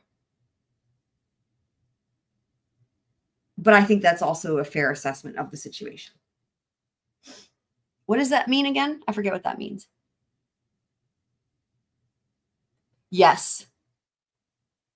Absolutely. She's kind of like the Harvey in this case. Harvey Adelson. Yeah. Although Harvey Adelson doesn't seem to have quite, he seems to be more, well, we don't really hear from him that much. Cindy has her own, like the fantastical thinking and the magical thinking and the that becomes really clear that Casey got that from her mom. So anyway, oh, okay. Yeah. Yeah. Yes. Yes. I agree with that. Yeah. I think you guys, I wish you guys had been here when we first started watching this from the beginning. So you guys could have seen some of these moments and we would have seen them all together at the same time. But like, but yeah, no, it's clear again that, well, we'll watch some of those clips after this motion for directed verdict. Yeah. When the element of premeditation is sought to be established by circumstantial evidence, the evidence relied upon by the state must be inconsistent with every other reasonable hypothesis. And I cite in the memorandum of the court the case of Smith versus State. 568, Southern Second, 965. First District Court of Appeal case in 1990. And the other thing, I'm going to talk about. I just real quick, I just want to mention this. The video jail calls, I need to make sure that this is clear. They are actually evidence. Those are not like things that didn't come in. The video jail calls were part of the state's case in chief. They submitted them as evidence. So I need to just make sure that it seems like, in my mind, it seems like crazy that happened. It seems crazy that happened. So it's like, I have to keep remembering they are evidence. They were submitted by the state as evidence. So in terms of like looking at what is the evidence in this case, those video jail calls are evidence that the state offered for God knows what reason. I think they're so damning for, anyway. Some of these cases after I get through the preliminaries. This is one of the defense attorneys. This is Mr. Mason. He's making the motion. Does anybody need me to explain motion for a directed verdict? I'm happy to. He, by the way, has been a death penalty lawyer for murder cases for decades, and he's like a legend. And also he goes way back with Judge Belvin, and Judge Belvin apparently and him are like friends. Judge Belvin really likes him. And probably part of why he's doing this and not Jose Baez, but also he's the death penalty qualified lawyer. This is epic as fuck. He is AG. And I just put the subtitles on too because he has a strong accent and it might be a little bit easier to understand. There has been, in this case, no evidence of premeditation presented to this jury or this court. There is a stacking of inferences, a stacking of speculation, but no evidence.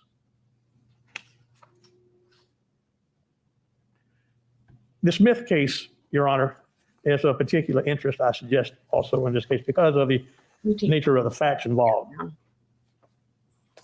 In Smith, the Tampa Bay police found the body of Judy Smith floating in the bay, the body having been wrapped in chains and a blue bedspread taped around it.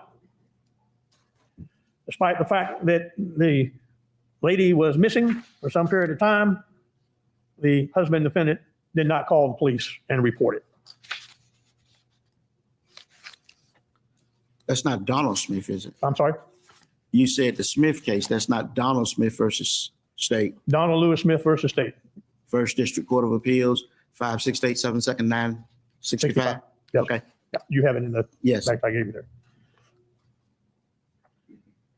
The court ruled in this case that even though premeditation can be proven by circumstantial evidence, where the element of premeditation is sought to be established by circumstantial evidence, the evidence relied upon by the state must be inconsistent with every other reasonable inference. And the court ruled in that case that, in fact, the conviction for first-degree murder had to be reversed, directing the court to reduce to second-degree murder because the state was unable to prove beyond a reasonable doubt the manner in which the homicide was committed if there was a homicide. And that. Wait, this gets even more epic. So the point of this case law, right, is that when you're one of these trial judges, like Judge Belvin, right, your trial court, like you don't want to get reversed. That's like the bad. Like if it's a reversed on appeal, that's like, okay, that's like walk of shame type of thing, right? You don't want, so what you don't want is you don't want your case to get reversed. So so that's why he's citing case law of examples of cases that are similar in terms of the fact pattern or certain elements and in terms of what the state has and how they're building their case. He's citing case law and giving examples where there's similar cases that were reversed when it got to the appellate court. And that's supposed to show Judge Belvin as an example. If you deny this motion for a judgment of acquittal, then this could get reversed on appeal. And then that's, again, every judge tries to avoid that. So that's why he's giving examples of like, look, this happened to all these other people, you know, and it was like similar things. And he's going to go through all what happens here with the case law. In a particular case, there's no question of the fact that this woman died in that capacity, wrapped up in chains in a blanket and tape and in the water, drowned. There was no mistake. And that is a major similarity to the case that we have in the light most favorable to the state, except here, we don't have any cause of death. We have clear admissions from the experts. They do not know the cause of death. There you go. And by the preponderance of the evidence, we have a speculation of Dr. Garavaglia that it was a homicide because she claims that 100% of people report things, some such thing. Yeah, don't get me started on that lady. He's going to throw things. I'll ask you to read that case further. It is interesting also that, just digress again a little bit, in the Serrano case, the prosecution has submitted that There's case no jury also, here, right? where Just to make clear, there's no jury here. This is motion for directed verdict is outside the presence of the jury at the end of the state's case. So this is for the judge. They're arguing to Judge Belvin. So some of the things that come up in here are things that they would not be able to say in front of a jury. substantial evidence case tried and resulted in a conviction. What a world of different set of facts. Nelson Serrano was convicted of the execution-style shooting murder of 4 people.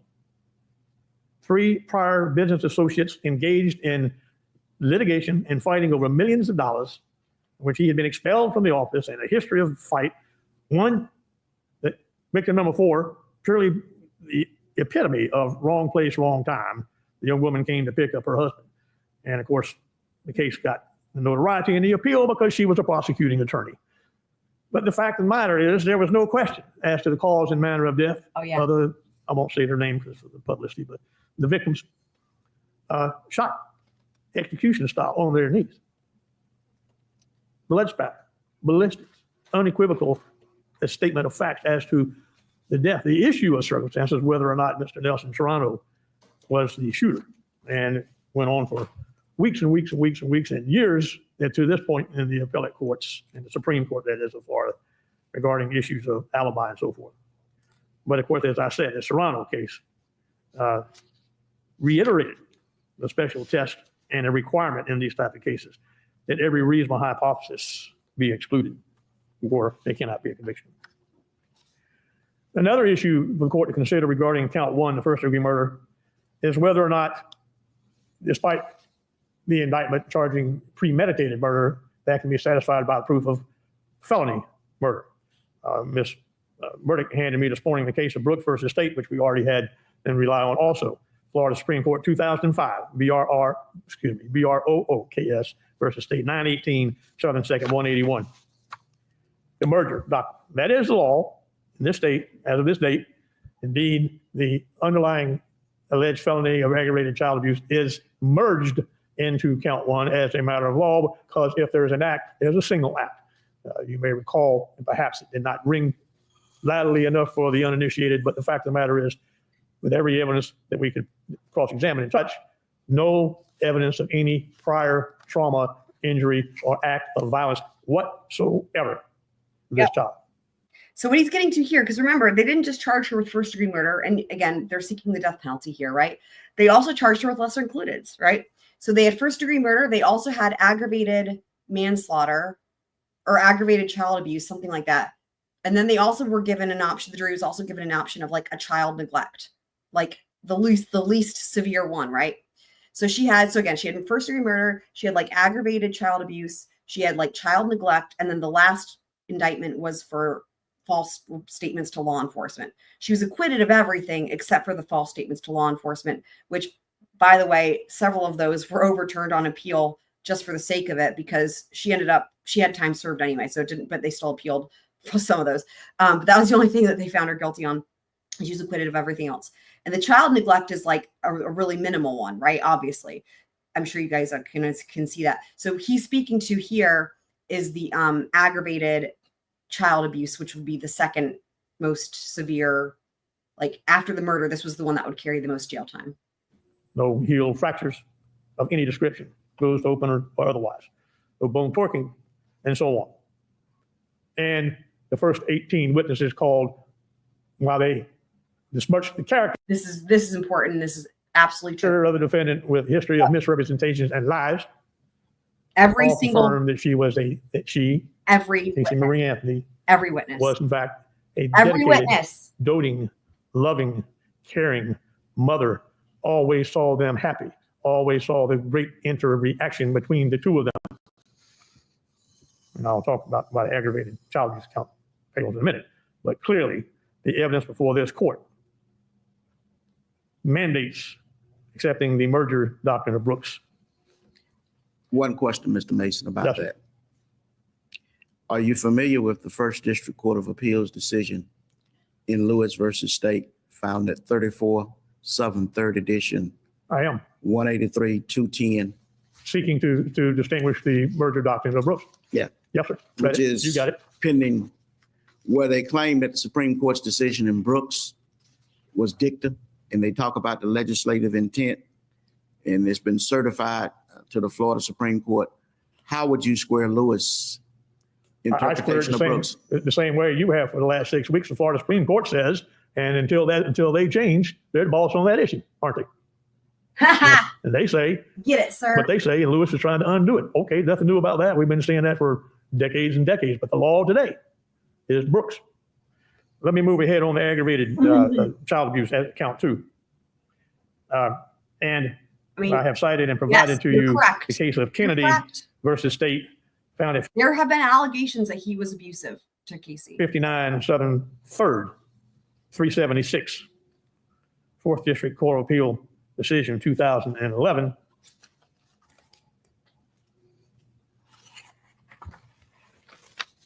Actually, dated last month, May 4, 2011.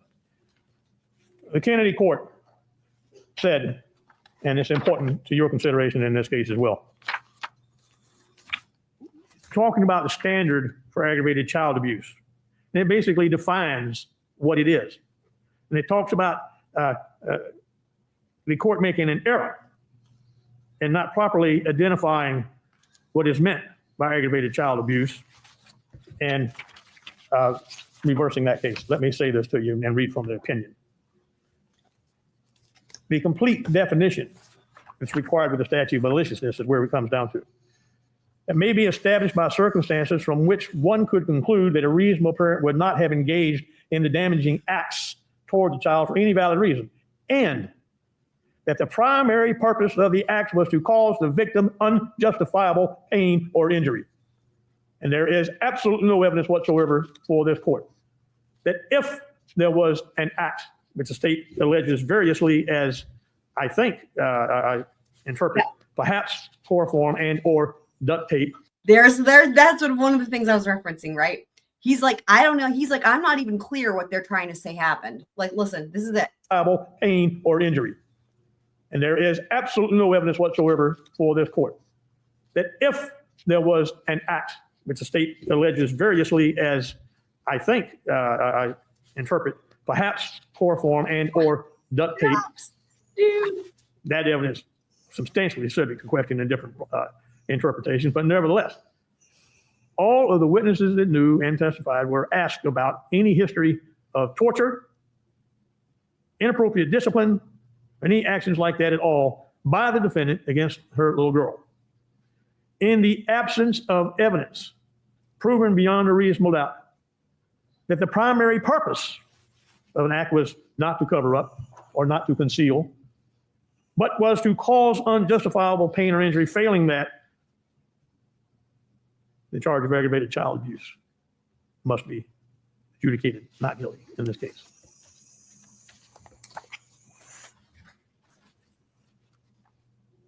As to count 3, aggravated manslaughter of a child. The state is required to prove beyond and to the exclusion of every reasonable doubt 3 elements. Kaylee Marie Anthony is dead. Maybe there's Proven. 5 indictments. The death of Kaylee Marie Anthony was caused by the intentional act or culpable negligence of Casey Anthony, not proven, and that Kaylee Marie was under This one 18. includes negligence. Okay. It's the age that shifts it to aggravated manslaughter rather than ordinary.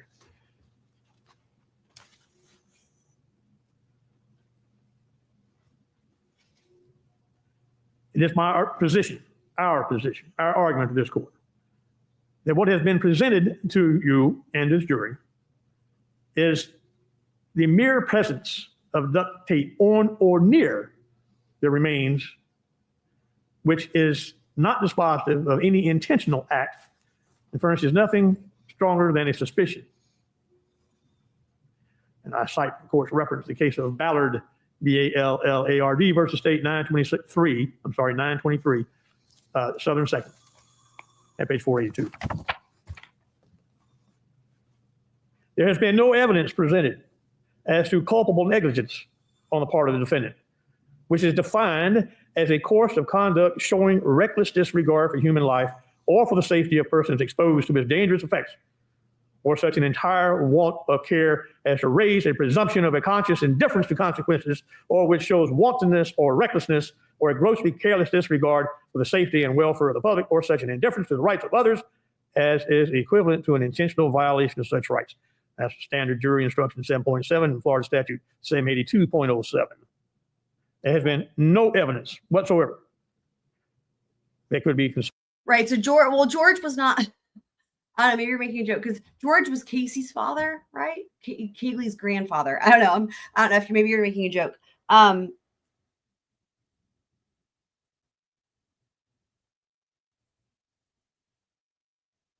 Yeah, right. I know. Considered at that standard That's of culpable negligence. And of course, there is no evidence whatsoever, none, as the causation of this child's death. Yep.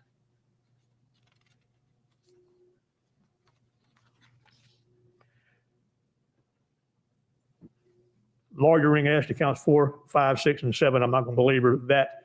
I suggest to you, of course, you may not know this, but as of my last look, there's not a single appellate court case on this statute. This first and only time it's ever been pulled out to be used somewhere. He's talking about the perjury, the false statements charge, because no one ever gets prosecuted on these. That's what he's talking about. Okay. And I think it is constitutionally deficient because it doesn't even have a requirement of materiality. And we have materiality in every other similar type statute, perjury, false swearing, and so forth. Okay, I see what you're saying, Thomas. Okay, that's why I was right. I see what you're saying. I see. So you were kind of making a joke. Gotcha. Okay, that's what I want. Now that makes sense. Yeah, the thing is they never did a paternity test. Well, I could see that if that happened, there would be every type of motion in limine, and that would have stopped it from coming in. It hasn't been talked about yet in the trial. It could be the type of thing that they can't even bring it up outside the presence of the jury. But there has been whiffs of that. So yes, if George had been ruled out as a father, you would think the state would want to bring that in. So, right? I know. Totally. They did test it against Lee, the brother, and apparently that was negative. But I think Lee willingly turned over a sample, and I don't know that George did. So that's the thing. Isn't that argument a little late in the day? Shouldn't that have been done? I'm sorry. To dismiss. Well, Isn't that argument a little late in the day? I think there was motion filed on this before I was involved in the case, but I'm just raising the issue to you. But so go ahead. I'm raising that issue and saying that in addition to that, by way of argument, it's based on statements attributed to the defendant. And we filed pretrial motions to suppress, and hearings were held on various aspects of that.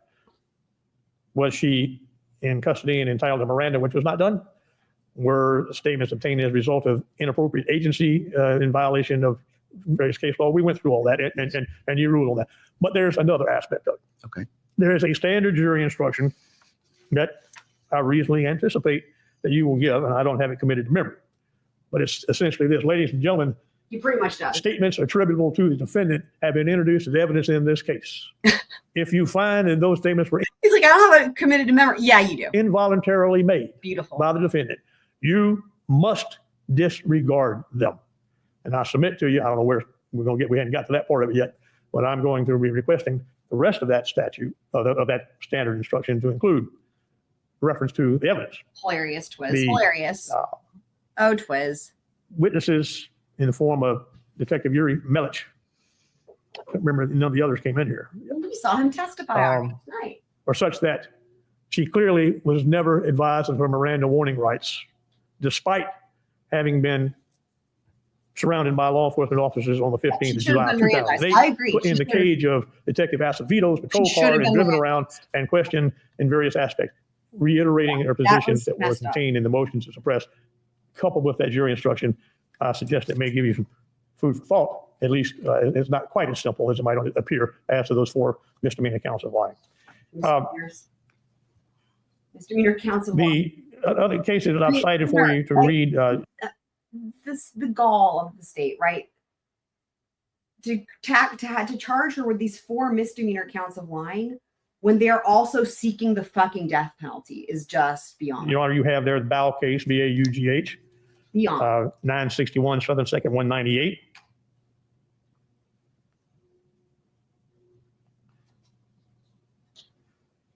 In that particular case, there's various issues of lack of corroborating evidence, and reiterates the proposition that the state is required to prove every element beyond a reasonable doubt, and it cannot go to a jury unless they have done that.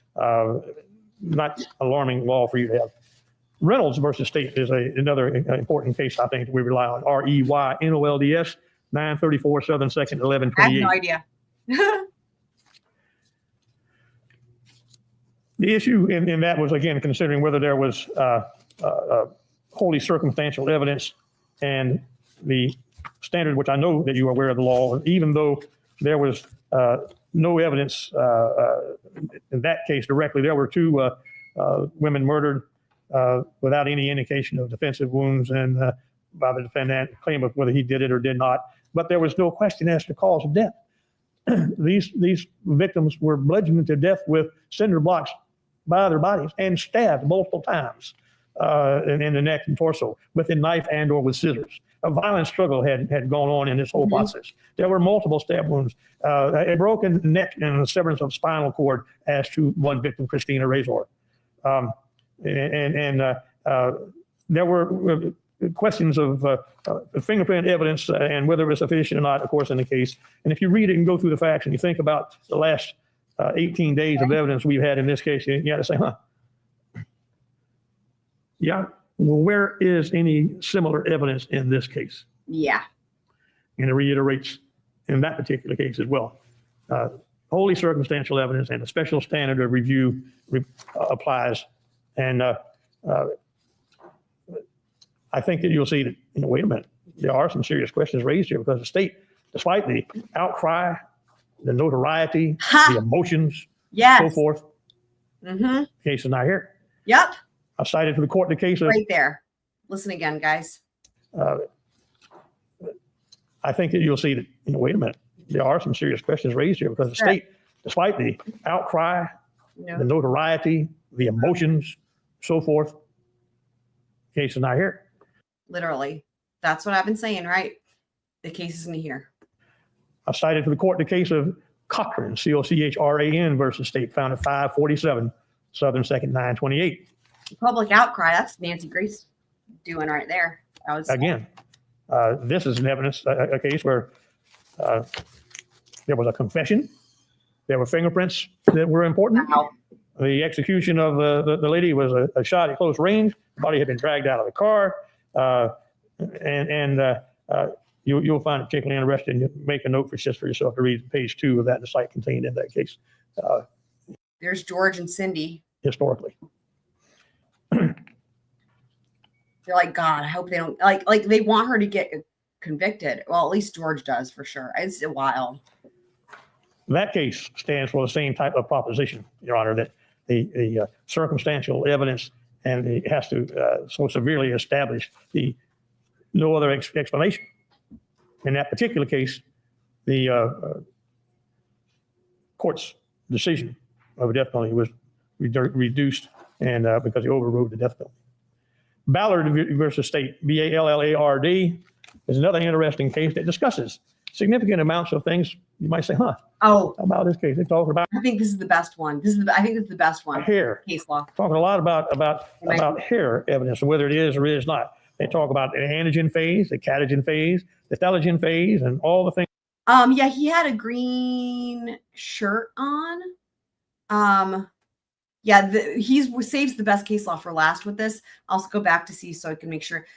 He saves the best case law for last, which is like you listen to all this shit that they have in this case. It sounds like a way more solid case. And then at the end of it, it's like, oh, it wasn't just reversed. It wasn't just reduced. The person was on death row and they were like exonerated. And it's just like, oh my God, it's just great.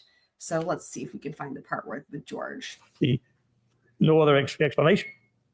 In that particular case, the State, B-A-L-L-A-R-D, is another interesting case that discusses significant amount because he over these and he has to Judge Belvin. That case stands for the same type of proposition, Your Honor, that the circumstantial evidence and it has to so severely establish the no other explanation. In that particular case, the go back. Oh, there he is. that case stands for the same type of proposition, Your Honor, that Okay. the circumstantial evidence and it has to so severely establish the no other explanation. In that particular case, the so severely that case. Where's the slide back? There he is. Okay. Yeah, there he is. Green shirt. That's George. Yep.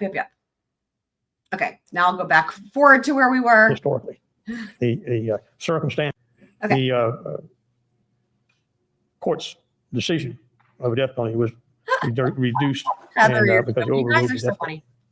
Ballard versus State, B-A-L-L-A-R-D, is another interesting case that discusses significant amounts of things. You might say, huh? How about this case? They talk about hair. Talking a lot about hair evidence, whether it is or is not. They talk about the antigen phase, the catagen phase, the telogen phase, and all the things that we heard about in this case. And the Supreme Court in Ballard reversed a conviction and death penalty for acquittal. There you go. There you go. Wow. There was not just the hair evidence, there was a bloody circumstance and a crime scene that cried out for the fact that indeed there was a homicide. It wasn't just speculation as we have. Another case of importance to this court, I'm sure, is the case of Cox, C-O-X, versus the state of Florida. It's found at 555 Southern 2nd 352. A decision from 1989. Mr. Cox was convicted. He was sentenced to death by our recently departed mutual friend. And the Supreme Court reversed for acquittal. Yes. Yes. The state had relied totally on circumstantial evidence. And the Supreme Court in Cox said, insufficient. They had evidence of hair, blood, boot prints,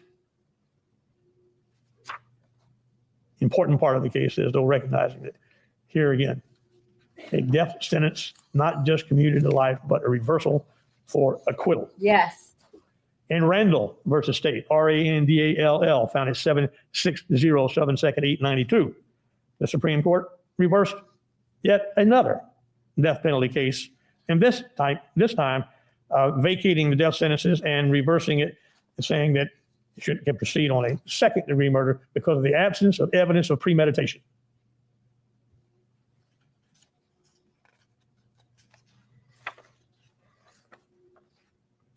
The court said in that case, some controlling language. In cases in which there is no underlying statutorily enumerated felony, premeditation is the essential element that distinguishes first-degree murder from second-degree murder. Where the state's proof fails to exclude a reasonable hypothesis that the homicide occurred other than by premeditated design, a verdict of first-degree murder cannot be sustained. The reasonable hypothesis, of course, in this case, is accident. Yep. In fact, accidental drowning. Oh, show. The court discussed, in reference to this case and others, the absence of history. In the Serrano case, as I said a while ago, there was a history of bad blood, lawsuits, physical threats, physical confrontation, expulsions, lockout, execution, shootings, millions of dollars involved. Now, in this case, there is not any evidence of anything other than a caring and loving mother-child relationship. There is no confession. There is nothing but the circumstances that the state is trying to expand into some proof. Mm-hmm. As with yesterday, a piece of cardboard was found in the vicinity of the body, 9 or 10 feet away, as I recall the testimony of Dr. Michael Warren, anthropologist from the University of Florida.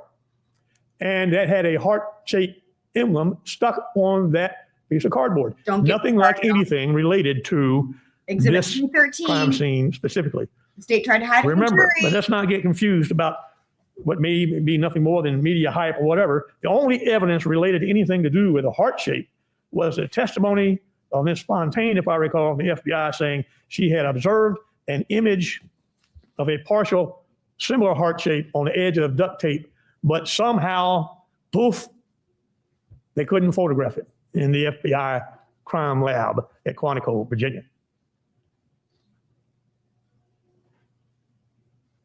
So we have no evidence then that connects that circumstance. The only evidence we have about duct tape is it's severely questionable. Here we go. This is where he's going to do this a couple times here with, or I think he does it twice. The George part here. Where's it? Y'all.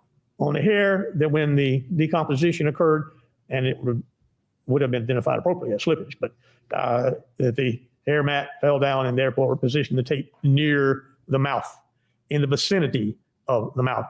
Yes. And the only person Yes. shown to have had access to, use of, familiarity with the subject duct tape, unfortunately, was the grandfather. Fuck yes. Do it, you guys. Right there. Fucking George.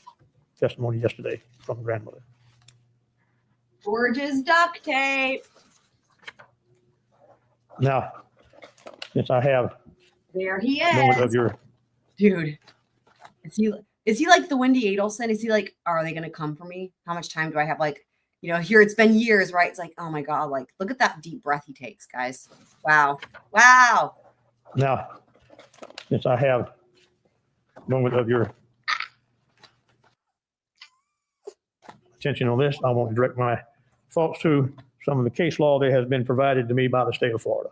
One question before you proceed to that. You've mentioned accidental death, correct? Yes, sir. What record evidence is there of an accidental death that the court can look at that's in the record? As of this point, there is no record evidence of accidental death.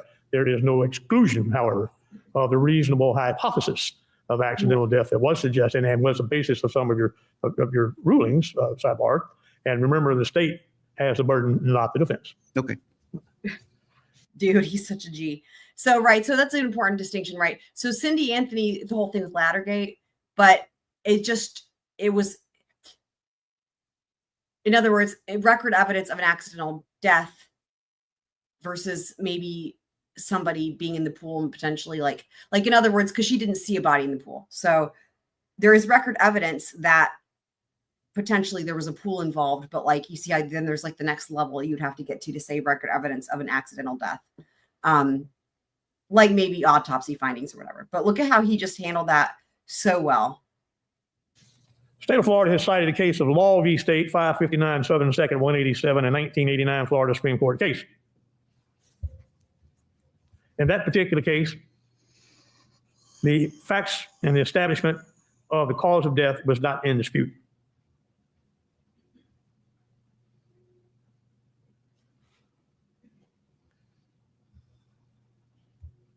The court found that each and every claim asserted by the defendant was contradicted by some testimony presented at trial, either by experts or other witnesses. The main variance in that case, and there can be, I suspect that if it were to be a contest of who can burn up elections nexus or Westlaw the most, and find a plethora of cases and separate factual deals. All of the cases relied upon by the state, there is no mystery as to the cause of death at all. They cite the case of Darling v. State, which has some interesting holdings in it that are referenced in the cases that I have provided to you. Well, in this case, the victim had been shot in the head, sexually assaulted, fingerprint was connected to the defendant, DNA evidence related to the sexual assault was admitted.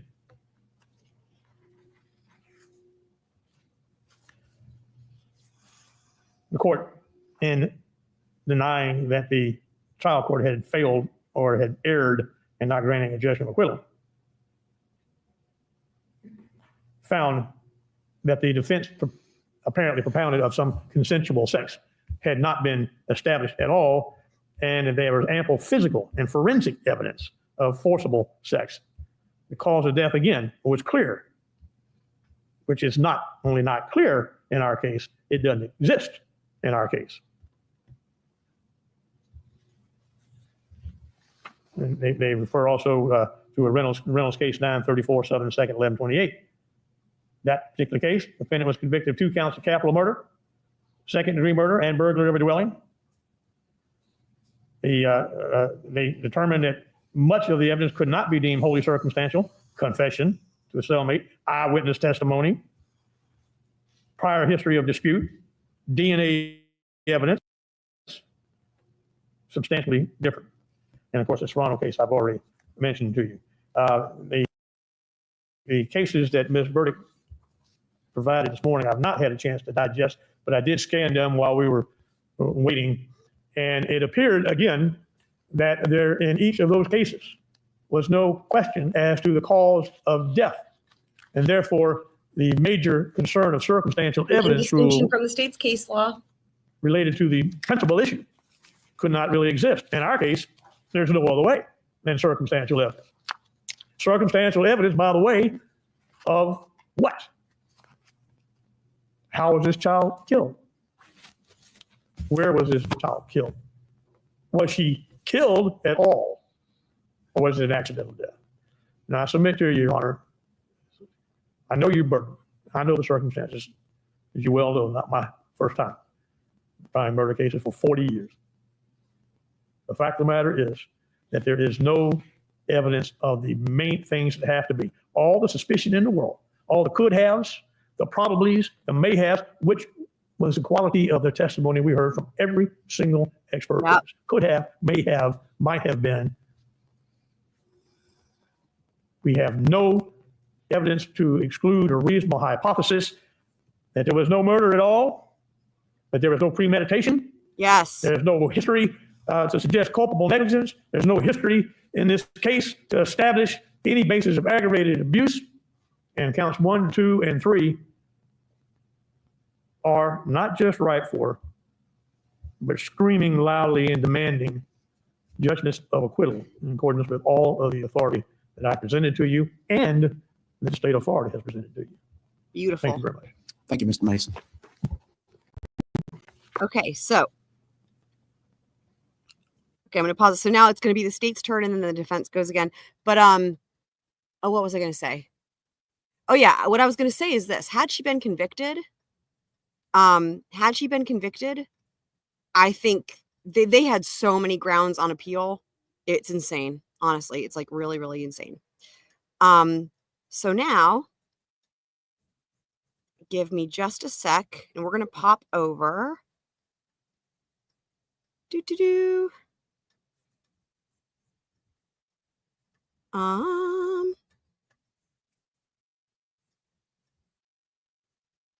Hang on.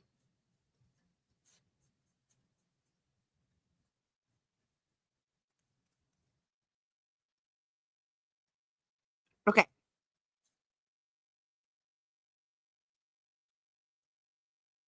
So I guess I just wanted to drop you. These are highlights from the jail call, so I'm just gonna. Luckily, I've got all my timestamps, so I'm gonna jump ahead here to some of these highlights with the video jail calls that I was just referencing.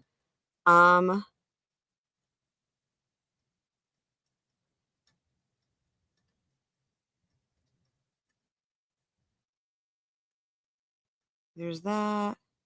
Okay, at that part, I think some of this we saw when I was taking Frodo out, when he did the thing that he did. Right, all the positive things that are happening. Okay, here we go. Here's the bribe. Okay. Is there anything that I can try to get you? Is there? Do you have like a commissary type thing that you need money for to buy things? Or? Don't even worry about it. I mean, look at that and say, this has got to be the first time ever in the history of the planet where someone who's in custody in jail has said no to someone putting money on the commissary. Very interesting. She's like, I don't want to take money from you. I mean, that's what that. By the way, for anyone whose name is Twiz, this is George Anthony. That's how I take it, because literally, like wanting to bribe her, this is wild to me. It's not a big deal. I have a Bible. I have the Bible. Well, when you get a chance, just read certain passages of it. You know, I'm not gonna go into particular areas, but I was asked outside by one of the reporters, you know, for her birthday, what do you want to get her? I said, I want to get her this little red Mustang convertible and see her drive around. I said, but you know, that's a material thing. I said, I would give her anything that she wanted. I want to have a big cake, ice cream, all the stuff little kids, even us as adults, we're still little kids inside. Oh, boy. You know, I want us to have so much. But just know that. The important thing is being together as a family. That's all we need. That's it. All this other stuff is just material. What is happening? He's like, I want to get her a Mustang convertible and cake, but that's material. So let me swap that out with cake and ice cream. Well, that's still a material thing. He can't even like not think it's very interesting. But then her response, all we need is to be together. Incredible. The clothes we have, that's just material stuff. Our other things we have is just material. And, you know, that the photos of her are beautiful, but when you see her in front of you, the eyes, the expression. Captivating. Oh, that's hard. I wonder if that's where that came from. Going into Kaylee's room today. You know, I wish I could have brought something with me to show you of hers, you know. Look at this. Wish I could have, but I wasn't allowed. She's like smiling and she's crying her eyes out this entire time. Why would you say this? This is so manipulative. Like, you know, this is just going to make it. I just don't understand. This is like sadistic to me. Like, this is like sadistic. Like, he's smiling. Like, he said something about going into her room. She starts crying harder. He smiled, dude. Wish I could have, but I wasn't allowed. Yeah. I miss your hug. I miss that squeeze, that Papa Joe. I miss so much. When I leave here, I got the media outside. I just want you to know, I'm just going to tell them I had a fantastic visit with you. She's just cried this entire time. I know I gave you all my extra support and love and energy that I have inside of me. Oh. And I want them to concentrate again on Kaylee being gone. Oh, yeah. That's what this is about. They already stopped me on my way in, and I told them, be compassionate for the people who are here seeing loved ones. Don't follow me inside. Don't come into the area we got to set in before we have to come in and like see you or they need to see the relatives. I says, give us a moment. I need some few moments to think of things that I try to want to talk to her about. Interesting, isn't it? And they're asking me, what questions? I don't know. I didn't know what I was going to say to you today.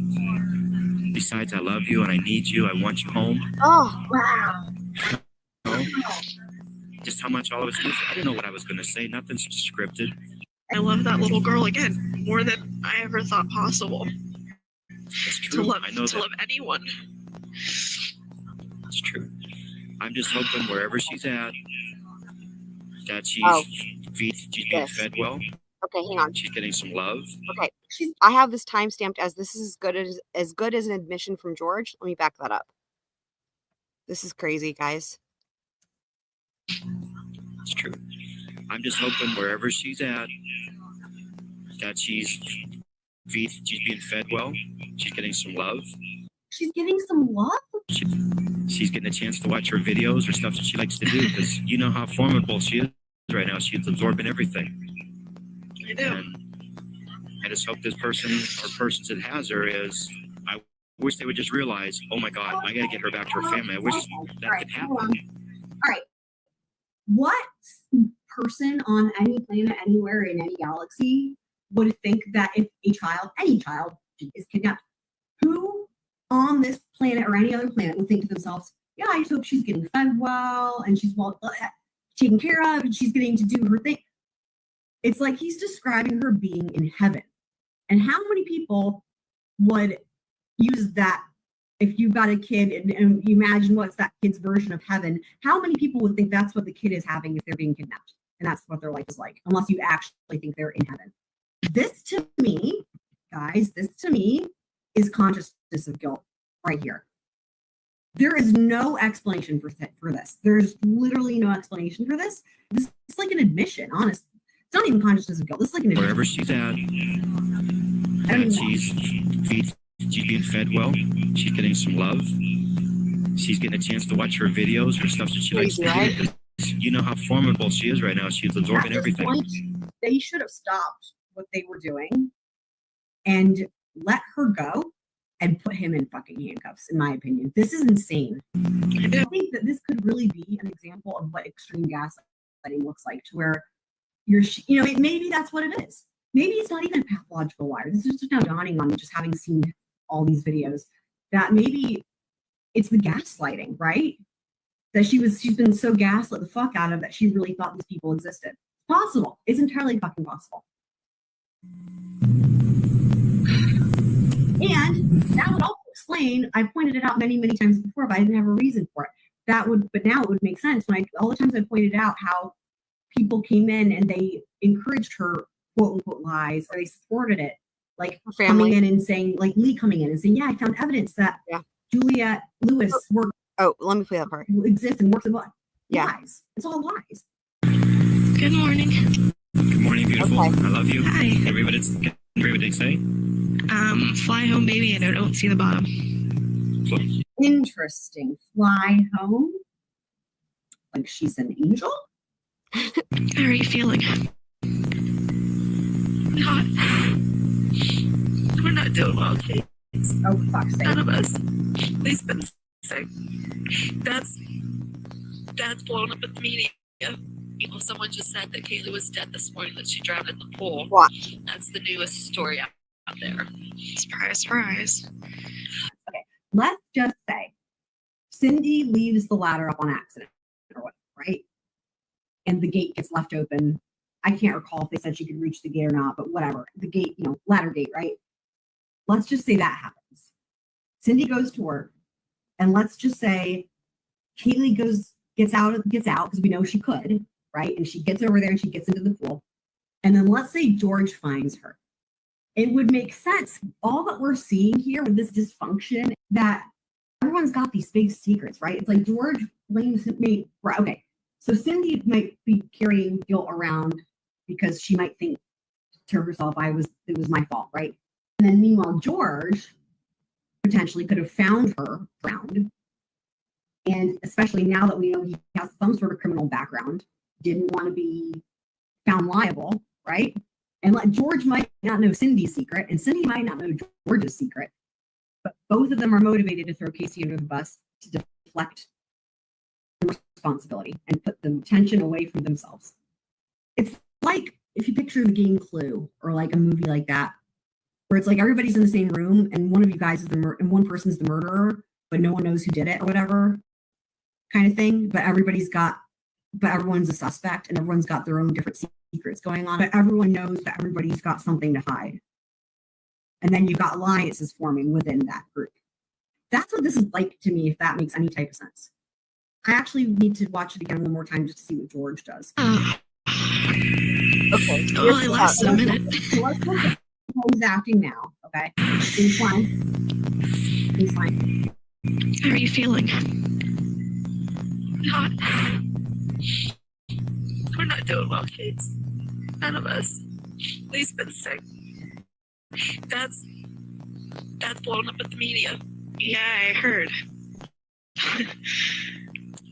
Well, someone just said that Kaylee was dead this morning, that she drowned in the pool.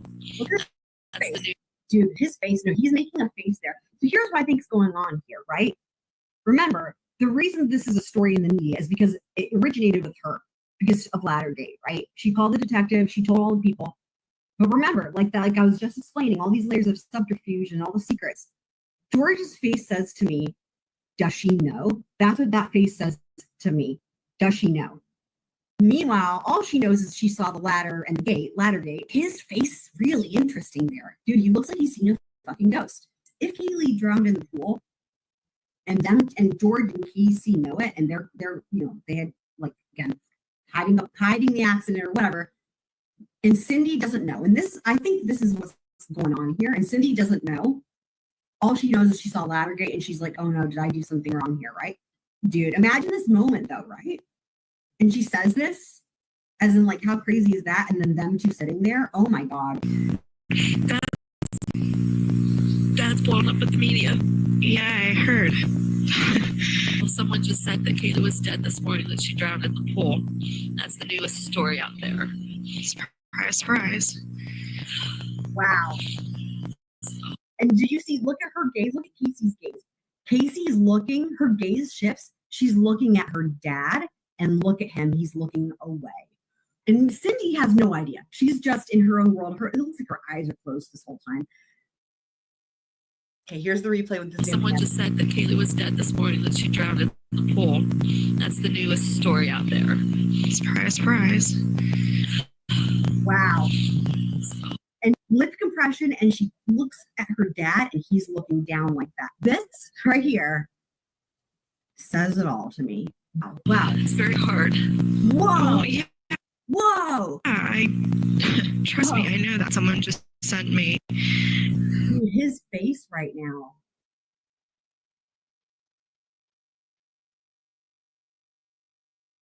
That. Oof. Because just keeping in mind, guys, the only thing that has been presented that shows that she did anything or whatever, like, it doesn't even show that she did anything. All it is based on she lied. That's it. But the lies, again, aren't even, they were going on for so long and they had nothing to do with Kaylee and, as I pointed out a bazillion times. So, but that's, here's the next part. I mean, that's what this looks like to me. Hey, sweetheart.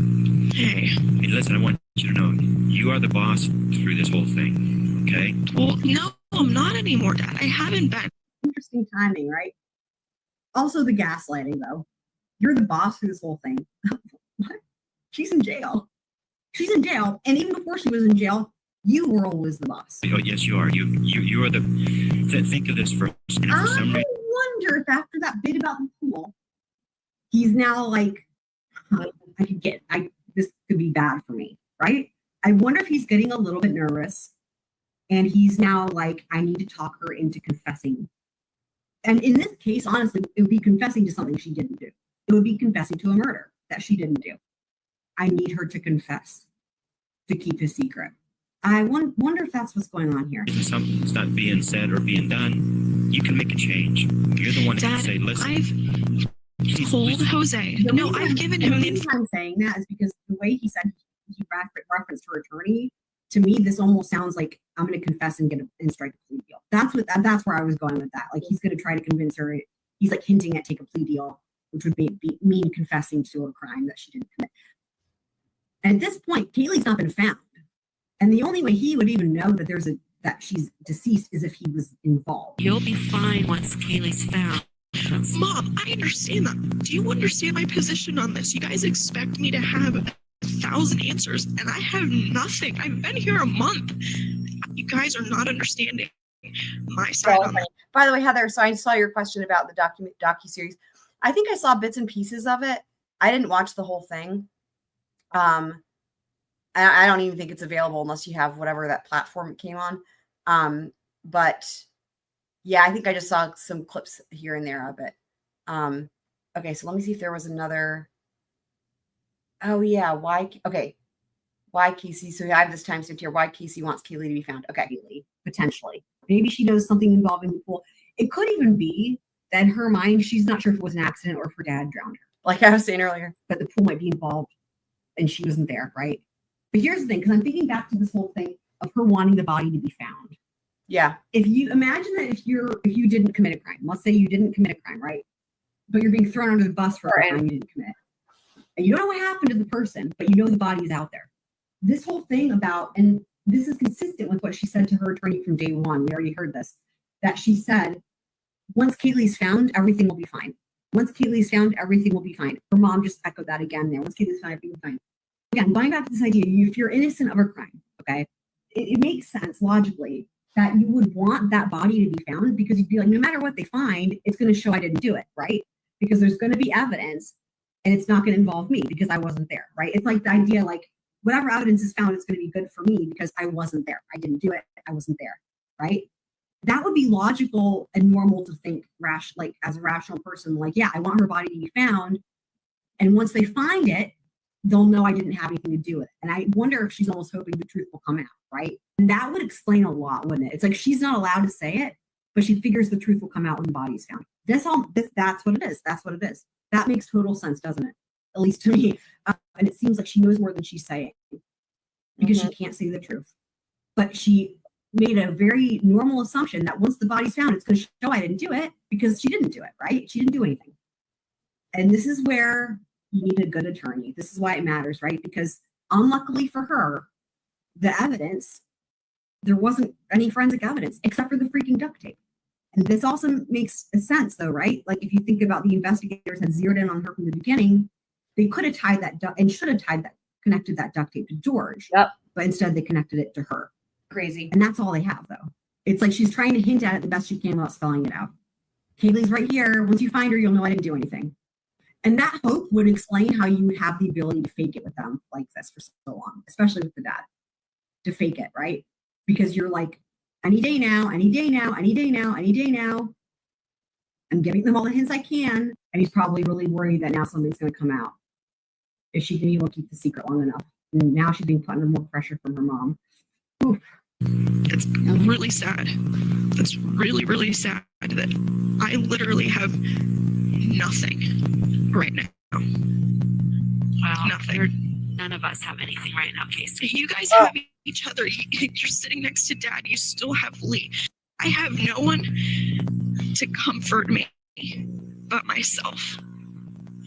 And the occasional visit, which has to be business, for the sake of finding Kaylee. With keeping me here, you're not helping me help myself. I'm sorry to say that. Huh? Safe. We don't have the means to get you out anyway, sweetheart. We don't.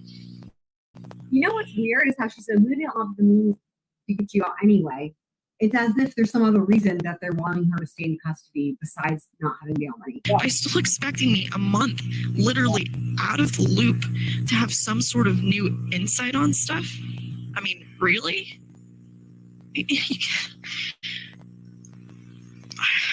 We're having our issues every single day, so just realize it's Dad, I know it's going to take a toll on everybody, but understand again where I'm coming from in this.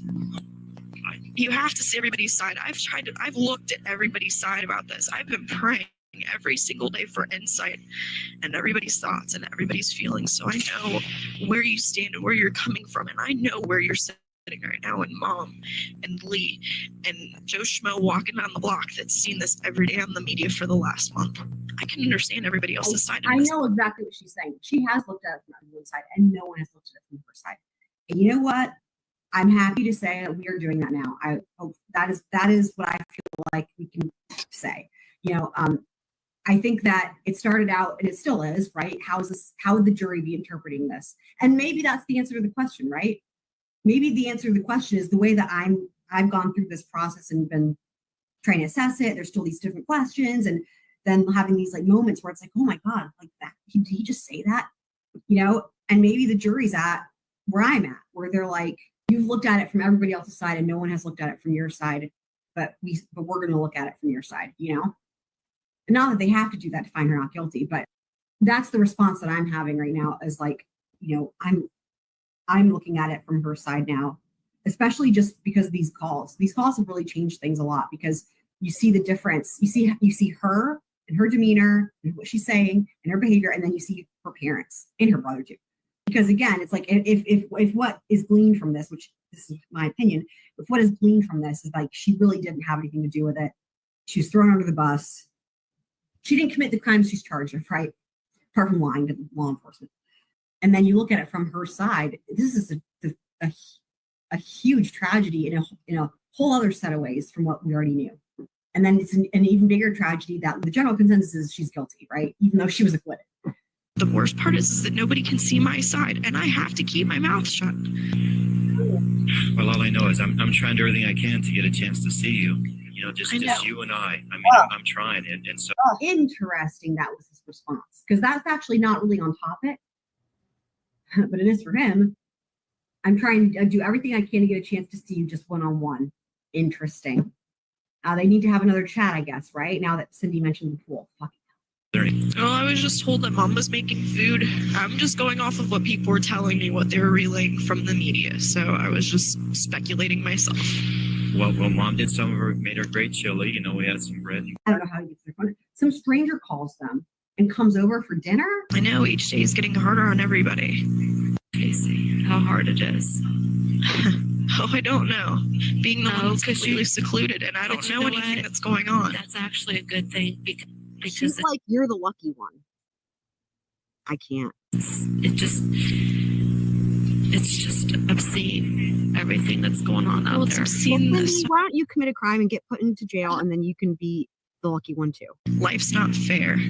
People aren't always going to be nice, and they're not going to look at things from other people's perspectives. And it's sad. It's unfortunate. They're going to judge people. They're going to pass judgments about. This is so true, and that's exactly why I wanted to cover this trial. That's exactly why I wanted to cover this trial. Something that they don't know. So that at least if the judgments are correct, we can say, yep, the jury got it wrong, judgments were right, blah, blah.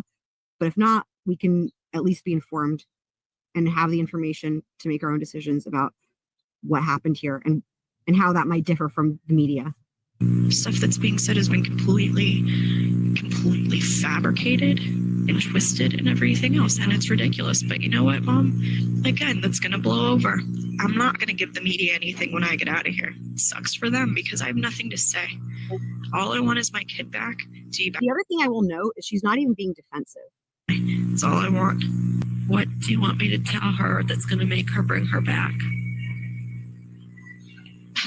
Just tell her that we forgive her.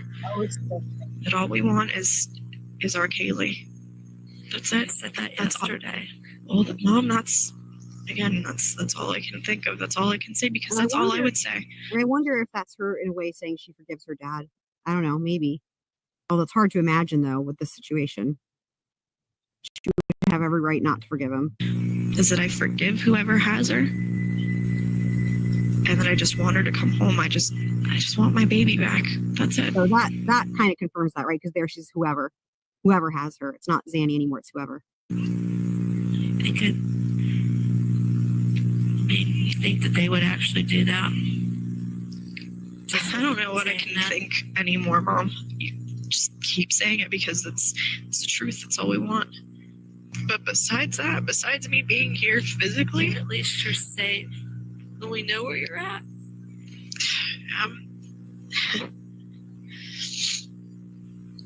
We don't know where Kaylee's at. We don't know if they're feeding her. They're hugging her. Her mom is not validating a single thing she's saying. I know everything that they're saying. I know she's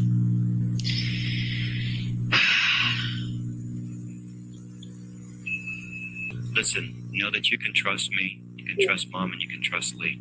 Who's the state's next witness? Charity. That last part. Listen, just know that you can trust me, you can trust Mom, and you can trust Lee. Ooh, gives me chills. Gives me chills.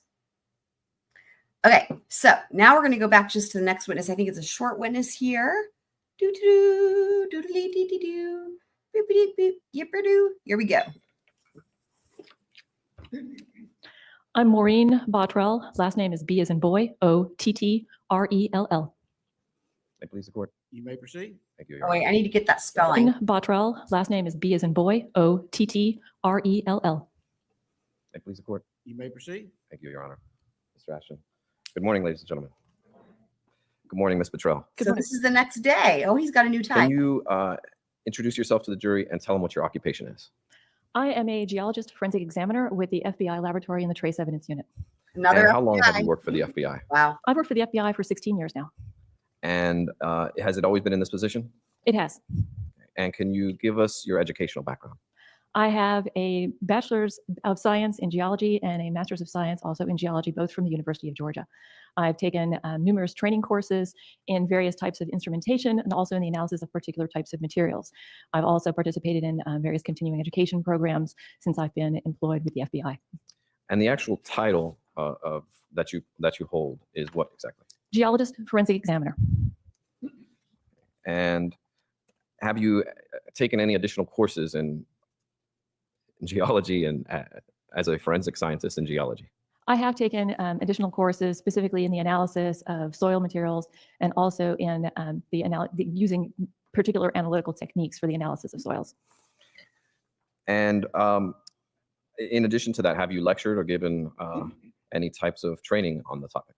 I have lectured numerous times and given several training courses, both in forensic geology for other people and also in the use of particular types of instrumentation. Have you published any work on the topic? I have. My most recent article was a review article for glass analysis. Okay. So if I understand you correctly, your specialty doesn't only deal with soil and minerals, it also deals with glass as well? Or is That's correct. As a geologist forensic examiner, my main duties are the analysis of geologic materials like soils, rocks, minerals, gemstones, and those things that we make out of them that are very like artificial rocks. So things like glass and building materials like cements. And have you testified as an expert witness in the area of geology? I have. Where and how many times? I have testified approximately 40 times, and it has been in various locations, both in federal and state courts, including here in the state of Florida. Your Honor, at this time, I would move to have Ms. Bottrell entered as an expert witness in the area of geology. No objection. Ladies and gentlemen of the jury, the witness will be accepted as an expert witness in the area of geology. You may proceed. Thank you, sir. How did you get involved in this case initially? I received evidence in this case as part of the regular analytical process at our laboratory. The evidence was sent in. We determined that geologic examination might be useful, and so it was sent on to me. Okay. And why does the FBI have a geologist on staff? Well, for a geologic examination, what we're typically doing for forensic purposes is a comparison analysis. Could two or more materials have come from the same source? So is the soil that I'm finding on one thing, could it have come from this known source that we're looking at? So the example I usually give is that if a burglary took place and somebody walked across a lawn, I might get their shoes to see if they had soil from that lawn that was the same, in which case we can't eliminate that as being a possible location. The other types of analysis that we do are provenance studies, which they will send in materials to us and we will try and tell you where they came from. So I might get a soil and they might want to know where on the state or the country this could possibly have come from. And we'll do a geologic analysis to try and pinpoint the location. The other types of analysis that we do are...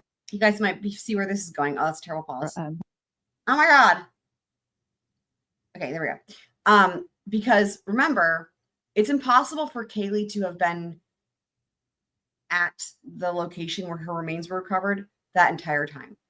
And Heather mentioned earlier or referenced Roy Kronk. We have not heard him testify yet. Can't wait for that. But I would imagine that this is why they're getting to the whole thing with the soil, right? What would the soil say if someone had been there the whole time? When we get in materials and they don't know what they are, we'll try and determine what they are and report back on what we found. Well, let us know. And how is this done? This is done with standard geologic analysis that is used by geologists all over. We start out. Oh, okay, you're saying the manner of death. Yeah, no, that the manner of death was a homicide because that's what the state said, right? But it was by undetermined means. So the cause of death was undetermined, and the manner of death was homicide by undetermined means. But you said, I think your comment, Meg, was the jury. I mean, essentially, the jury acquitted her, so that would show that they didn't believe the manner of death was a homicide. Which might mean that they believed that it was an accident, right? I mean, if it wasn't, I don't think that they said, like, in other words, if they believe that Kaylee died, right? I don't think anyone's disputing that she died and it wasn't a homicide and it wasn't natural. You know, y'all know the different options, right? Obviously it wasn't self-harm. Then like, yeah, then like when you look at everything, it's like either it was a homicide or an accident, but if it wasn't a homicide, then that means it's an accident.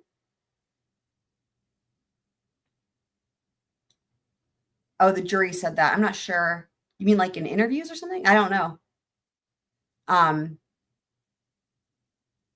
But you're saying the jury said that the state couldn't prove the manner of death. If that's what you're referencing, that, I mean, that would sound accurate just given the verdict, right? That would make sense. By looking at some of the more obvious things with the materials that we get. First of all, we'll look and see if the object that has been sent into us actually has anything on it that we can compare. So if we get a pair of shoes and there's no soil on them, our examination is complete. But if there's soil or something else like that on there, we will collect it up and then we'll start doing the analysis. So we start with the obvious things. What is the color of this soil? What is the texture of this soil? If we're doing a comparison, if we're looking at two different colors of soil, well, they couldn't have originated from the same source, and our examination will stop at that point. If they're the same, then it'll go on, and we'll start looking at some of the more detailed textural features.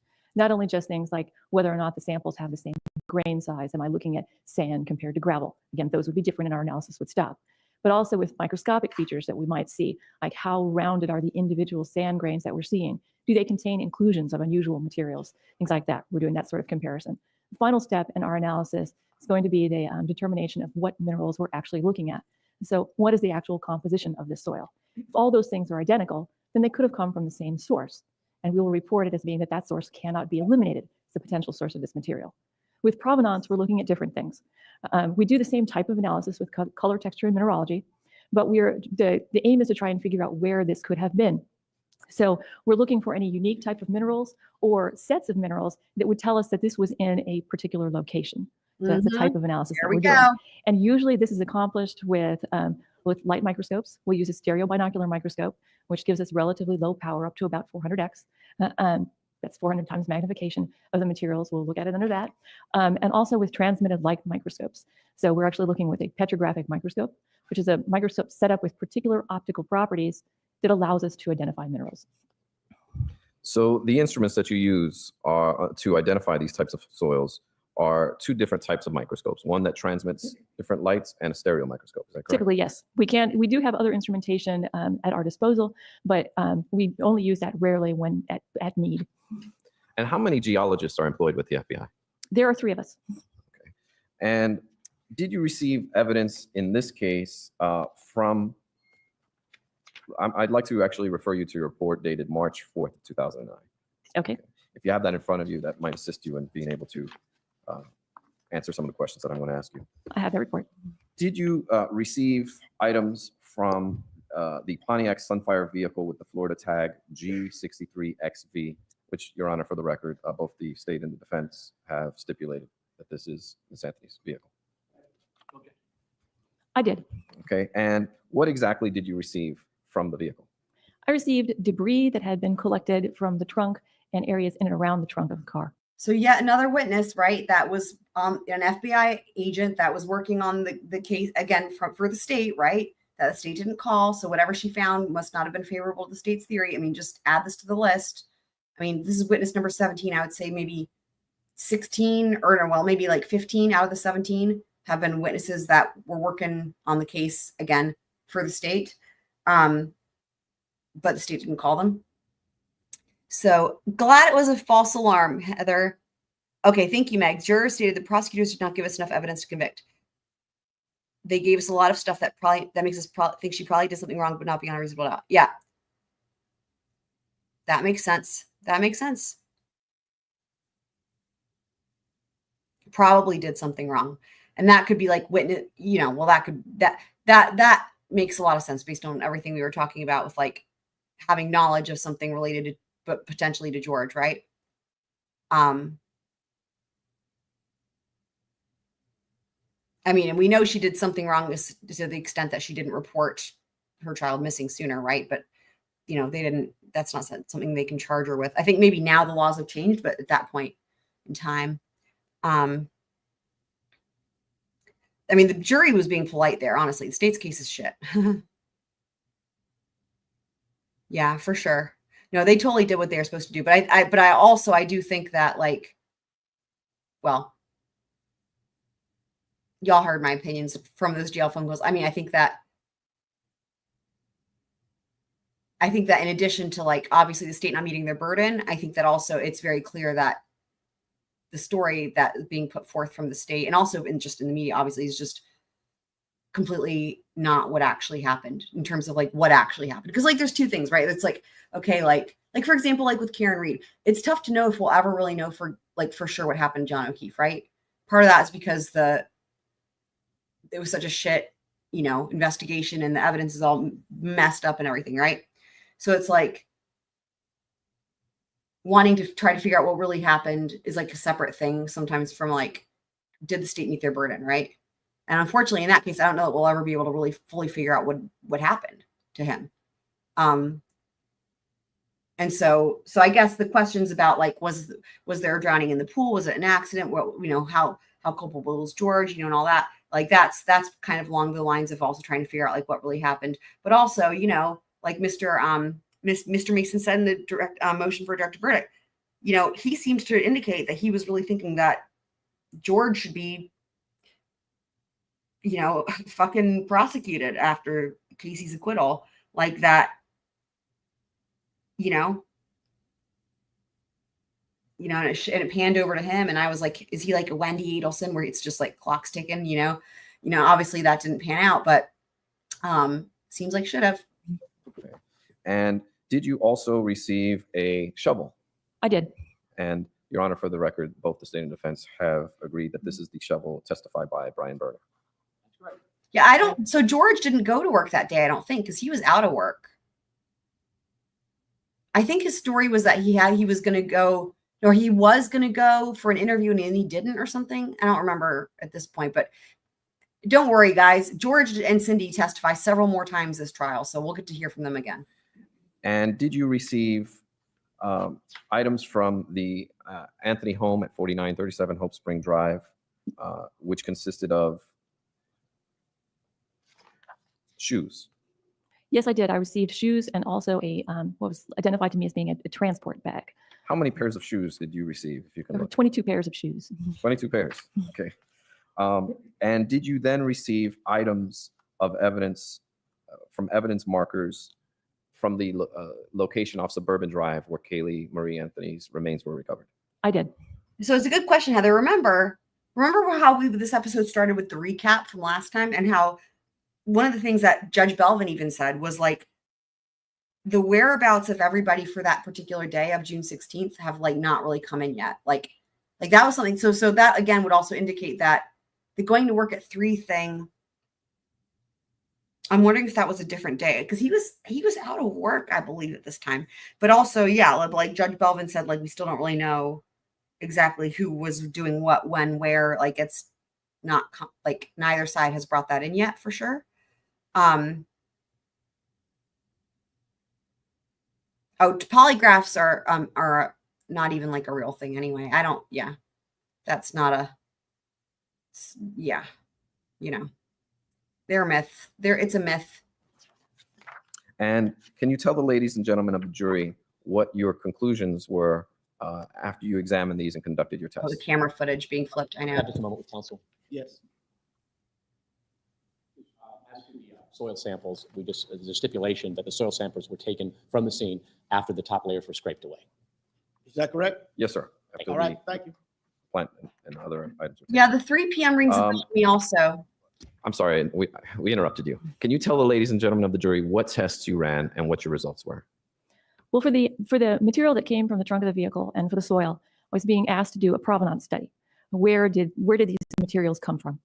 And in the car, 2 of the samples, there was insufficient material for us to actually examine it and do a good provenance study. So those were set aside. With the remaining sample from the trunk of the car, it was a mix of materials, which is not uncommon out of the trunk or floor mats of a car. But because the material was mixed, we were seeing things from multiple different sources. You can't. Yeah, the whole point of a polygraph is for interrogations. Like for the point is just to make people think that there's a way that you can definitely tell if they're lying, so that when you've been asking them questions, they answer a certain way, and then you say, okay, we're going to do a polygraph, right? And now they're going to feel like, okay, well, it's going to know the truth. And then the real point is so that you can watch the investigators, right? The detectives can watch their body language and their behavior and see how it changes given the added pressure with certain questions. And then they can use that later. And the other thing is because then they can come back and say, oh, you failed the polygraph, and they can put more pressure on them. So it's just an investigative tool to try to, again, use it in an interrogation. Now, when it's used like outside of that, for example, like with a TV show or whatever, a similar thing, right? It's just, it's a gimmick to try to,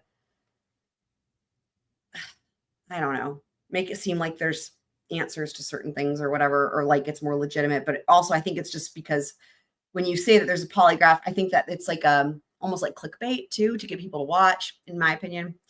You know, I've heard a lot of stories like the behavior panel has a story where one time they said they were giving somebody a polygraph and they just had a calculator, and they just pretended it was a machine. It wasn't hooked up to anything. It was a calculator, but they just were like, okay, we're going to do a polygraph. And just because of the suggestion, right, that they use a calculator, and then the person still thought it was a polygraph test. And the point is just to watch how their behavior changes with certain questions.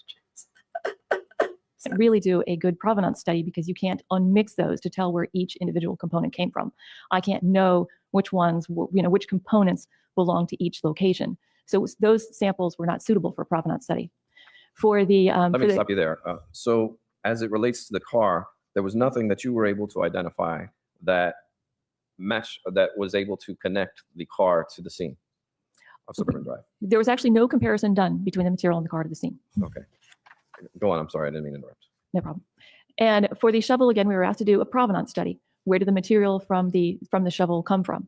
And that study was underway when the body was found. And so the provenance study was stopped because they were looking for a potential location for where the body was from the material off the soil. And since the body was found, that examination was no longer needed. So that examination was stopped before it was completed. And is that all you had on that topic, on that item of evidence? Yes. Okay, let me ask you this while we're on that topic. Were you ever asked or instructed to go back to try and compare anything from the scene to that specific shovel? No. And you can go on with the next example. And for the shoes, the majority of the shoes either had no geologic material on them. In fact, some of them appeared to be unworn, or the material that was on them was so limited that we couldn't do a comparison. 3 pairs of the shoes had some geologic material on them that we could actually do a comparison. And of those 3 pairs of shoes, the material that we recovered from them is different from the crime scene. So it could not have originated from that location. So if I understand your results correctly, most of the shoes were clean. They didn't have any soil materials or anything. They appeared to not even have much wear and tear. Is that correct? Some of them appeared to have been unworn. Some of them had been worn, but there wasn't very much material on them. There were only 3 that had a significant amount of soil that we could actually do a comparison with. And the only 3 that appeared to be dirty, the soil from there differed from the soil off the Suburban Drive. That's correct. Okay. Are there anything other items or any other exams that you did? There was also the transport bag that was examined, and there was insufficient. What we'll do is after this, because it's a short one, is after this witness, we'll go back. I can pull up his testimony, and I can probably really quickly find the spot where he says what he did that day. His work history is, well, we'll see. Material in the transport bag for comparison. And the reason you test the transport bag is because Could counsel specify which item? Oh, I do remember that. Goes with. I'm not sure what transport bag that's. He must have been fired right away though, because like whenever they're talking about the Google searches, and that's like over periods of like months and stuff, and then like also the time when Kaylee was found and everything, and then they're looking, or sorry, reported missing, and they're looking for, he was out of work that entire time. So he must have not made it for very long at the car dealership, if that's what. The transport bag was the bag that the shoes came in, correct? That was my understanding, yes. And the reason that you test the bag is because some of the soil might fall off of the shoes and end up on the bag. That's correct.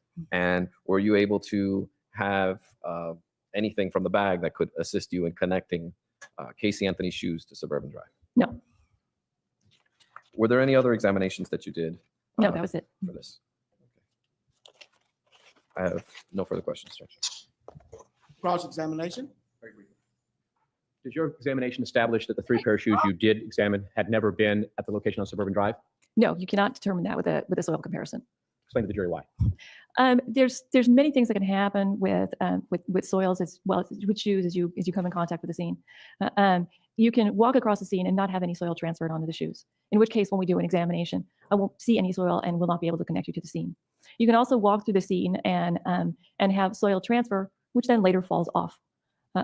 Soil easily falls off of shoes, especially if it's a very sandy soil. So you would not, it's not preserved on the shoes. So again, there would be no material that I could actually compare and connect it back with that scene.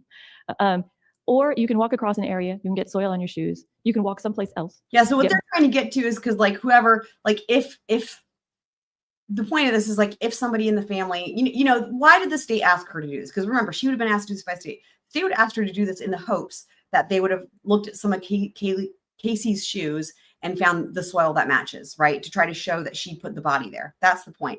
And so that's why the state didn't call her. And the defense is calling her to say they didn't find any match with the soil, as in, because potentially, right, the person would have that soil on their shoes, potentially. More soil on your shoes. And now I'm seeing a mix of multiple materials, and collectively they will not look like the original location. Or alternately, you can have never been there. But of all 4 of those possibilities, I can't tell them apart scientifically. So I can't know which one of those mechanisms is in place. And that's why because maybe the person never went there, and that's why they don't have the soil.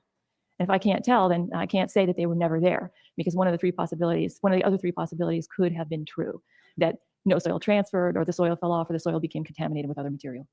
So the absence of soil is meaningless in terms of establishing someone's presence or lack of presence at a particular area. That's correct. No further questions. His tie is less bad today. Redirect.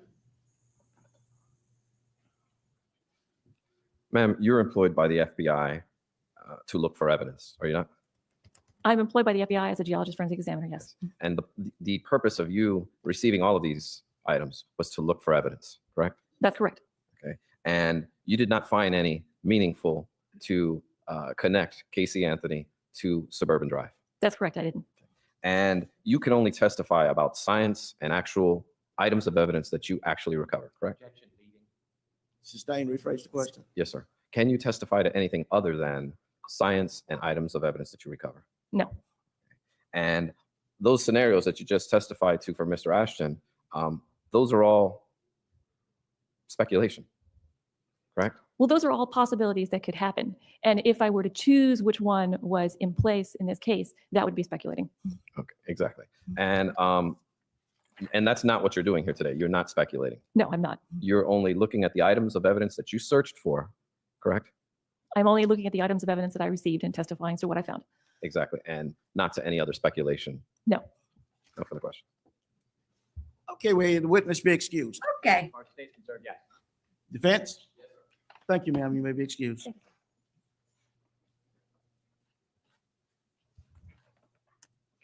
My name is Madeline Montgomery, MADE. Okay, so I know I said after this, so I didn't realize there was 2 witnesses in this one video. So we got another short witness, and then we'll go back and take a look for George's. LINE MONTGOMERY. Madeline Good morning. Montgomery. May it please the court, Your Honor. You may proceed. Thank you, sir. Good morning, Ms. Montgomery. Good morning. Can you please introduce yourself to the ladies and gentlemen of the jury and tell them what your occupation is? Yes.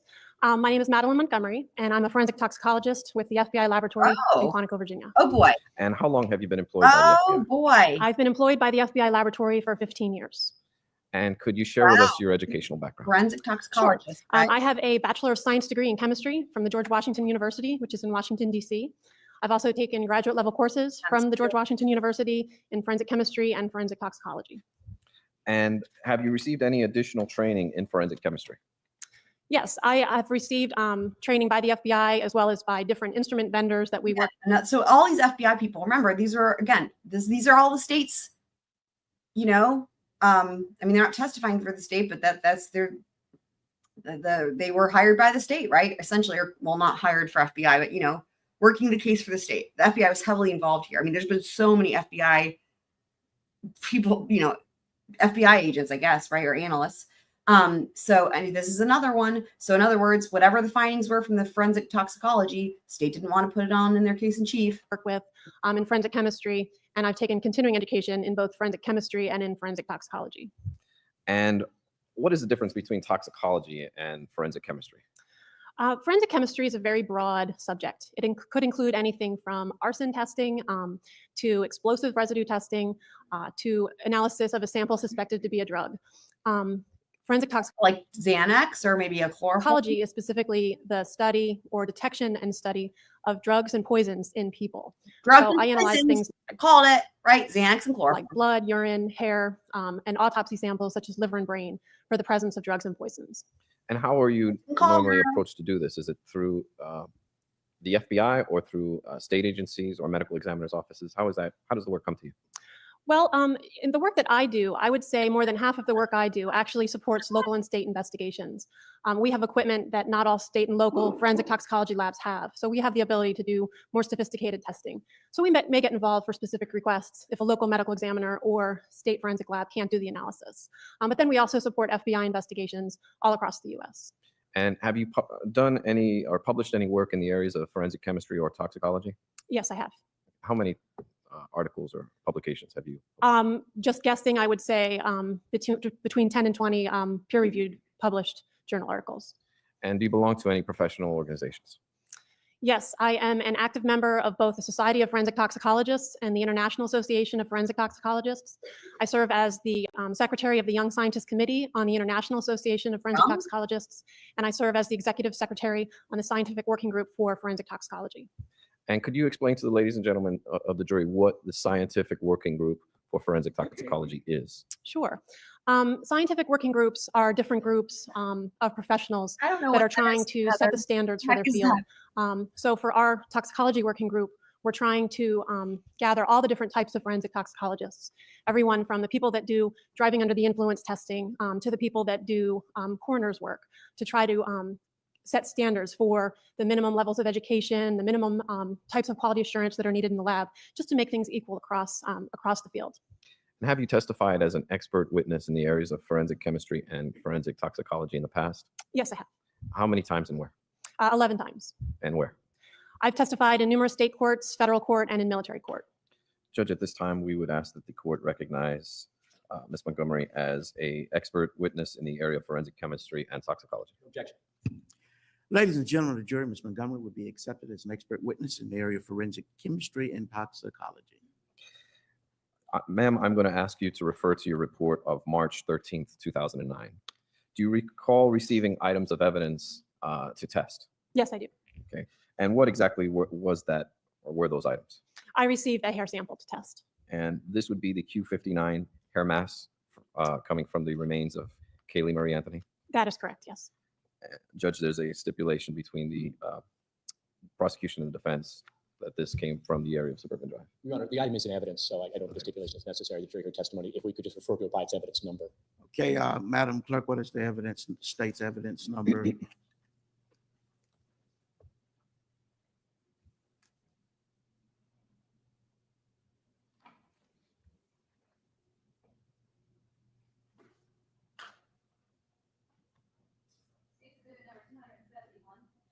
Okay. You may continue. Thank you, Your Honor. Now, ma'am, as it relates to evidence item 271, what instruments do you use to test hair? Well, as far as biological samples go, hair is actually fairly complex. So the first thing we do in the laboratory is we have to, what we're interested in is any chemicals that might be within the hair itself. And that's because chemicals can be incorporated into our hair as it grows.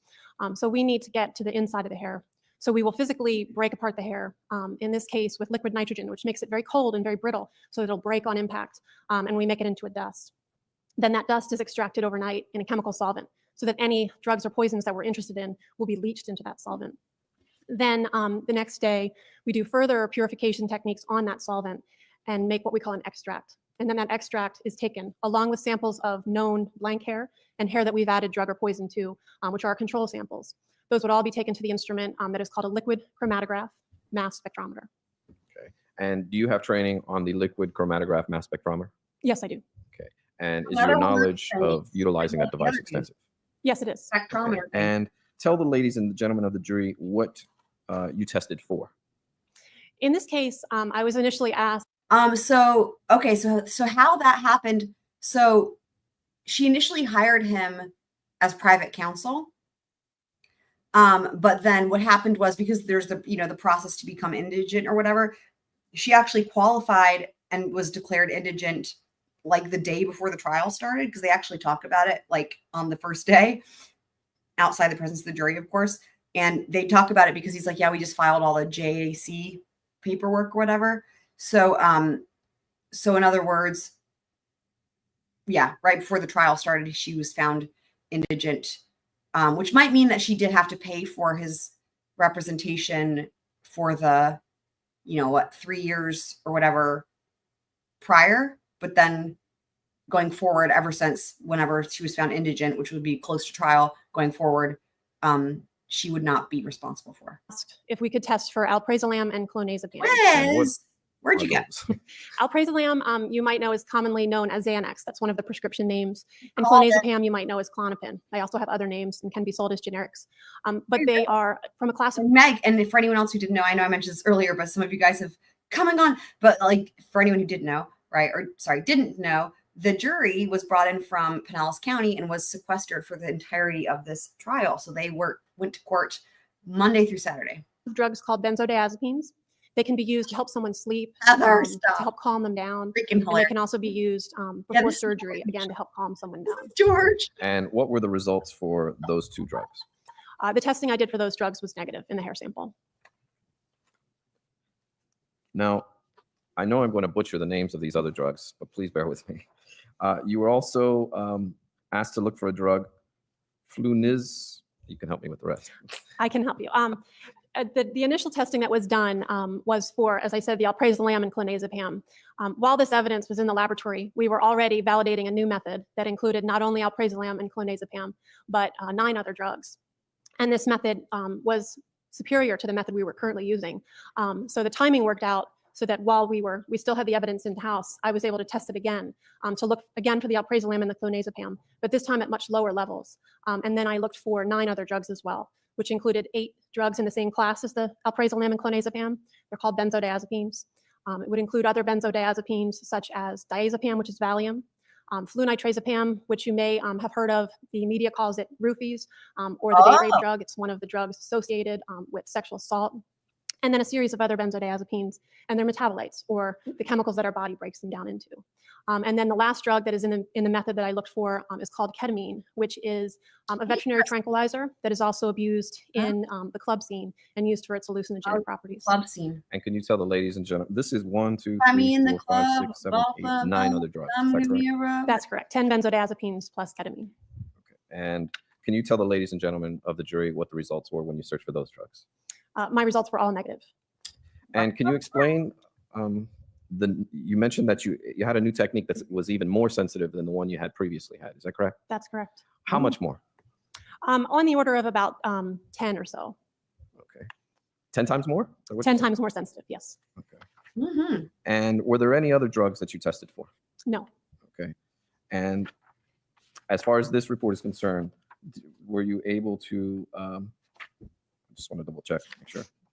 As far as this report is concerned, did you test any other items? No, I did not. Okay. Now, you can't testify as to anything outside of the results of the test you did. Is that correct?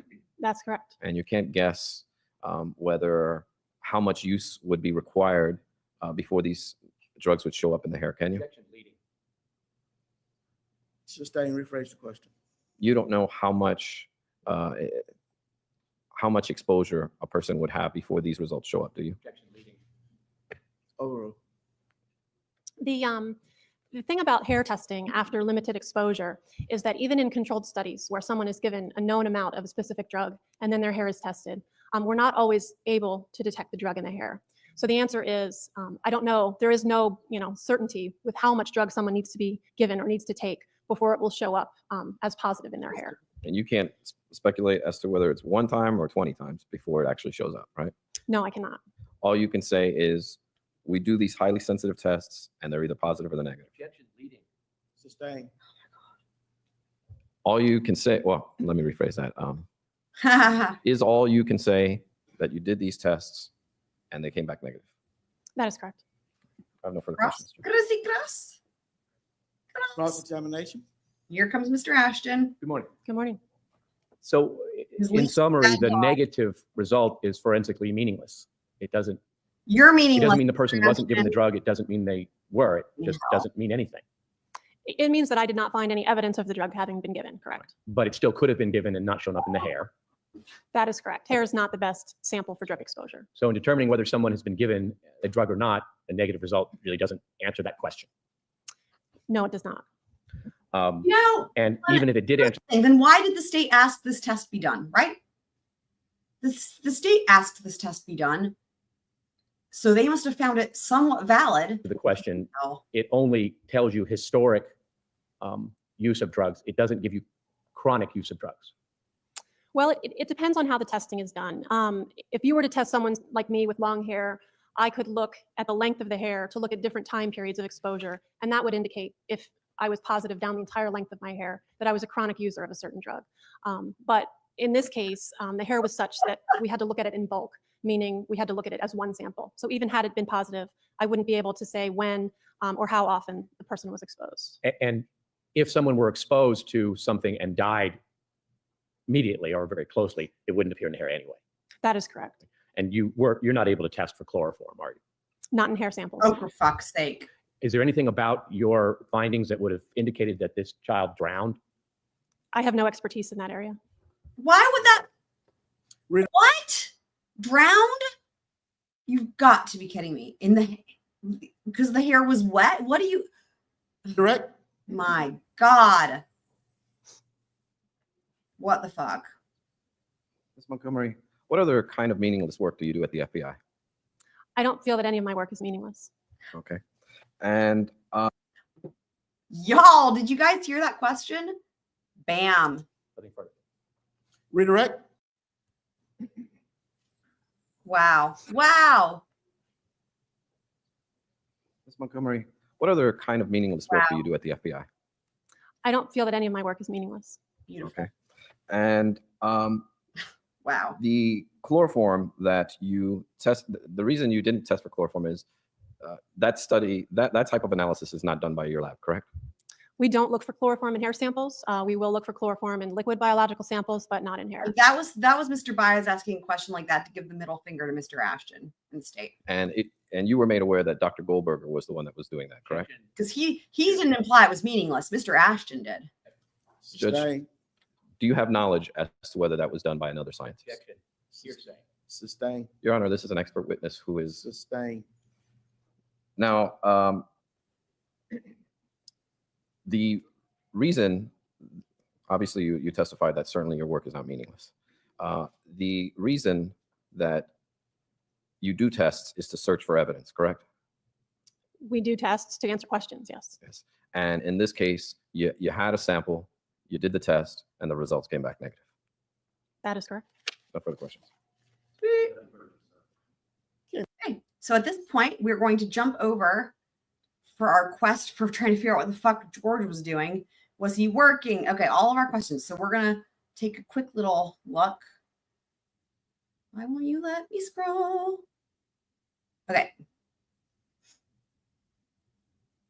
Because the very first witness in this entire trial was none other than George Anthony. Twiz, are you paying attention? You're never going to forget him. All right. Yes. And when did you marry?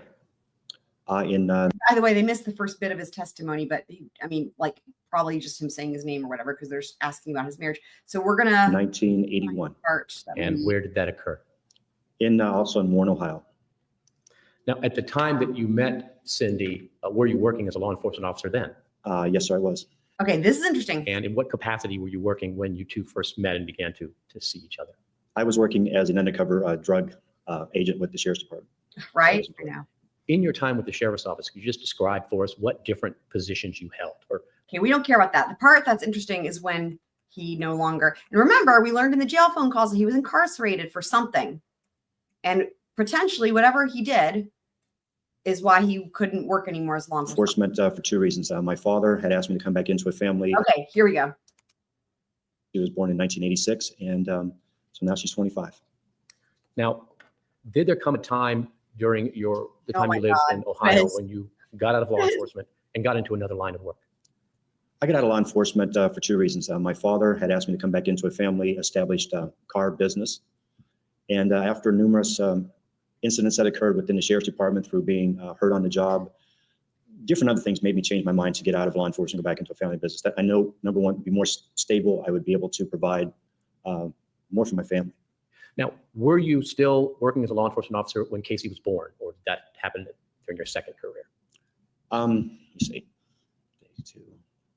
Casey was born after I had left the Sheriff's Department. And you said you went into a family business. What type of family business was that? My father started a automobile agency back in 1940. This is where I'm wondering if the car dealership thing is this, but this has an interesting story. But this is before the shit happened. So he had been in the business for numerous years. Did there come a point in time when, so you did go to work for your father then? Yes. Did there come a point in time when your father left the business or you left his business? Well, my father was sort of in like a semi-retirement when I joined him in 1984. And shortly thereafter, we had some incidents that occurred between him and I. We decided to part ways. I believe that was in 1987. So they had a falling out, him and his dad. So he left working at the dealership there in 1987. I think about that was probably the time. And did you decide to basically go out on your own in that same type of business? Right. I started to start my own automobile agency, a small used car dealership, and provide for my family. Yes. Now, when Casey was born, were you still working for your dad or were you on your own at that point? Casey had just been born, and it was like about a year after Casey had been born that I went out on my own, or I started another business. Now, at some point, did you and your wife decide to leave Ohio, where you had grown and lived, and move to Florida? Yes, we decided for a lot of reasons. When my parents had retired here in Florida, Cindy's parents also had retired in Florida, and through my job at the company that I had established was suffering financially. Just a lot of different reasons came into play for us to decide, well, the children were young enough. Why not go to Florida? I mean, that's somewhere where both sets of grandparents were at. Fresh start. Give us just another opportunity to start. Now, during your, during your marriage, through the birth of your children, did your wife Cindy continue to work? Cindy had, she started working part-time when Lee was first born to provide for him and be there for him. And she started working full-time. And I know she took some time off a little bit when Casey was born. And she still worked. I can't remember the exact many of hours she had been working during the week, something like that, but it wasn't a lot. She took time to help raise our children. Now, about what were the ages of your children when you all moved to Florida? Lee was just shy of being 7 years old, and Casey was. Go for it a little bit. We got to Florida? Yes. I did go down So the question was, did you consider going back into law enforcement when you got to Florida? to the Orlando Police Department and looking into being hired by them. And because of having a law enforcement background, I thought it would be an easier chance for me to get reestablished and start having pretty much established an income right away. And did you decide not to? So this is the first witness. So when I watched this the first time, which I haven't seen this since the first time, which was at the beginning of this months ago, probably, right? Whenever I first started, like, this is when I was like, this is an odd, like, this struck me. This is why I remember it. I was like, this is a really odd, this is odd. Like, look at how he contradicts himself here. Like, and I would just remember this because it was that big of a deal. To Florida?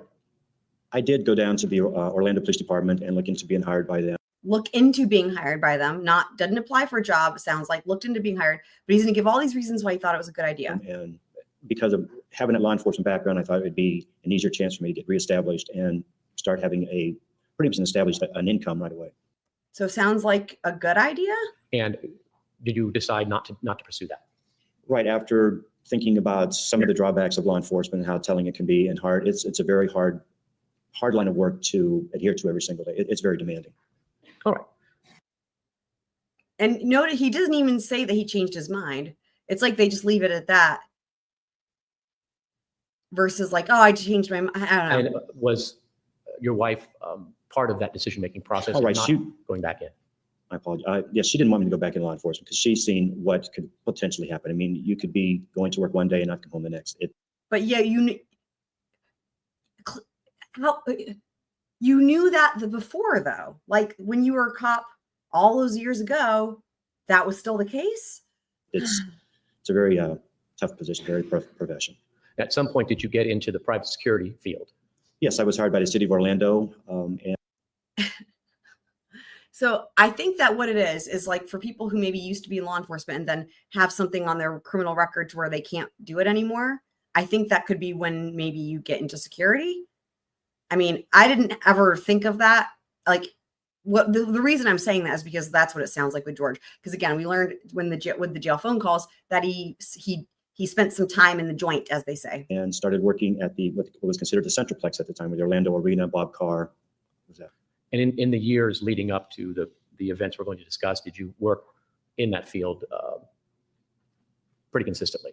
Pretty consistently. It's Pretty okay. Here we go. Pretty consistently, we're getting to his work. This is what we were. it's unfortunate that from time to time you lose a position or you have a chance to move on somewhere along and you make some decisions to go into another line of work or get back into something that you know. Yes, I did some more security work. Yes, over the years. What? And did Cindy continue to work in her nursing profession? Yes, Cindy has been very fortunate. She's only had 2 positions of employment since we've been here all these years. Now, did there come a point in time? Okay, so we're gonna skip past the pregnant part because we're gonna get. Oh my God, his face. This part, there's so much weirdness in here. This is all worth. I mean, honestly, it's probably be worth watching again anyway. But we're gonna try. Look at his fucking face. We're gonna try to find the part because it's very soon. Like they get right into it here with I'm pretty sure. I mean, he takes the stand so many times, but they're gonna get to what the 3 p.m. thing also rings a bell for me as well, Heather. But I just don't remember specifically. Let's see. Like which day that was, or because again, my recollection is like he wasn't working. So, okay, there's the house.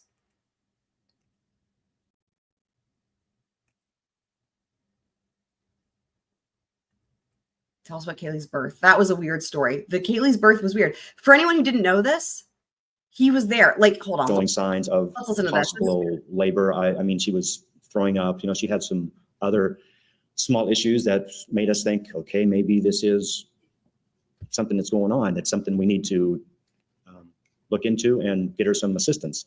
So we took her up to the. So listen to how he describes this. This is Casey giving birth. To the hospital, and I think in a few short hours, you know, the doctor was called in, her pediatrician, and you mean her obstetrician? Obstetrician. I'm sorry. That's okay. Obstetrician. Yes, and the lady helped her bring Kaylee into the world.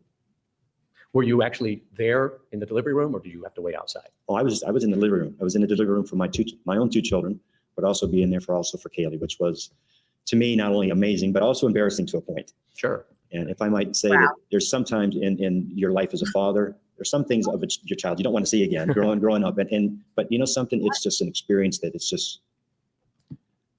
it's hard to put into words. It's just how elated you are and how happy you are to see your own child give birth to another child. It's just amazing. Wow. Okay, you guys, I want to know your thoughts. Let's hear that again. There's so much. Kaylee into the world. Were you actually there in the delivery room, or did you have to wait outside? Oh, I was in the delivery room. I was in the delivery room for my own 2 children, but also being there for Kaylee, which was to me not only amazing but also embarrassing to a point. Sure. And if I might say that there's sometimes in your life as a father, there's some things of your child you don't want to see again, growing up, and Twiz, what do you think? You know something, it's just an experience that it's hard to put into words. It's just how elated you are and how happy you are to see your own child give birth. Look at her. To another child. It's just amazing. And was the birth, Kaylee, okay? Kaylee was fine. I mean, there was a little complication here or there, but it wasn't anything that the doctor couldn't take care of because the doctor was right there the whole time and other nurses and things like that. So what? it was well taken care of. Now, during the pregnancy, didn't just run at some away? point, was the subject broached about who the father of Kaylee Oh, well. was or was thought to be. Okay, so we know that this is just, they just don't know, blah, blah. Okay, so we're going to try to go forward here.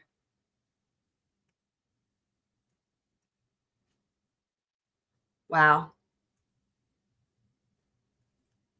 Watching this is different, though. Again, I haven't seen this since the first day of trial, and now with all the other things that have come out, it's a lot different to see. Like, there's a lot more context for, like, for example, her reactions to him and stuff. Wow.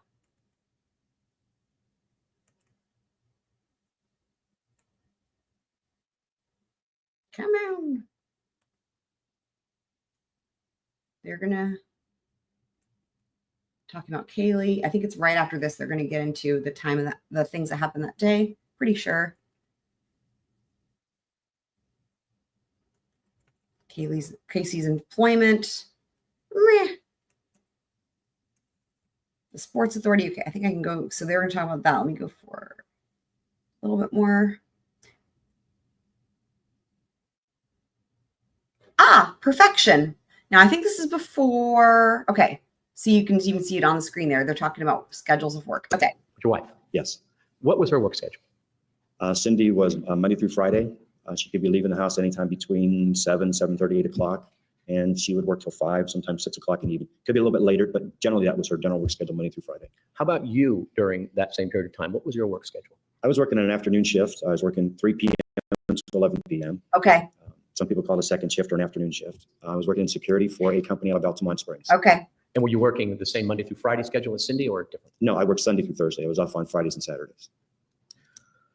Now, during the periods of time when Casey, you believed, was at work, and you. So hold on, I'm going to back up because we missed the period of time that they're referencing, but okay, that could be where the 3 p.m. came in, but that's working security, and he didn't work Monday through Friday, which could also be. Okay, let's just see. 2 o'clock and I come home till like 8 or 10 o'clock at night. I mean, it could vary. I know working in event planning that she had explained to us, sometimes you could work just during that particular event that you're scheduled for, which could be 4 or 6 hours long. So I just took it as she was there for that period of time, yes. What did she tell you? Well, at this point in time, let's say May and June of 2008, was it? Okay, so May and June, so now we know, May and June of 2008. Now, he didn't get more specific yet. Because remember, my recollection is like he tends to lose jobs quickly, it seems like, right? And so that's why I wanted to double check on this. Because I know he was out of work for some period, but it might have been during the period when, it might have been he was like out of work during the period when Kaylee was missing and like after, but like, I don't know. Okay, so. Cindy working, your wife? Yes. May and June. What was her work schedule? You don't care about It could be a little bit later, but yeah. Some people call it a second shift or an afternoon shift. I was working security for a company out of Altamont Springs. And were you working the same Monday through Friday schedule as Cindy or different? No, I worked Sunday through Thursday. I was off on Fridays and Saturdays. Okay. Now, during the periods of time when Casey, you believed, was at work, and you and Cindy were both at work, did she indicate? Okay, now that we don't need that for this yet. Okay. To June the 16th. we Well, go. before I do that, could we have State's Exhibit A? Let me unpublish first. My granddaughter did. This was taken in terms of its proximity to depict her appearance. Sometimes she could have glasses on. He's going to be getting in. Okay. It was a Monday. All right. Great. I'm glad we're taking a look at this because we're going to hear, this is the only testimony about that day. Because remember, Cindy went to work really early that day. So this testimony coming from George right here is like all we really have as far as the details of that day so far. Monday morning. Tell us how that morning began for you. With me waking up probably about the time that my wife had just left for work or going. I will just say, I've only seen this whenever I watched it the first time. And again, there were a lot of things about this that struck me as odd. I just remember thinking there was a lot that was odd. To work. Me getting up and having my normal cup of coffee. Just starting my day off a little bit early like I generally have. And having Kaylee come out and be able to spend some time with her. Was that a normal course of events for you to have some morning time with Kaylee? Oh, absolutely. I mean, there would be times that after she'd be in Casey's room with her, she would come out and I'd take her first thing is to make sure that she would freshen herself up, brush her teeth, go use the facility around that she needed to do because she was starting to do that.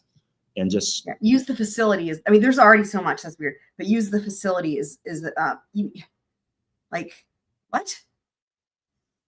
You mean the back? Like, is that what you would say to her? Let's go use the facility? Gotta be kidding. Maybe wash your face off and just say, hey, this is how you gonna go with JoJo and get some cereal and things. So that was the start of our day. That was pretty much not an everyday occurrence, but it was pretty regular. And is that how it went on this particular morning? Oh, absolutely. It was a great morning to just have some fun together. Her and I act silly and dance around and watch a video or whatever it might be. So color. What was your favorite video? Did you have a favorite? Oh my gosh. Lady and the Tramp was a fantastic video for her to watch. 101 Dalmatians that she called Dalmatians. There was just a lot of different things that just captivated her that she loved. I wish I could remember more right now, but those two, I know she watched quite frequently and enjoyed the most. Now, this particular morning, do you recall when you first saw Casey? Important. Probably could have been about 9, 10 o'clock that morning, roughly right around there, her just getting up and getting her day started and just, I can't remember exactly what she did to get ready that day for work or something like that. I know it was to me, it was a lot of precious time for me to spend with Kaylee. So whatever Casey could have done in that morning, been on the computer, whatever she was doing, I let Interesting that he says that. her do her thing, because when you got time with your grandchild, your own child sometimes takes a backseat to that. There's so much weirdness, but also it's so funny because in that, the whole discovery issue that happened in the last episode, and we actually saw it in the recap at the beginning of this live stream with the discovery issue about the computer searches, Jose Baez brings up one of his issues that he's taking with it is the fact that George says this and he references this testimony. And he's like, this shows that they already had this discovery, because it's this part where he says this thing right here. She could have been on the computer. Like, why did he say that? My dad, I know it was to me, it was a lot of precious time for me to spend with Kaylee. So whatever Casey could have done in that morning, been on the computer. Yeah, it's odd. Whatever she was doing, I let her do her thing, because when you got time with your grandchild, your own child sometimes takes everything about it's odd. Was it just a normal morning? Anything out of the ordinary occurred? Anything different than the usual mornings that you had?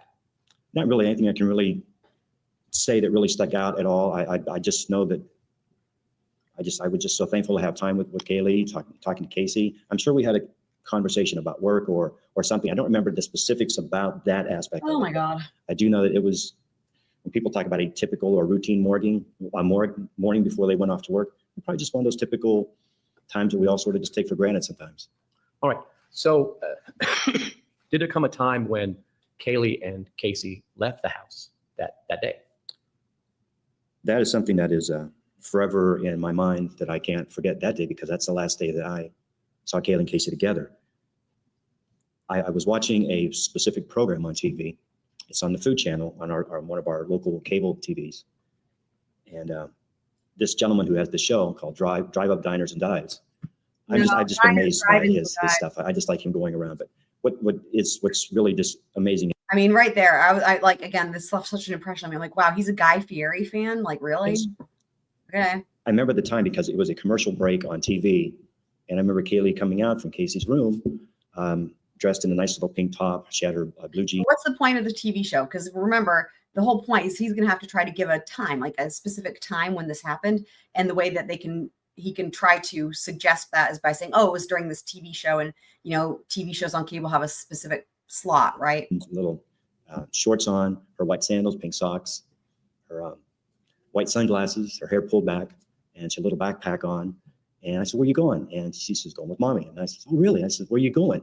I'm going to see Zanny. And I said, really? Great. I'm just excited. I'm just knowing that she's happy, and I can see excitement in her. And within a few minutes, Casey comes out and, dressed. And she says, Dad, we're going to work. I might be home late, or I'll let you guys know I might be staying over. Staying over where? She said, probably Zanny's house, because Zanny was, I guess, lives somewhere close by. There's testimony that comes in after this, by the way, that makes it sound like Kaylee never ever said the word Zanny. Like, she never said this. It could be either she couldn't pronounce it, or she just, anyway, there's testimony that disputes that she would have ever said this. Or she didn't want to come home too late. And plus Kaylee would be in bed between 8:30, probably 9 o'clock. And I said, okay, it's something that happened every once in a while. It wasn't an occurrence occurred, I think it'd be every once in a great while. She would stay with a friend or stay at Zanny's house or something like that. So Up to this point in time, had you ever met Zanny? no, I never met Zanny, never had any reason to, because I thought that's who So he was seeing. you told us about the conversation with Kaylee and with Casey. What happened? I went out, like generally like I did when I could see them when seeing Casey going off to work and walking out with Kaylee and seeing Kaylee get placed in the car, getting buckled in a car seat. Just a normal type stuff that I did. I'd blow her a kiss and say, Jojo, see you later. And she'd blow a kiss back and give Casey a hug. I just told her, drive safe, make sure you come home, not too late, just normal father, grandfather type things to. And did you see them leave in a vehicle?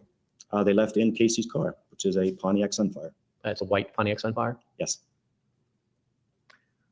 Did you ever see Kaylee again? I've never seen Kaylee since June 16th. I haven't seen her since. Now, Mr. Anthony, I need to ask you some questions about something else. Have you ever sexually molested your daughter, Casey Anthony? No, sir. Have you ever committed any sexually inappropriate act with or in the presence of your daughter, Casey Anthony? No, sir.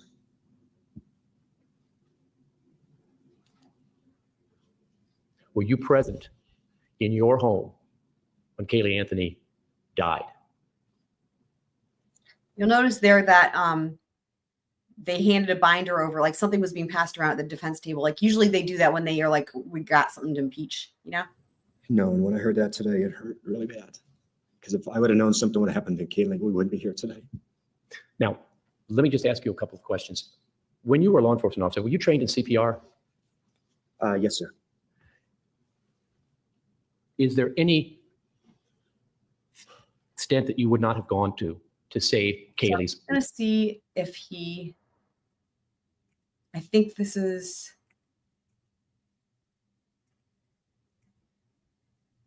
I'm just seeing because it could be another time when he testifies when they get into what, like, in other words, he talked about that morning, but he didn't talk about the rest of the day yet. And he says no further questions. So I wonder on cross, do they get into it? There's the pregnancy. It might be that it might be the next time he testifies that they get into what happened after the morning, right? Because it's all broken up into chunks. Bizarrely, you don't usually see this with trials. Each witness comes and testifies like a bazillion times. I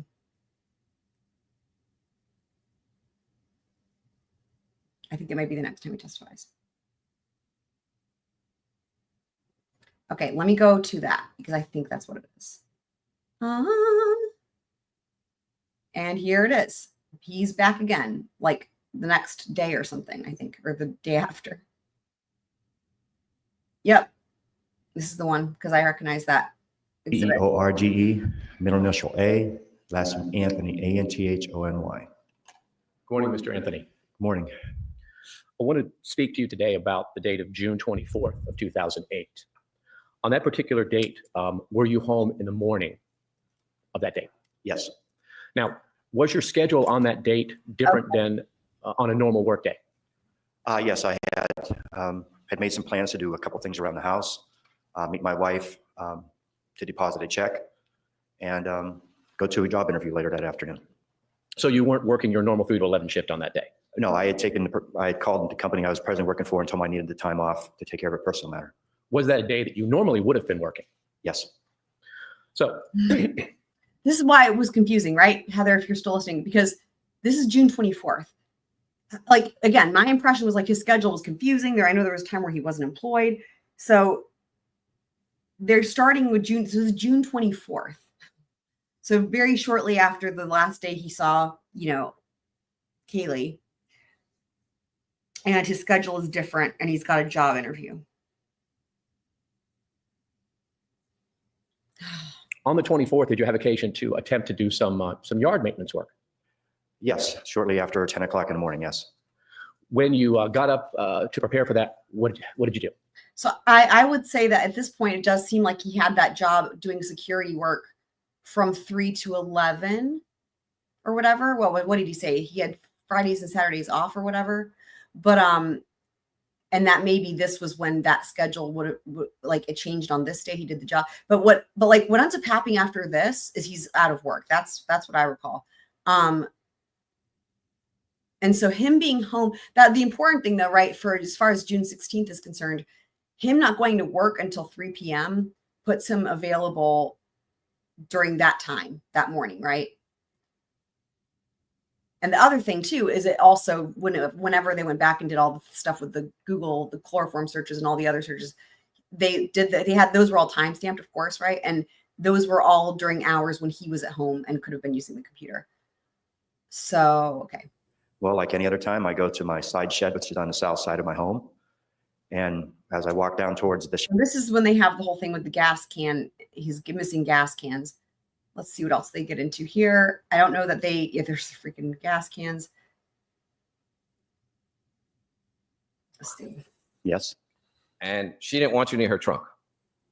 Yes. Okay, so that's on cross. So that's basically what they're covering here with the gas can. So that's all about this testimony that this day is literally all they're covering is like the events of that one day. So now let me go to the next time he testifies.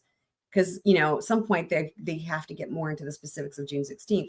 Although, again, like I said earlier, Judge Belvin did say we still don't really have all the details about who was doing what that day. So I don't know. It could be that what we've heard so far is as specific as we get to his whereabouts and, on that day. So let's see, though, if anything else comes out. George, middle initial A, Anthony. You may proceed, Mr. Ashton. Thank you. Good afternoon again, sir. Good afternoon, sir. I want to direct your attention to the middle of July. Middle of July. Well, don't you know, are you guys seeing this? So the first time he testifies, it's like background, and then it's up to June 16th, stopping with the morning, right? When he sees them leaving, allegedly, right? And that's it. Next time he comes back in, we're going to talk about June 24th. And that's all they talk about. The gas. And that's when the whole thing with the stupid stolen gas cans. Now it's July. What was it? July 16th. Good afternoon again, sir. Good afternoon, sir. I want to direct your attention to the middle of July. Yeah, so it's going to be like July 15th. So this is going to be when they report her missing. And this is what the whole thing with the car, and they pick it up at the tow yard. And they're going to talk about that. So what we're seeing here now, it's really clear that they're literally skipping all of June 16th apart from the morning with the breakfast and whatnot, right? Using the facilities. So I'm just going to check and see, because there might be another time. There's Lee. There's the jail calls. I don't know that he testifies again after that from what we've watched so far, because he does testify more. Let me just see. Because that makes it abundantly clear. That's 3 times testifying. And yep, no, these are the defense experts. Wow. There you go. 3 times testifying. First time, like I said, I just reviewed all that. So yeah, so that's accurate then. I mean, they literally, the best you can assume is that he's still working that same security job 3 to 11. Now, I don't know what day of the week that was.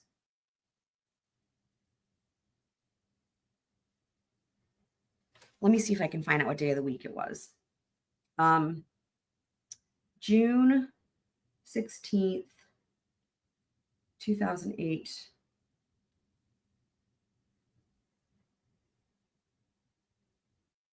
Was a Monday.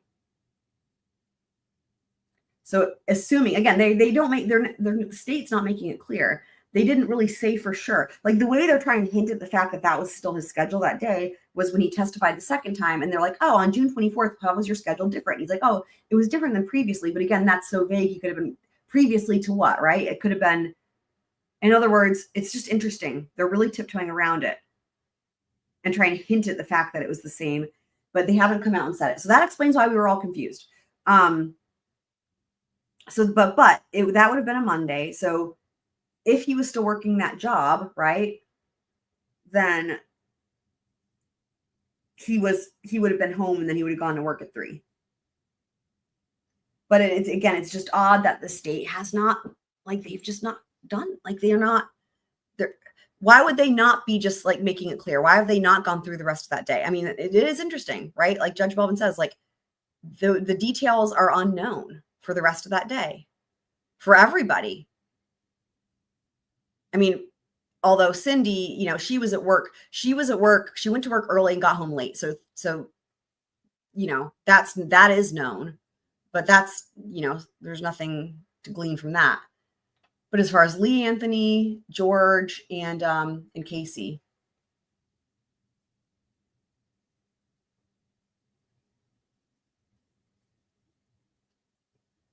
And Judge Belvin does reference, I think, Cindy, but maybe he's talking about the 17th because he does say something. I feel like, anyway, it's in the recap video that we watched at the beginning of the stream. So,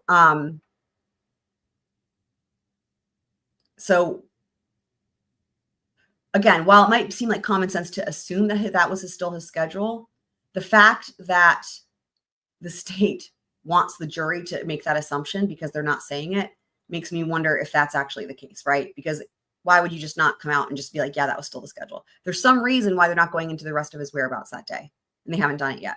Some reason. Okay, so now we're going to go to our last witness here. Okay. Our last witness of this episode. Anywho? Michael Sigman, S-I-G-M-A-N. Dr. Sigman, how are you employed, sir?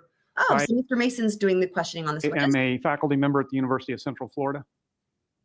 What is your highest level of formal education, sir? I have a PhD in chemistry. You currently, in addition to being affiliated with the University of Central Florida, are you affiliated with any other organization? Yes, sir. I have a joint appointment with the National Center for Forensic Science, which is part of the University of Central Florida. Now, he's an Where did important you witness. get your bachelor's degree, sir? I will just say he's an important witness. And the reason I say that, his name has come up a lot of times in this trial. That's what, like, a lot. So I received my bachelor's degree in 1982 from Southwest Missouri State University. And your PhD? In 1986 from Florida State University. Have you done postdoctoral studies as well?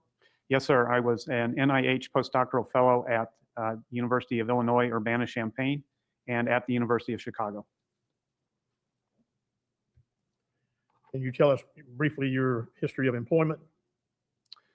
Following the postdoctoral appointments, I worked for 1 year as a research scientist at Dow Chemical in Midland, Research Michigan. scientist, Then yeah. I moved to Oak Ridge National Laboratory, where I was a staff scientist And there we are back to Oak Ridge National Laboratory.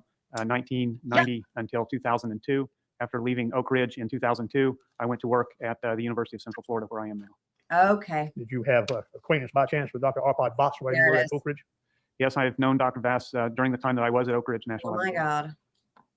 God. Sir, have you, well, first of all, would you tell me what is a peer-reviewed article? When we perform research in the sciences, we want to publish that work. We write a manuscript From Dr. detailing the Vass. results of the work. We send it to a journal. The journal will send it out to the article out to our peers who are doing similar research in various institutions, academic, government, people generally who are doing very highly related work. They review the article, send back their reviews to the editor, and the editor makes a decision on whether to publish the article or not. You do not know who the reviewers are. How many peer-reviewed articles have you had credit for or contributing to, Doctor? I believe about 64. I list in my CV 74 peer-reviewed publications, book chapters, and proceedings from meetings. In addition to all of these peer-reviewed articles, have you made presentations, lectures to professional groups regarding your work? Yes, sir. Over the time since I received my PhD, I've made probably 140, I can't remember the exact number of presentations myself and in conjunction with my students who do research. Your Honor, this time I would submit Dr. Sigman as an expert in his field of chemistry. No objection. Ladies and gentlemen of the jury, Dr. Sigman be accepted as an expert witness in the area of chemistry. You may proceed. Dr. Sigman, would you tell the ladies and gentlemen of the jury, please, sir, how you first became involved in the case of the state of Florida versus Casey Anthony? On July 21st of 2008, I was in my laboratory, received a phone call from Eric Walton, who is a officer with the University of Central Florida Police Department, asking me if I would be willing to speak with Mr. Stryker, I believe it was, from Orange County Sheriff's Office regarding taking sampling of air from the trunk of the car that was supposedly belonged to Miss Anthony. I agreed to speak with Mr. Stryker. He phoned me and told me that they had been in contact with Dr. Vass. They wanted to take samples of air from the trunk of the car, but Dr. Vass was not available to take those samples. Apparently, Dr. Vass gave them my name as someone who would be able to take those samples and who was currently resident in the Orlando area. But what, if anything, did you do, sir, after being recommended to go help the sheriff? The first thing I did was to phone Dr. Vass and ask him what kind of samples he wanted and what sort of sampling methodology he wanted me to use. Because I'm aware of his work, and I know that he typically uses adsorbent traps. I did not have adsorbent traps, but had other ways potentially to pull air samples from the trunk of the car. So I discussed with him the use of a Tedlar bag to pull air samples and put them in the Tedlar bag. He said that that would be acceptable. What is a Tedlar bag? A Tedlar bag is a plastic bag. It's made of a fluorinated polymer. I believe Tedlar is a trade name of DuPont, I believe. And it's a bag that's commonly used for collecting air samples. Having had that preliminary, sir, what, if anything, did you do then? We proceeded to Orange County Sheriff's Office. Stop a second. You said we. Doug Clark and myself. Doug Clark is an associate who works in the laboratory with me. Okay. So we proceeded to Orange County. We took with us 2 Tedlar bags, a gas-tight syringe for pulling the air samples out of the trunk of the car. And we went there and pulled the air samples. Heard We about pulled those a lot. one air sample that was approximately 1 liter of air and placed it in a large Tedlar bag that was designed to hold a liter of air. And we pulled 300 milliliters of air and put it into a second smaller Tedlar bag. Tell me more details. Yet another witness. What, the state didn't call him, right? This dude was enlisted by the state. And state didn't call him. Or how you do that? You pull the air. How do you do it? The trunk open or closed? What do you do? So the procedure for pulling an air sample with a Tedlar bag generally involves using a pump to pull the air into the bag. We did not have a pump, so we used a gas-tight syringe with a metal needle attached to the end of the syringe. When I arrived at the Orange County garage, the trunk on the car was closed. We opened the trunk just maybe an inch, just enough to get the needle from the syringe into the trunk of the car. We extracted the air through the needle and then placed it into the Tedlar bag. And how many samples of air did you draw for the directions of Dr. Vass? We took the 2 samples, one approximately 1 liter into the larger of the 2 Tedlar bags, and the second sample approximately 300 milliliters into the second smaller Tedlar bag. What, if anything, did you do with those air samples in the Tedlar bags? We left both samples in the custody of the Orange County Sheriff's Department. The larger bag they were to send to Dr. Vass, and the smaller bag they brought to the University of Central Florida, to the National Center for Forensic Science on the following morning, July 22nd, for us to perform preliminary sampling on that bag. What test, if any, did you run on these samples, sir? The first test that we ran, we used a gas-tight syringe to pull 250 microliters of air from the bag, and we injected it directly into a gas chromatograph mass spectrometer to analyze the air. Doctor, the jury has heard this gas chromatograph mass spectrometer, but enough to probably say it in their sleep. What is it? A gas chromatograph is an instrument which is like an oven. It has an oven component.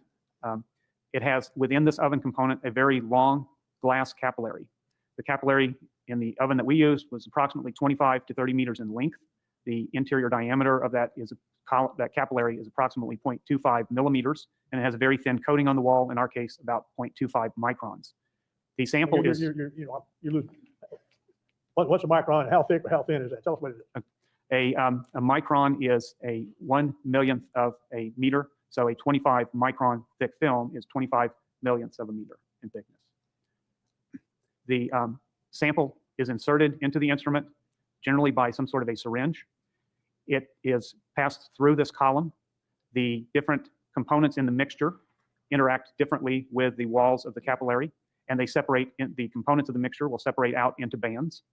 After they have gone through this column, they come out into the mass spectrometer, which is the detector for this instrument. When they enter the mass spectrometer, they enter what is called a source. There are electrons in the source that are being accelerated, in our case, 70 electron volts. Those electrons pass very close to the molecules or interact with them and actually take an electron essentially from the molecules that have come off the column, creating a positive charge on those molecules. Those molecules are then directed through a mass analyzer, which basically tells us the ratio of the mass of the molecule to the charge of the molecule. The molecules have a weight, and when they are ionized in the source, sometimes they stay in one piece, sometimes they break into multiple pieces, and based on the pieces that they break into and the mass to charge ratio of those pieces, we then can identify what the analyte or what the compounds were that came off the column. And is the gas chromatograph mass spectrometer universally accepted as the method of doing chemical testing? It is a widely used and well-characterized method of doing chemical analysis, especially the electron ionization methodology that we use in the source is very stable and has been used many, many times. In this particular case, sir, you were about to tell us what I needed in education, what you did. Yes, we analyzed the 250 microliter sample of air that we pulled in the syringe, and the results that we obtained from the gas chromatograph mass spectrometer showed us that there were trace amounts of volatile organic components in the sample, but the signal was not strong. The sample was not concentrated enough for us to achieve what we consider to be a very usable or a good signal. Now, you tested, if I'm hearing you correctly, one of the bags of the air samples, the other one went to Dr. Vass. We left the other bag with Orange County. I'm not sure if it was sent to Dr. Vass. Fair enough. And your test resulted in what, sir? Can you be more specific? The test that you did, what were the results? What did you find? For the test of the 250 microliter air sample, we saw organic components very weakly in the sample. They were components that were comparable to the sorts of materials that you would find, for example, in gasoline or some other petroleum product. They were hydrocarbons. There you go, gasoline, guys. Ordinary gasoline. Yes. That's why Did you find anything else other than gasoline in these air samples, sir? In the first sample that I've just discussed, the 250 microliters, the sample was too weak. So we took a second sample from the bag, and we took that sample using a different methodology which would concentrate the sample. That methodology for sampling the bag the second time is what is called a solid phase micro extraction fiber, or a SPME. And what that amounts to is a very thin glass fiber which has a 65 micron or 65 millionths of a meter thick polymer coating on the glass. That fiber is contained within a metal needle. You place the metal needle into the sample, in this case into the bag. You then extend the glass fiber and let it sit for a period of time, during which organics that are in the vapor phase in the bag will absorb onto that polymer and be concentrated. You then retract the glass fiber into the metal needle, retract the metal needle from the bag, go to the gas chromatograph mass spectrometer, insert the needle and extend the fiber. And in the gas chromatograph, the very part where you insert the samples is called an injection port. It is hot, 250 degrees centigrade in our case, and the organic analytes that are absorbed on that polymer come off and proceed through the gas chromatograph and into the mass spectrometer for analysis. What were the components that you were able to extract through all this testing? The second sample from the 300 milliliter air sample was very similar to the first sample, except it was much more concentrated. We had a better signal, and we determined from that if we wanted a really good air sample or a better air sample from the trunk of the car, then the way to do it would be with the solid phase micro extraction fiber. The results of that test were again consistent with the presence of gasoline. Were you able to do a quantitative analysis of any of the compounds found in that sampling? No, we did not do any quantitative analysis.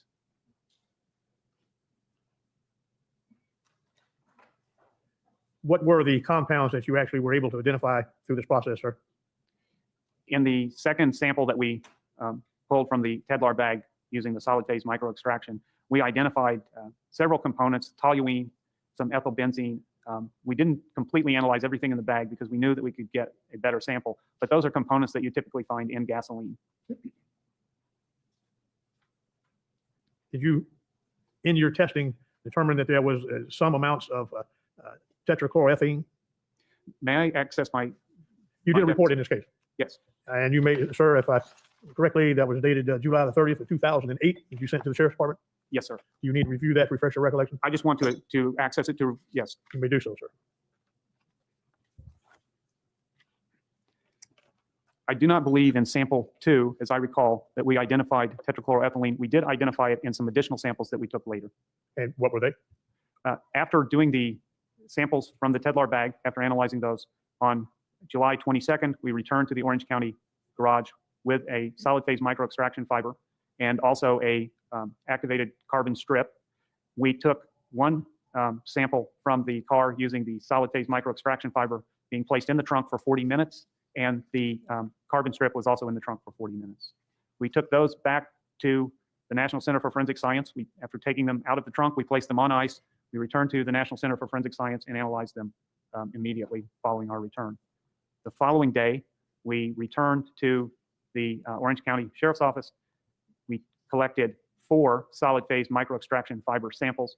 The fibers were left in the trunk for a period of 7.5 hours. We also collected that day 2 activated carbon strip samples, which were also in the trunk for 7.5 hours. I'm sorry, go ahead. I want you to tell us what the analytical result was of those tests. Yes, sir. We returned with the 7.5 hour samples and analyzed them the same day as well. In those samples, the chromatographic data was better, was a stronger response than we saw from the samples from the Tedlar bag. There was a pattern, the primary pattern in the chromatograph was that of gasoline. And in looking more closely at the data, we also determined that there was present in the data, in the sample, chloroform, dimethyl disulfide, and tetrachloroethylene. And were any of those subjected to or capable of being subjected to a quantitative analysis? A quantitative analysis was not done. Quantitative analysis could have been done. We did not do one. So the primary substance was gasoline. Yes. And then the other 3 that you told us. That's correct. Now, what common sources of tetrachloroethylene are there that you're aware of? It's my understanding that tetrachloroethylene is primary use is in the dry cleaning industry, can also be used as a degreaser. I'm not sure what it says why that was found. Tetrachloroethylene, I don't recall him mentioning that as being found. Relevance. The witness can clarify. I'm sorry, I don't understand. Can you clarify your statement? Apparently it's confused. I didn't understand. What were the compounds that you found in the car, in the air? You said primary gasoline, I know that. What were the others? Right. Three other compounds. Okay. Chloroform, tell us again. Chloroform, dimethyl disulfide, and tetrachloroethylene. Okay. And the tetrachloroethylene is what you just said, sir, is used in dry cleaning and spot removers and so forth? Yes. All right. And the chloroform is used how? Chloroform is a solvent that you commonly find in chemical laboratories and has uses also in degreasing applications and that sort of thing. It's also formed in, you find it in natural settings. It's formed from the reaction of oxidizing agents such as hypochlorite, sodium hypochlorite, or bleach with organic components in the environment. Clorox? Yes, sodium hypochlorite.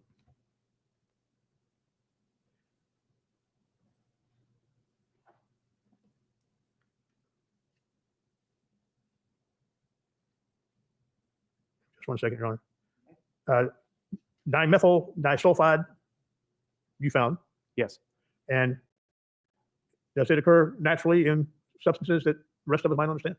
Yes, dimethyl disulfide is present in onions. It's present in cabbage. It has been reported in soil samples. And it's also been reported in decomposition events as well. Based on your training, experience, and education, sir, are dimethyl disulfide, tetrachloroethylene, and chloroform sometimes liberated from a decomposition of human remains? I have not done direct studies on the decomposition of human remains. It is reported in peer-reviewed literature by Dr. Vass and by Dr. Statheropoulos that there are a whole host of compounds that are eliminated or produced during decomposition.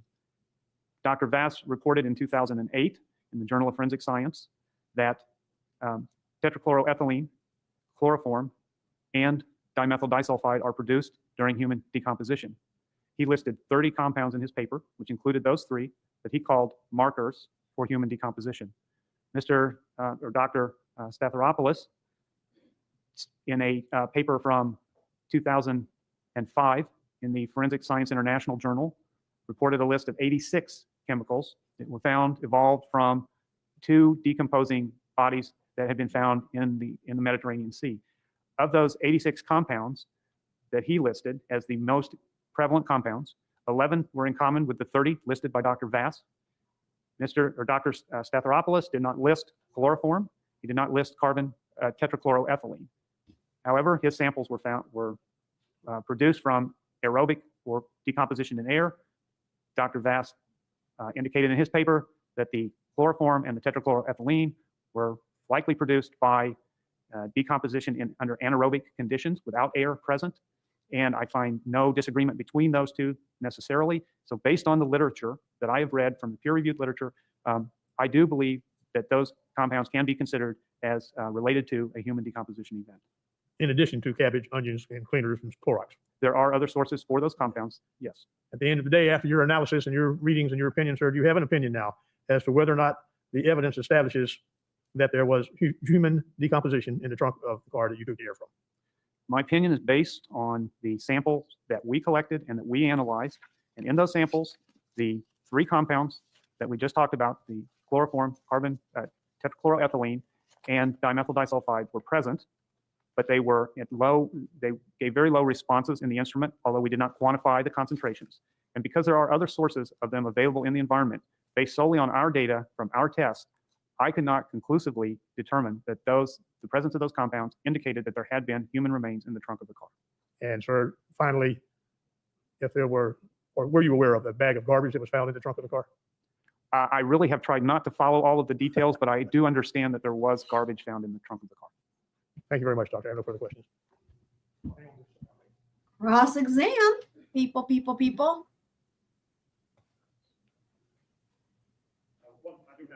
Oh, never mind. Verify from your report, sir. How many samples did you take? Air samples? There were a total of 6 air samples, the 2 Tedlar bags, the 40-minute solid phase microextraction fiber. Sample number 5 was, number 4 was a 40-minute carbon strip, an adsorptive carbon strip. Sample 5 included 4 solid phase microextraction fibers, 2 of which were retained by Orange County Sheriff's Office, 2 of which we analyzed at the University of Central Florida. And there were 2 carbon strips, 7.5-hour exposures in the trunk of the car. From all of those samples, was the primary finding that of gasoline? That gasoline was the principal chromatographic profile the principal chromatographic profile resulting from the analysis of those samples could be attributed to gasoline.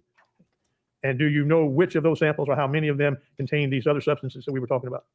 The solid phase microextraction fibers from the 40-minute exposure and the 2 7.5-hour exposures contained the 3 compounds chloroform, tetrachloroethylene, and dimethyl disulfide. We did not see those. I do not recall that we specifically identified those in the samples taken from the Tedlar bag or from the last carbon strip that we analyzed, which we extracted the components off of that carbon strip with carbon disulfide, which is a common methodology followed in fire debris analysis. And in analyzing that sample, we also did not see the 3 compounds, chloroform, dimethyl disulfide, or tetrachloroethylene. Was the gathering of the air with the syringe process, as you described, for the 2 Tedlar bags done at the same time? Yes, sir, it was. Thank you very much. And Examination? now. Yeah. We'll take a 15-minute recess at this time. interesting. He wants time to prepare. Oh, she looks excited. What's she excited about? State recognized president of jury. Yes, Your Honor. Defense. You may proceed with your cross-examination. Morning, Dr. Sigman. Good morning. The date that you took your air samples, I believe you said was July 21st, 2008. Is that correct? That is the date that we took the air samples from the trunk to go into the Tedlar bags, yes. And that was the first sample? That is correct. Now, the way you did it, you just sort of cracked open the trunk and stuck some sort of syringe in it and drew out an air sample. Yes, we opened the trunk maybe 1 inch, maybe a little further, just enough to get a needle. The syringe actually had a long needle, possibly about an 8-inch needle on it, and we put that inside the trunk and pulled the air through that. So you did not open and inspect the trunk?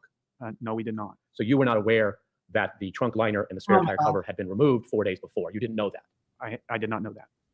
So your air sample would have been from the trunk 4 days after the trunk liner and the spare tire cover had already been removed, if in fact it was removed on the 17th, as the evidence has shown. That would be correct. How much is 250 microliters? Can you give us an example of we can kind of get an idea what a liter is. A microliter is what percentage or fraction of a liter? A microliter yes. is 1/1,000,000th of a liter. Okay. So just trying to envision it, you get a 2-liter Coke bottle, half that'd be a liter, and then a microliter would be 1/1,000,000th of that. Right. So I'm sorry, what was the volume value that you were asking You for? said 250 microliters was what you drew of air. Oh, correct. Yes. To get an idea of how much that is. So the syringe diameter, internal diameter, would be roughly the size of a lead pencil, and the length of draw on the syringe would have been maybe 1/4 of an inch. So it's not very much air. So a very tiny amount of air. And then you injected that into a Tedlar bag, or I'm sorry, no, that's the one you took back directly to the lab, right? The first sample. I think I've confused you. I'm sorry. The first sample you took, what did you do with Oh my God, Mr. Ashton, get it together. Okay, Jesus. on the 21st, we pulled 2 samples from the car. The first one was approximately 1 liter, and the second one was 300 milliliters, about 1/3 the size of the 1 liter one. Okay. And those were placed in the Tedlar bag? That is correct. All right. And those were then taken to the lab and sampled? They were held by the Orange County Sheriff's Office, and a deputy, I believe a crime scene technician, Mike Vincent, brought the 300 mil Tedlar bag sample to University of Central Florida on the morning of the 22nd. And now Dr. Vass had requested that you use a device called a triple sorbent trap. Yes. But you didn't have that equipment. That is correct. Now, the advantage of a triple sorbent trap is it allows you to test the chemical components of a much larger volume of air, correct? That is correct. With a triple sorbent trap, you use a pump and you pull air through a bed of adsorbent, in this case, 3 adsorbents, Carbotrap C, and Carbosiv S3. And each of those sorbents in the bed takes out different analytes. And so if you pull 10 liters of air through that trap, then you get the components that are in 10 liters of air. And the advantage of that is you can, in effect, test a large volume of air by just pulling the air through the triple sorbent trap, depending on how long you let it run, how the pump is set. That is correct. But you did not have that equipment or that capability of doing that. I did not. Now, in your analysis, though, even of the air sample itself, you indicated that you found some weak signals for organic compounds, correct? That is correct. Then you went to the next level, which was the SPME fibers, the SPME for the court reporter. Is that correct? That is correct. Now, those basically, as you described, are fibers that you essentially just expose to the ambient air and allow the chemicals that happen to be in the air to attach to the fiber, correct? That is correct. But again, that method, though better than the bag, is still not as a good a testing method as a triple sorbent trap, correct? It is a different sampling method and will not concentrate as large an amount of analyte. Therefore, you will probably receive a worse signal to noise ratio in the instrument response, a lower instrument response from the solid phase microextraction fibers. But again, just like with the other method, you're not actually drawing air past the SPME fibers. You're just sort of letting them sit and letting the ambient air absorb into them, sort of. That is correct. So that method, though better, still is not as good as triple sorbent trap in finding out what's actually there. I would consider the triple sorbent trap a better sampling methodology for, especially for components that might be at low concentrations in an air sample. And would that also be the case for the carbon strips, that the triple sorbent trap is a better method than the carbon strips as well? That would be correct, yes. But it would be fair to say that you used the best method that you had available to you in order to try to determine the chemical components of the trunk sample. That is correct. Now, your sampling simply tells you what was in the air in the trunk. It doesn't tell you where it came from, correct? That is correct. So if there was a particular object in the trunk that you suspected the odor would come from, there are other methods you could use to test those individual items. If those individual items were isolated, then you could test the air above those items after giving them an appropriate time to equilibrate, and you could test what was coming from those individual items, yes. Equilibrate means basically you allow the amount of the compounds in the surrounding air to equalize to some extent with the amount that's in the object you're looking at. Basically, yes, that is correct. And one of those methods would be to place the item in question in a Tedlar bag and allow it to off-gas into the air for a certain period of time to determine what was in it. That would be an acceptable approach, yes. Now, even with the methods that you were able to use, and even with the trunk liner and the spare tire cover gone, you were still able to detect chloroform, correct? That is correct. And you were still able to detect the other chemicals that you've referenced, TCE and dimethyl disulfide. Tetrachloroethylene and dimethyl sulfide, yes. I'm sorry, dimethyl disulfide. Dimethyl disulfide, I'm sorry, I was scribbling quickly. And you've indicated that even based on that very limited sampling, that those chemical constituents are consistent with the research that's out there about human decomposition. Those components are reported in the peer review literature as arising from human decomposition. But as you said, they can coincidentally come from other separate sources. That is correct. Now, you mentioned to counsel that chloroform can come from a reaction between bleach, as an example, and certain organic components. That is correct. And that's in some literature studying the effects of finding small amounts of chloroform in people that have swim in pools. I have seen one report, I believe it was from an Iranian journal, that did indicate that there was chloroform in swimming pools. In potentially hazardous amounts or just in very, very minor amounts? As I recall that article, it was in very minor amounts, not hazardous amounts. Do those articles also reflect that there should be other component chemicals created by this coincidental reaction between chlorine and organic components? If bromide ions are present, that's Br minus bromide, then it can react with the hypochlorous acid, which is from the Clorox bleach in aqueous solution, to form hypobromous acid. And the hypobromous acid, along with the remaining hypochlorous acid, can lead to not only chloroform, but also chloro compounds, methane, containing both bromine and chlorine. So the reaction, if that were to occur, would create more than just chloroform. It would create other signature chemicals to reflect that that had occurred. As long as the bromide was there to form the hypobromous acid, yes. So that's interesting because long time ago in this case, this trial, you know, I was talking I think it was at some point when the chloroform was first brought up. And then there was the whole thing with the potential of the pool and stuff. And I was like, oh, how interesting, because chloroform and chlorine, right? They have a similar letter. So I looked it up on a live stream and I was like, how interesting, like, and I wonder how similar they are. And like what I found was like that, you know, chloroform is like they're like related. There's a component, and of course chlorine is a little bit different, but like there is a relation there. And I think it was like you can produce chloroform from chlorine or something like that. But anyway, and I thought, that's interesting, because again, this whole thing with the stupid chloroform, you've got, you know, how, again, where did that come from? Like, I think it came from that picture that was on MySpace that was sent by Casey's ex-boyfriend, the killer with chloroform. We looked at that earlier. But the other thing that's interesting is because then when you think about the whole thing about the pool, Laddergate, right?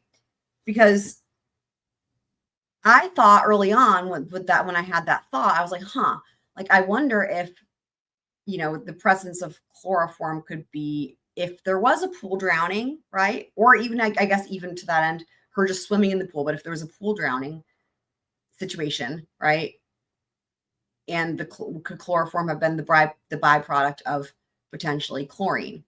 And that had never really been, I had that thought, but then that hadn't been explored yet in trial, in terms of no one had really asked that question of a witness about, and I'm sure the jury was thinking it, right? What about chlorine? Because the pool's been coming up so much. Like, what about chlorine? You know, this is the first time that this has been addressed.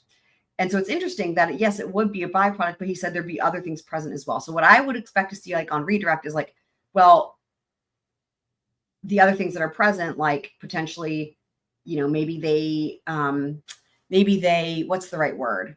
You know, the volatile organic compounds, they have their different rates at which they, whatever the word is, vaporize, I guess, you know, like we heard from the other witness. So could it be possible that those were just not present due to that, or maybe because of the interference with other chemicals, like the can of gasoline or whatever? So it's just interesting, though, that Mr. Ashton is bringing this up. Like, this is being elicited on cross. Again, something that could point to potential, and you know, now the reason he's bringing it up is he's trying to be like, oh, well, if chlorine was there, you might see these other things in addition, right? But still, I feel like that's not worth bringing it up in the first place, because now if the jury, let's just say the jury had temporarily forgotten about the whole possibility with the pool, because it hasn't come up recently in terms of the witnesses, right? We've talked about it, but it hasn't come up with the witnesses. Now you've just reminded them that that's a whole other thing that A, could have been another cause of what happened here. And B, I still think that you've now just included it in terms of what could have caused the chloroform, right? So, and again, the levels of chloroform are just, like I said before, this whole thing is stupid because the levels are just so low. I feel like, why are we even talking about it? But because the state's talking about it, the defense has to talk about it. And anyway, okay. And even in a case of sort of, well, is there any support in the literature or any case reports in the literature of chlorine being caused by a bathing suit being thrown in the back of a trunk? I'm not aware of any literature discussing that. Even if you had a coincidental or accidental creation of chloroform through chlorine and these other organic chemicals, would you still expect to find some residual chlorine that had not gone through that reaction and become chloroform? By chlorine, I assume you're referring to chlorine gas, Cl2, which is the natural form of chlorine? Yes. I suspect that particular material would either hydrolyze with water to form hydrochloride. Is that what he means, though? Because I mean, chlorine as in from a pool, I don't think would be exactly the same, right? As what he just said. Chloric acid, which contains chloride ions, or it would dissipate. Did you find anything in your evaluation of the air sample that would lead you to believe that this chlorine came from some sort of inadvertent reaction between either pool chlorine or chlorine bleach and organic compounds, this kind of accidental thing that counsel was asking about? There's nothing in our results that indicate the source of the chloroform or the tetrachloroethylene, which are the two analytes that contained chloroform. We simply know they're there. We don't know their source. Now, when you examined, your background is not in studying human decomposition, correct? Hasn't been your specialty. That is correct. When you worked with the trunk and you opened it slightly, did you detect an odor coming from the trunk? Yes, there was an odor coming from the trunk. But do you have any background in identifying that odor? I do not. Oh, the stupid smell from the trunk. No further questions. Okay. Redirect. Mr. Mason. Is it true that you found these slight traces of chloroform in only 2 of all of the samples that you tested, the 5A and 5B? No, sir. The sample, I believe it was number 3, which was the 40-minute solid phase microextraction fiber from the trunk of the car, also contained those components. And the 2 solid phase microextraction fibers from 7.5 hours, which you referenced in your question, also contained those compounds. The 3 compounds we talked about a while ago. Yes. All right. And if I understood you correctly, you don't know the source from inside of any of those 3. That is correct. The final word is the main thing that was there was gasoline. The predominant chromatographic profile was associated with or identified as gasoline. And this is a report that you provided to the Sheriff's Department 3 years ago. Yes, sir. I believe on July 30th. Thank you very much for your help, sir. Reed Crops. Based on the circumstances of where you examined the car, that it was in a garage, that the trunk liner and spare tire cover had been removed, did it surprise you at all to find elements of gasoline in the air sample? I would say that I was not surprised to find that, no. Now, Conveniently leaving out the fact that the gas can was in no there. further questions. Thank you. Jesus. Oh, that's why. Yeah, he doesn't want to have funny. Is he going to come back up? Rereader? Doctor, be excused. Oh. Thank you, Doctor. You may be excused, Dr. Sigman. Thank you.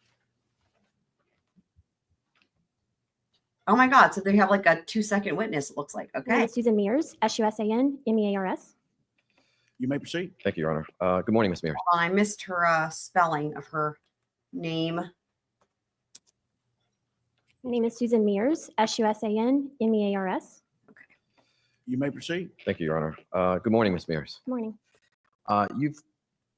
Can you tell the ladies and gentlemen of the jury again where it is you're employed and what? I am employed by the Orange County Sheriff's Office, and I'm the crime scene supervisor. Okay. Another person. Now, I'd like to show you items, photographs, In the state. defense CN, CM, and CL. May I approach the witness, Your Honor? You may.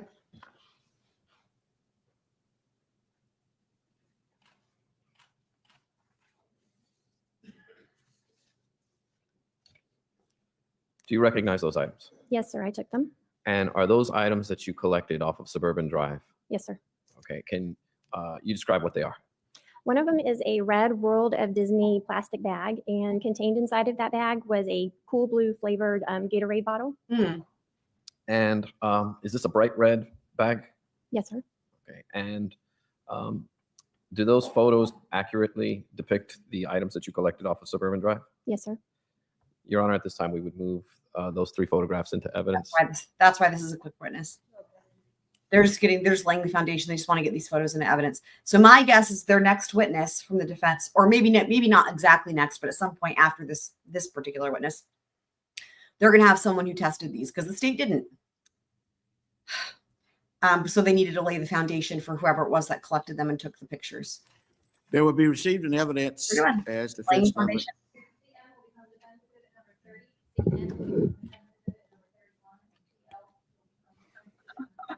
May I retrieve the items from the witness, Your Honor? Yep, you may.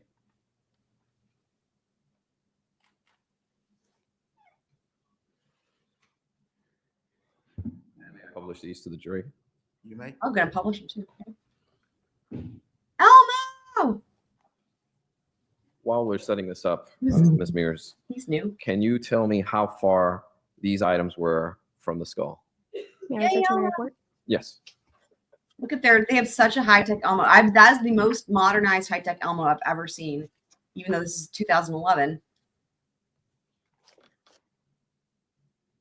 I wonder if these Gatorade bottles are going to tie to Roy Kronk in some way. While That she's would be doing that, may I publish these photographs, Your Honor, to the jury?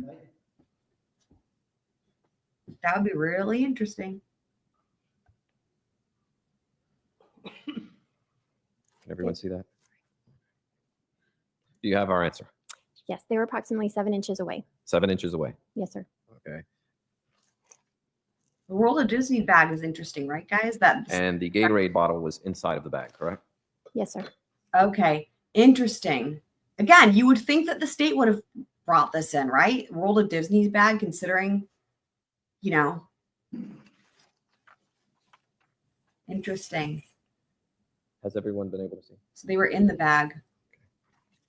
I have no further questions for this witness. Cross-examination? They're not. So we're not going to find out the significance of those until next episode.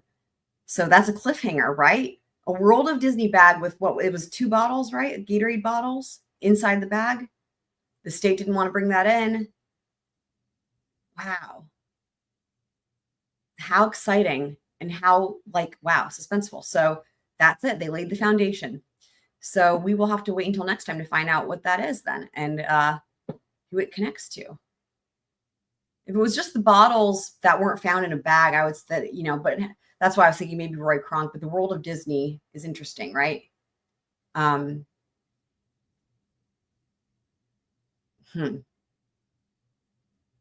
Let's see what we will have next time. Let's take a quick little peek here. Okay. Shout out to the Court TV archives as well. So the next witness is, Michael Rickenbach is back.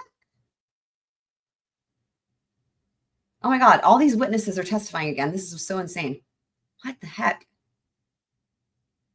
Okay, so wow. All right, so the next witnesses we have, they testified in the state's case in chief, Michael Rickenbach and Karen Forsberg-Lowe. Michael Rickenbach was the FBI analyst who was a really advanced with the chemistry type stuff. He tested the spare tire cover when he testified for the state before. That's what he talked about. And then Karen Forsberg-Lowe was the FBI lady who did the hair. Both of them are coming back. And then after them, we have, that's wild, man. You just never see this. And then we have Stephen Shaw coming on back. Again, another state's witness. Now, then we have a new witness, and then Cindy comes back. So just wild. So that's what we have to look forward to next time.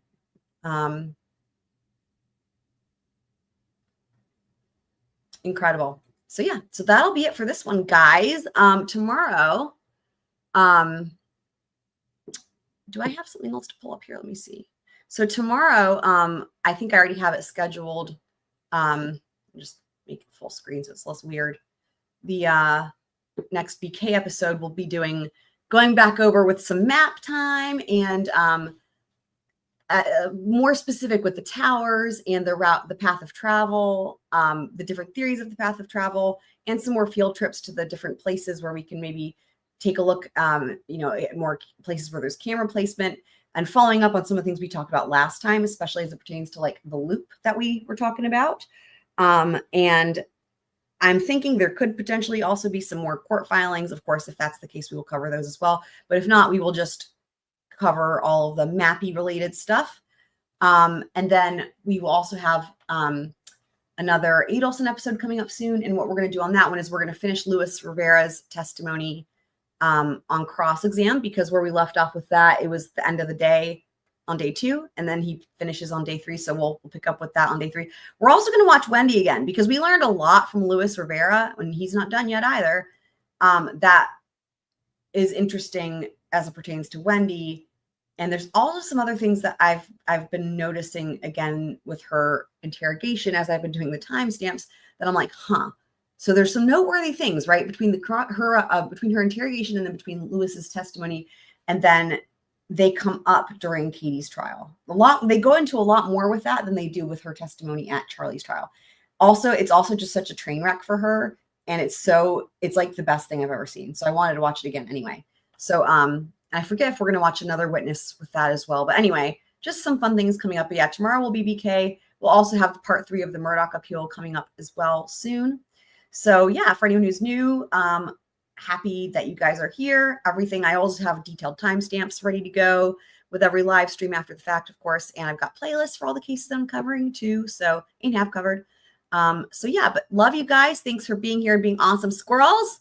And I will see you guys next time.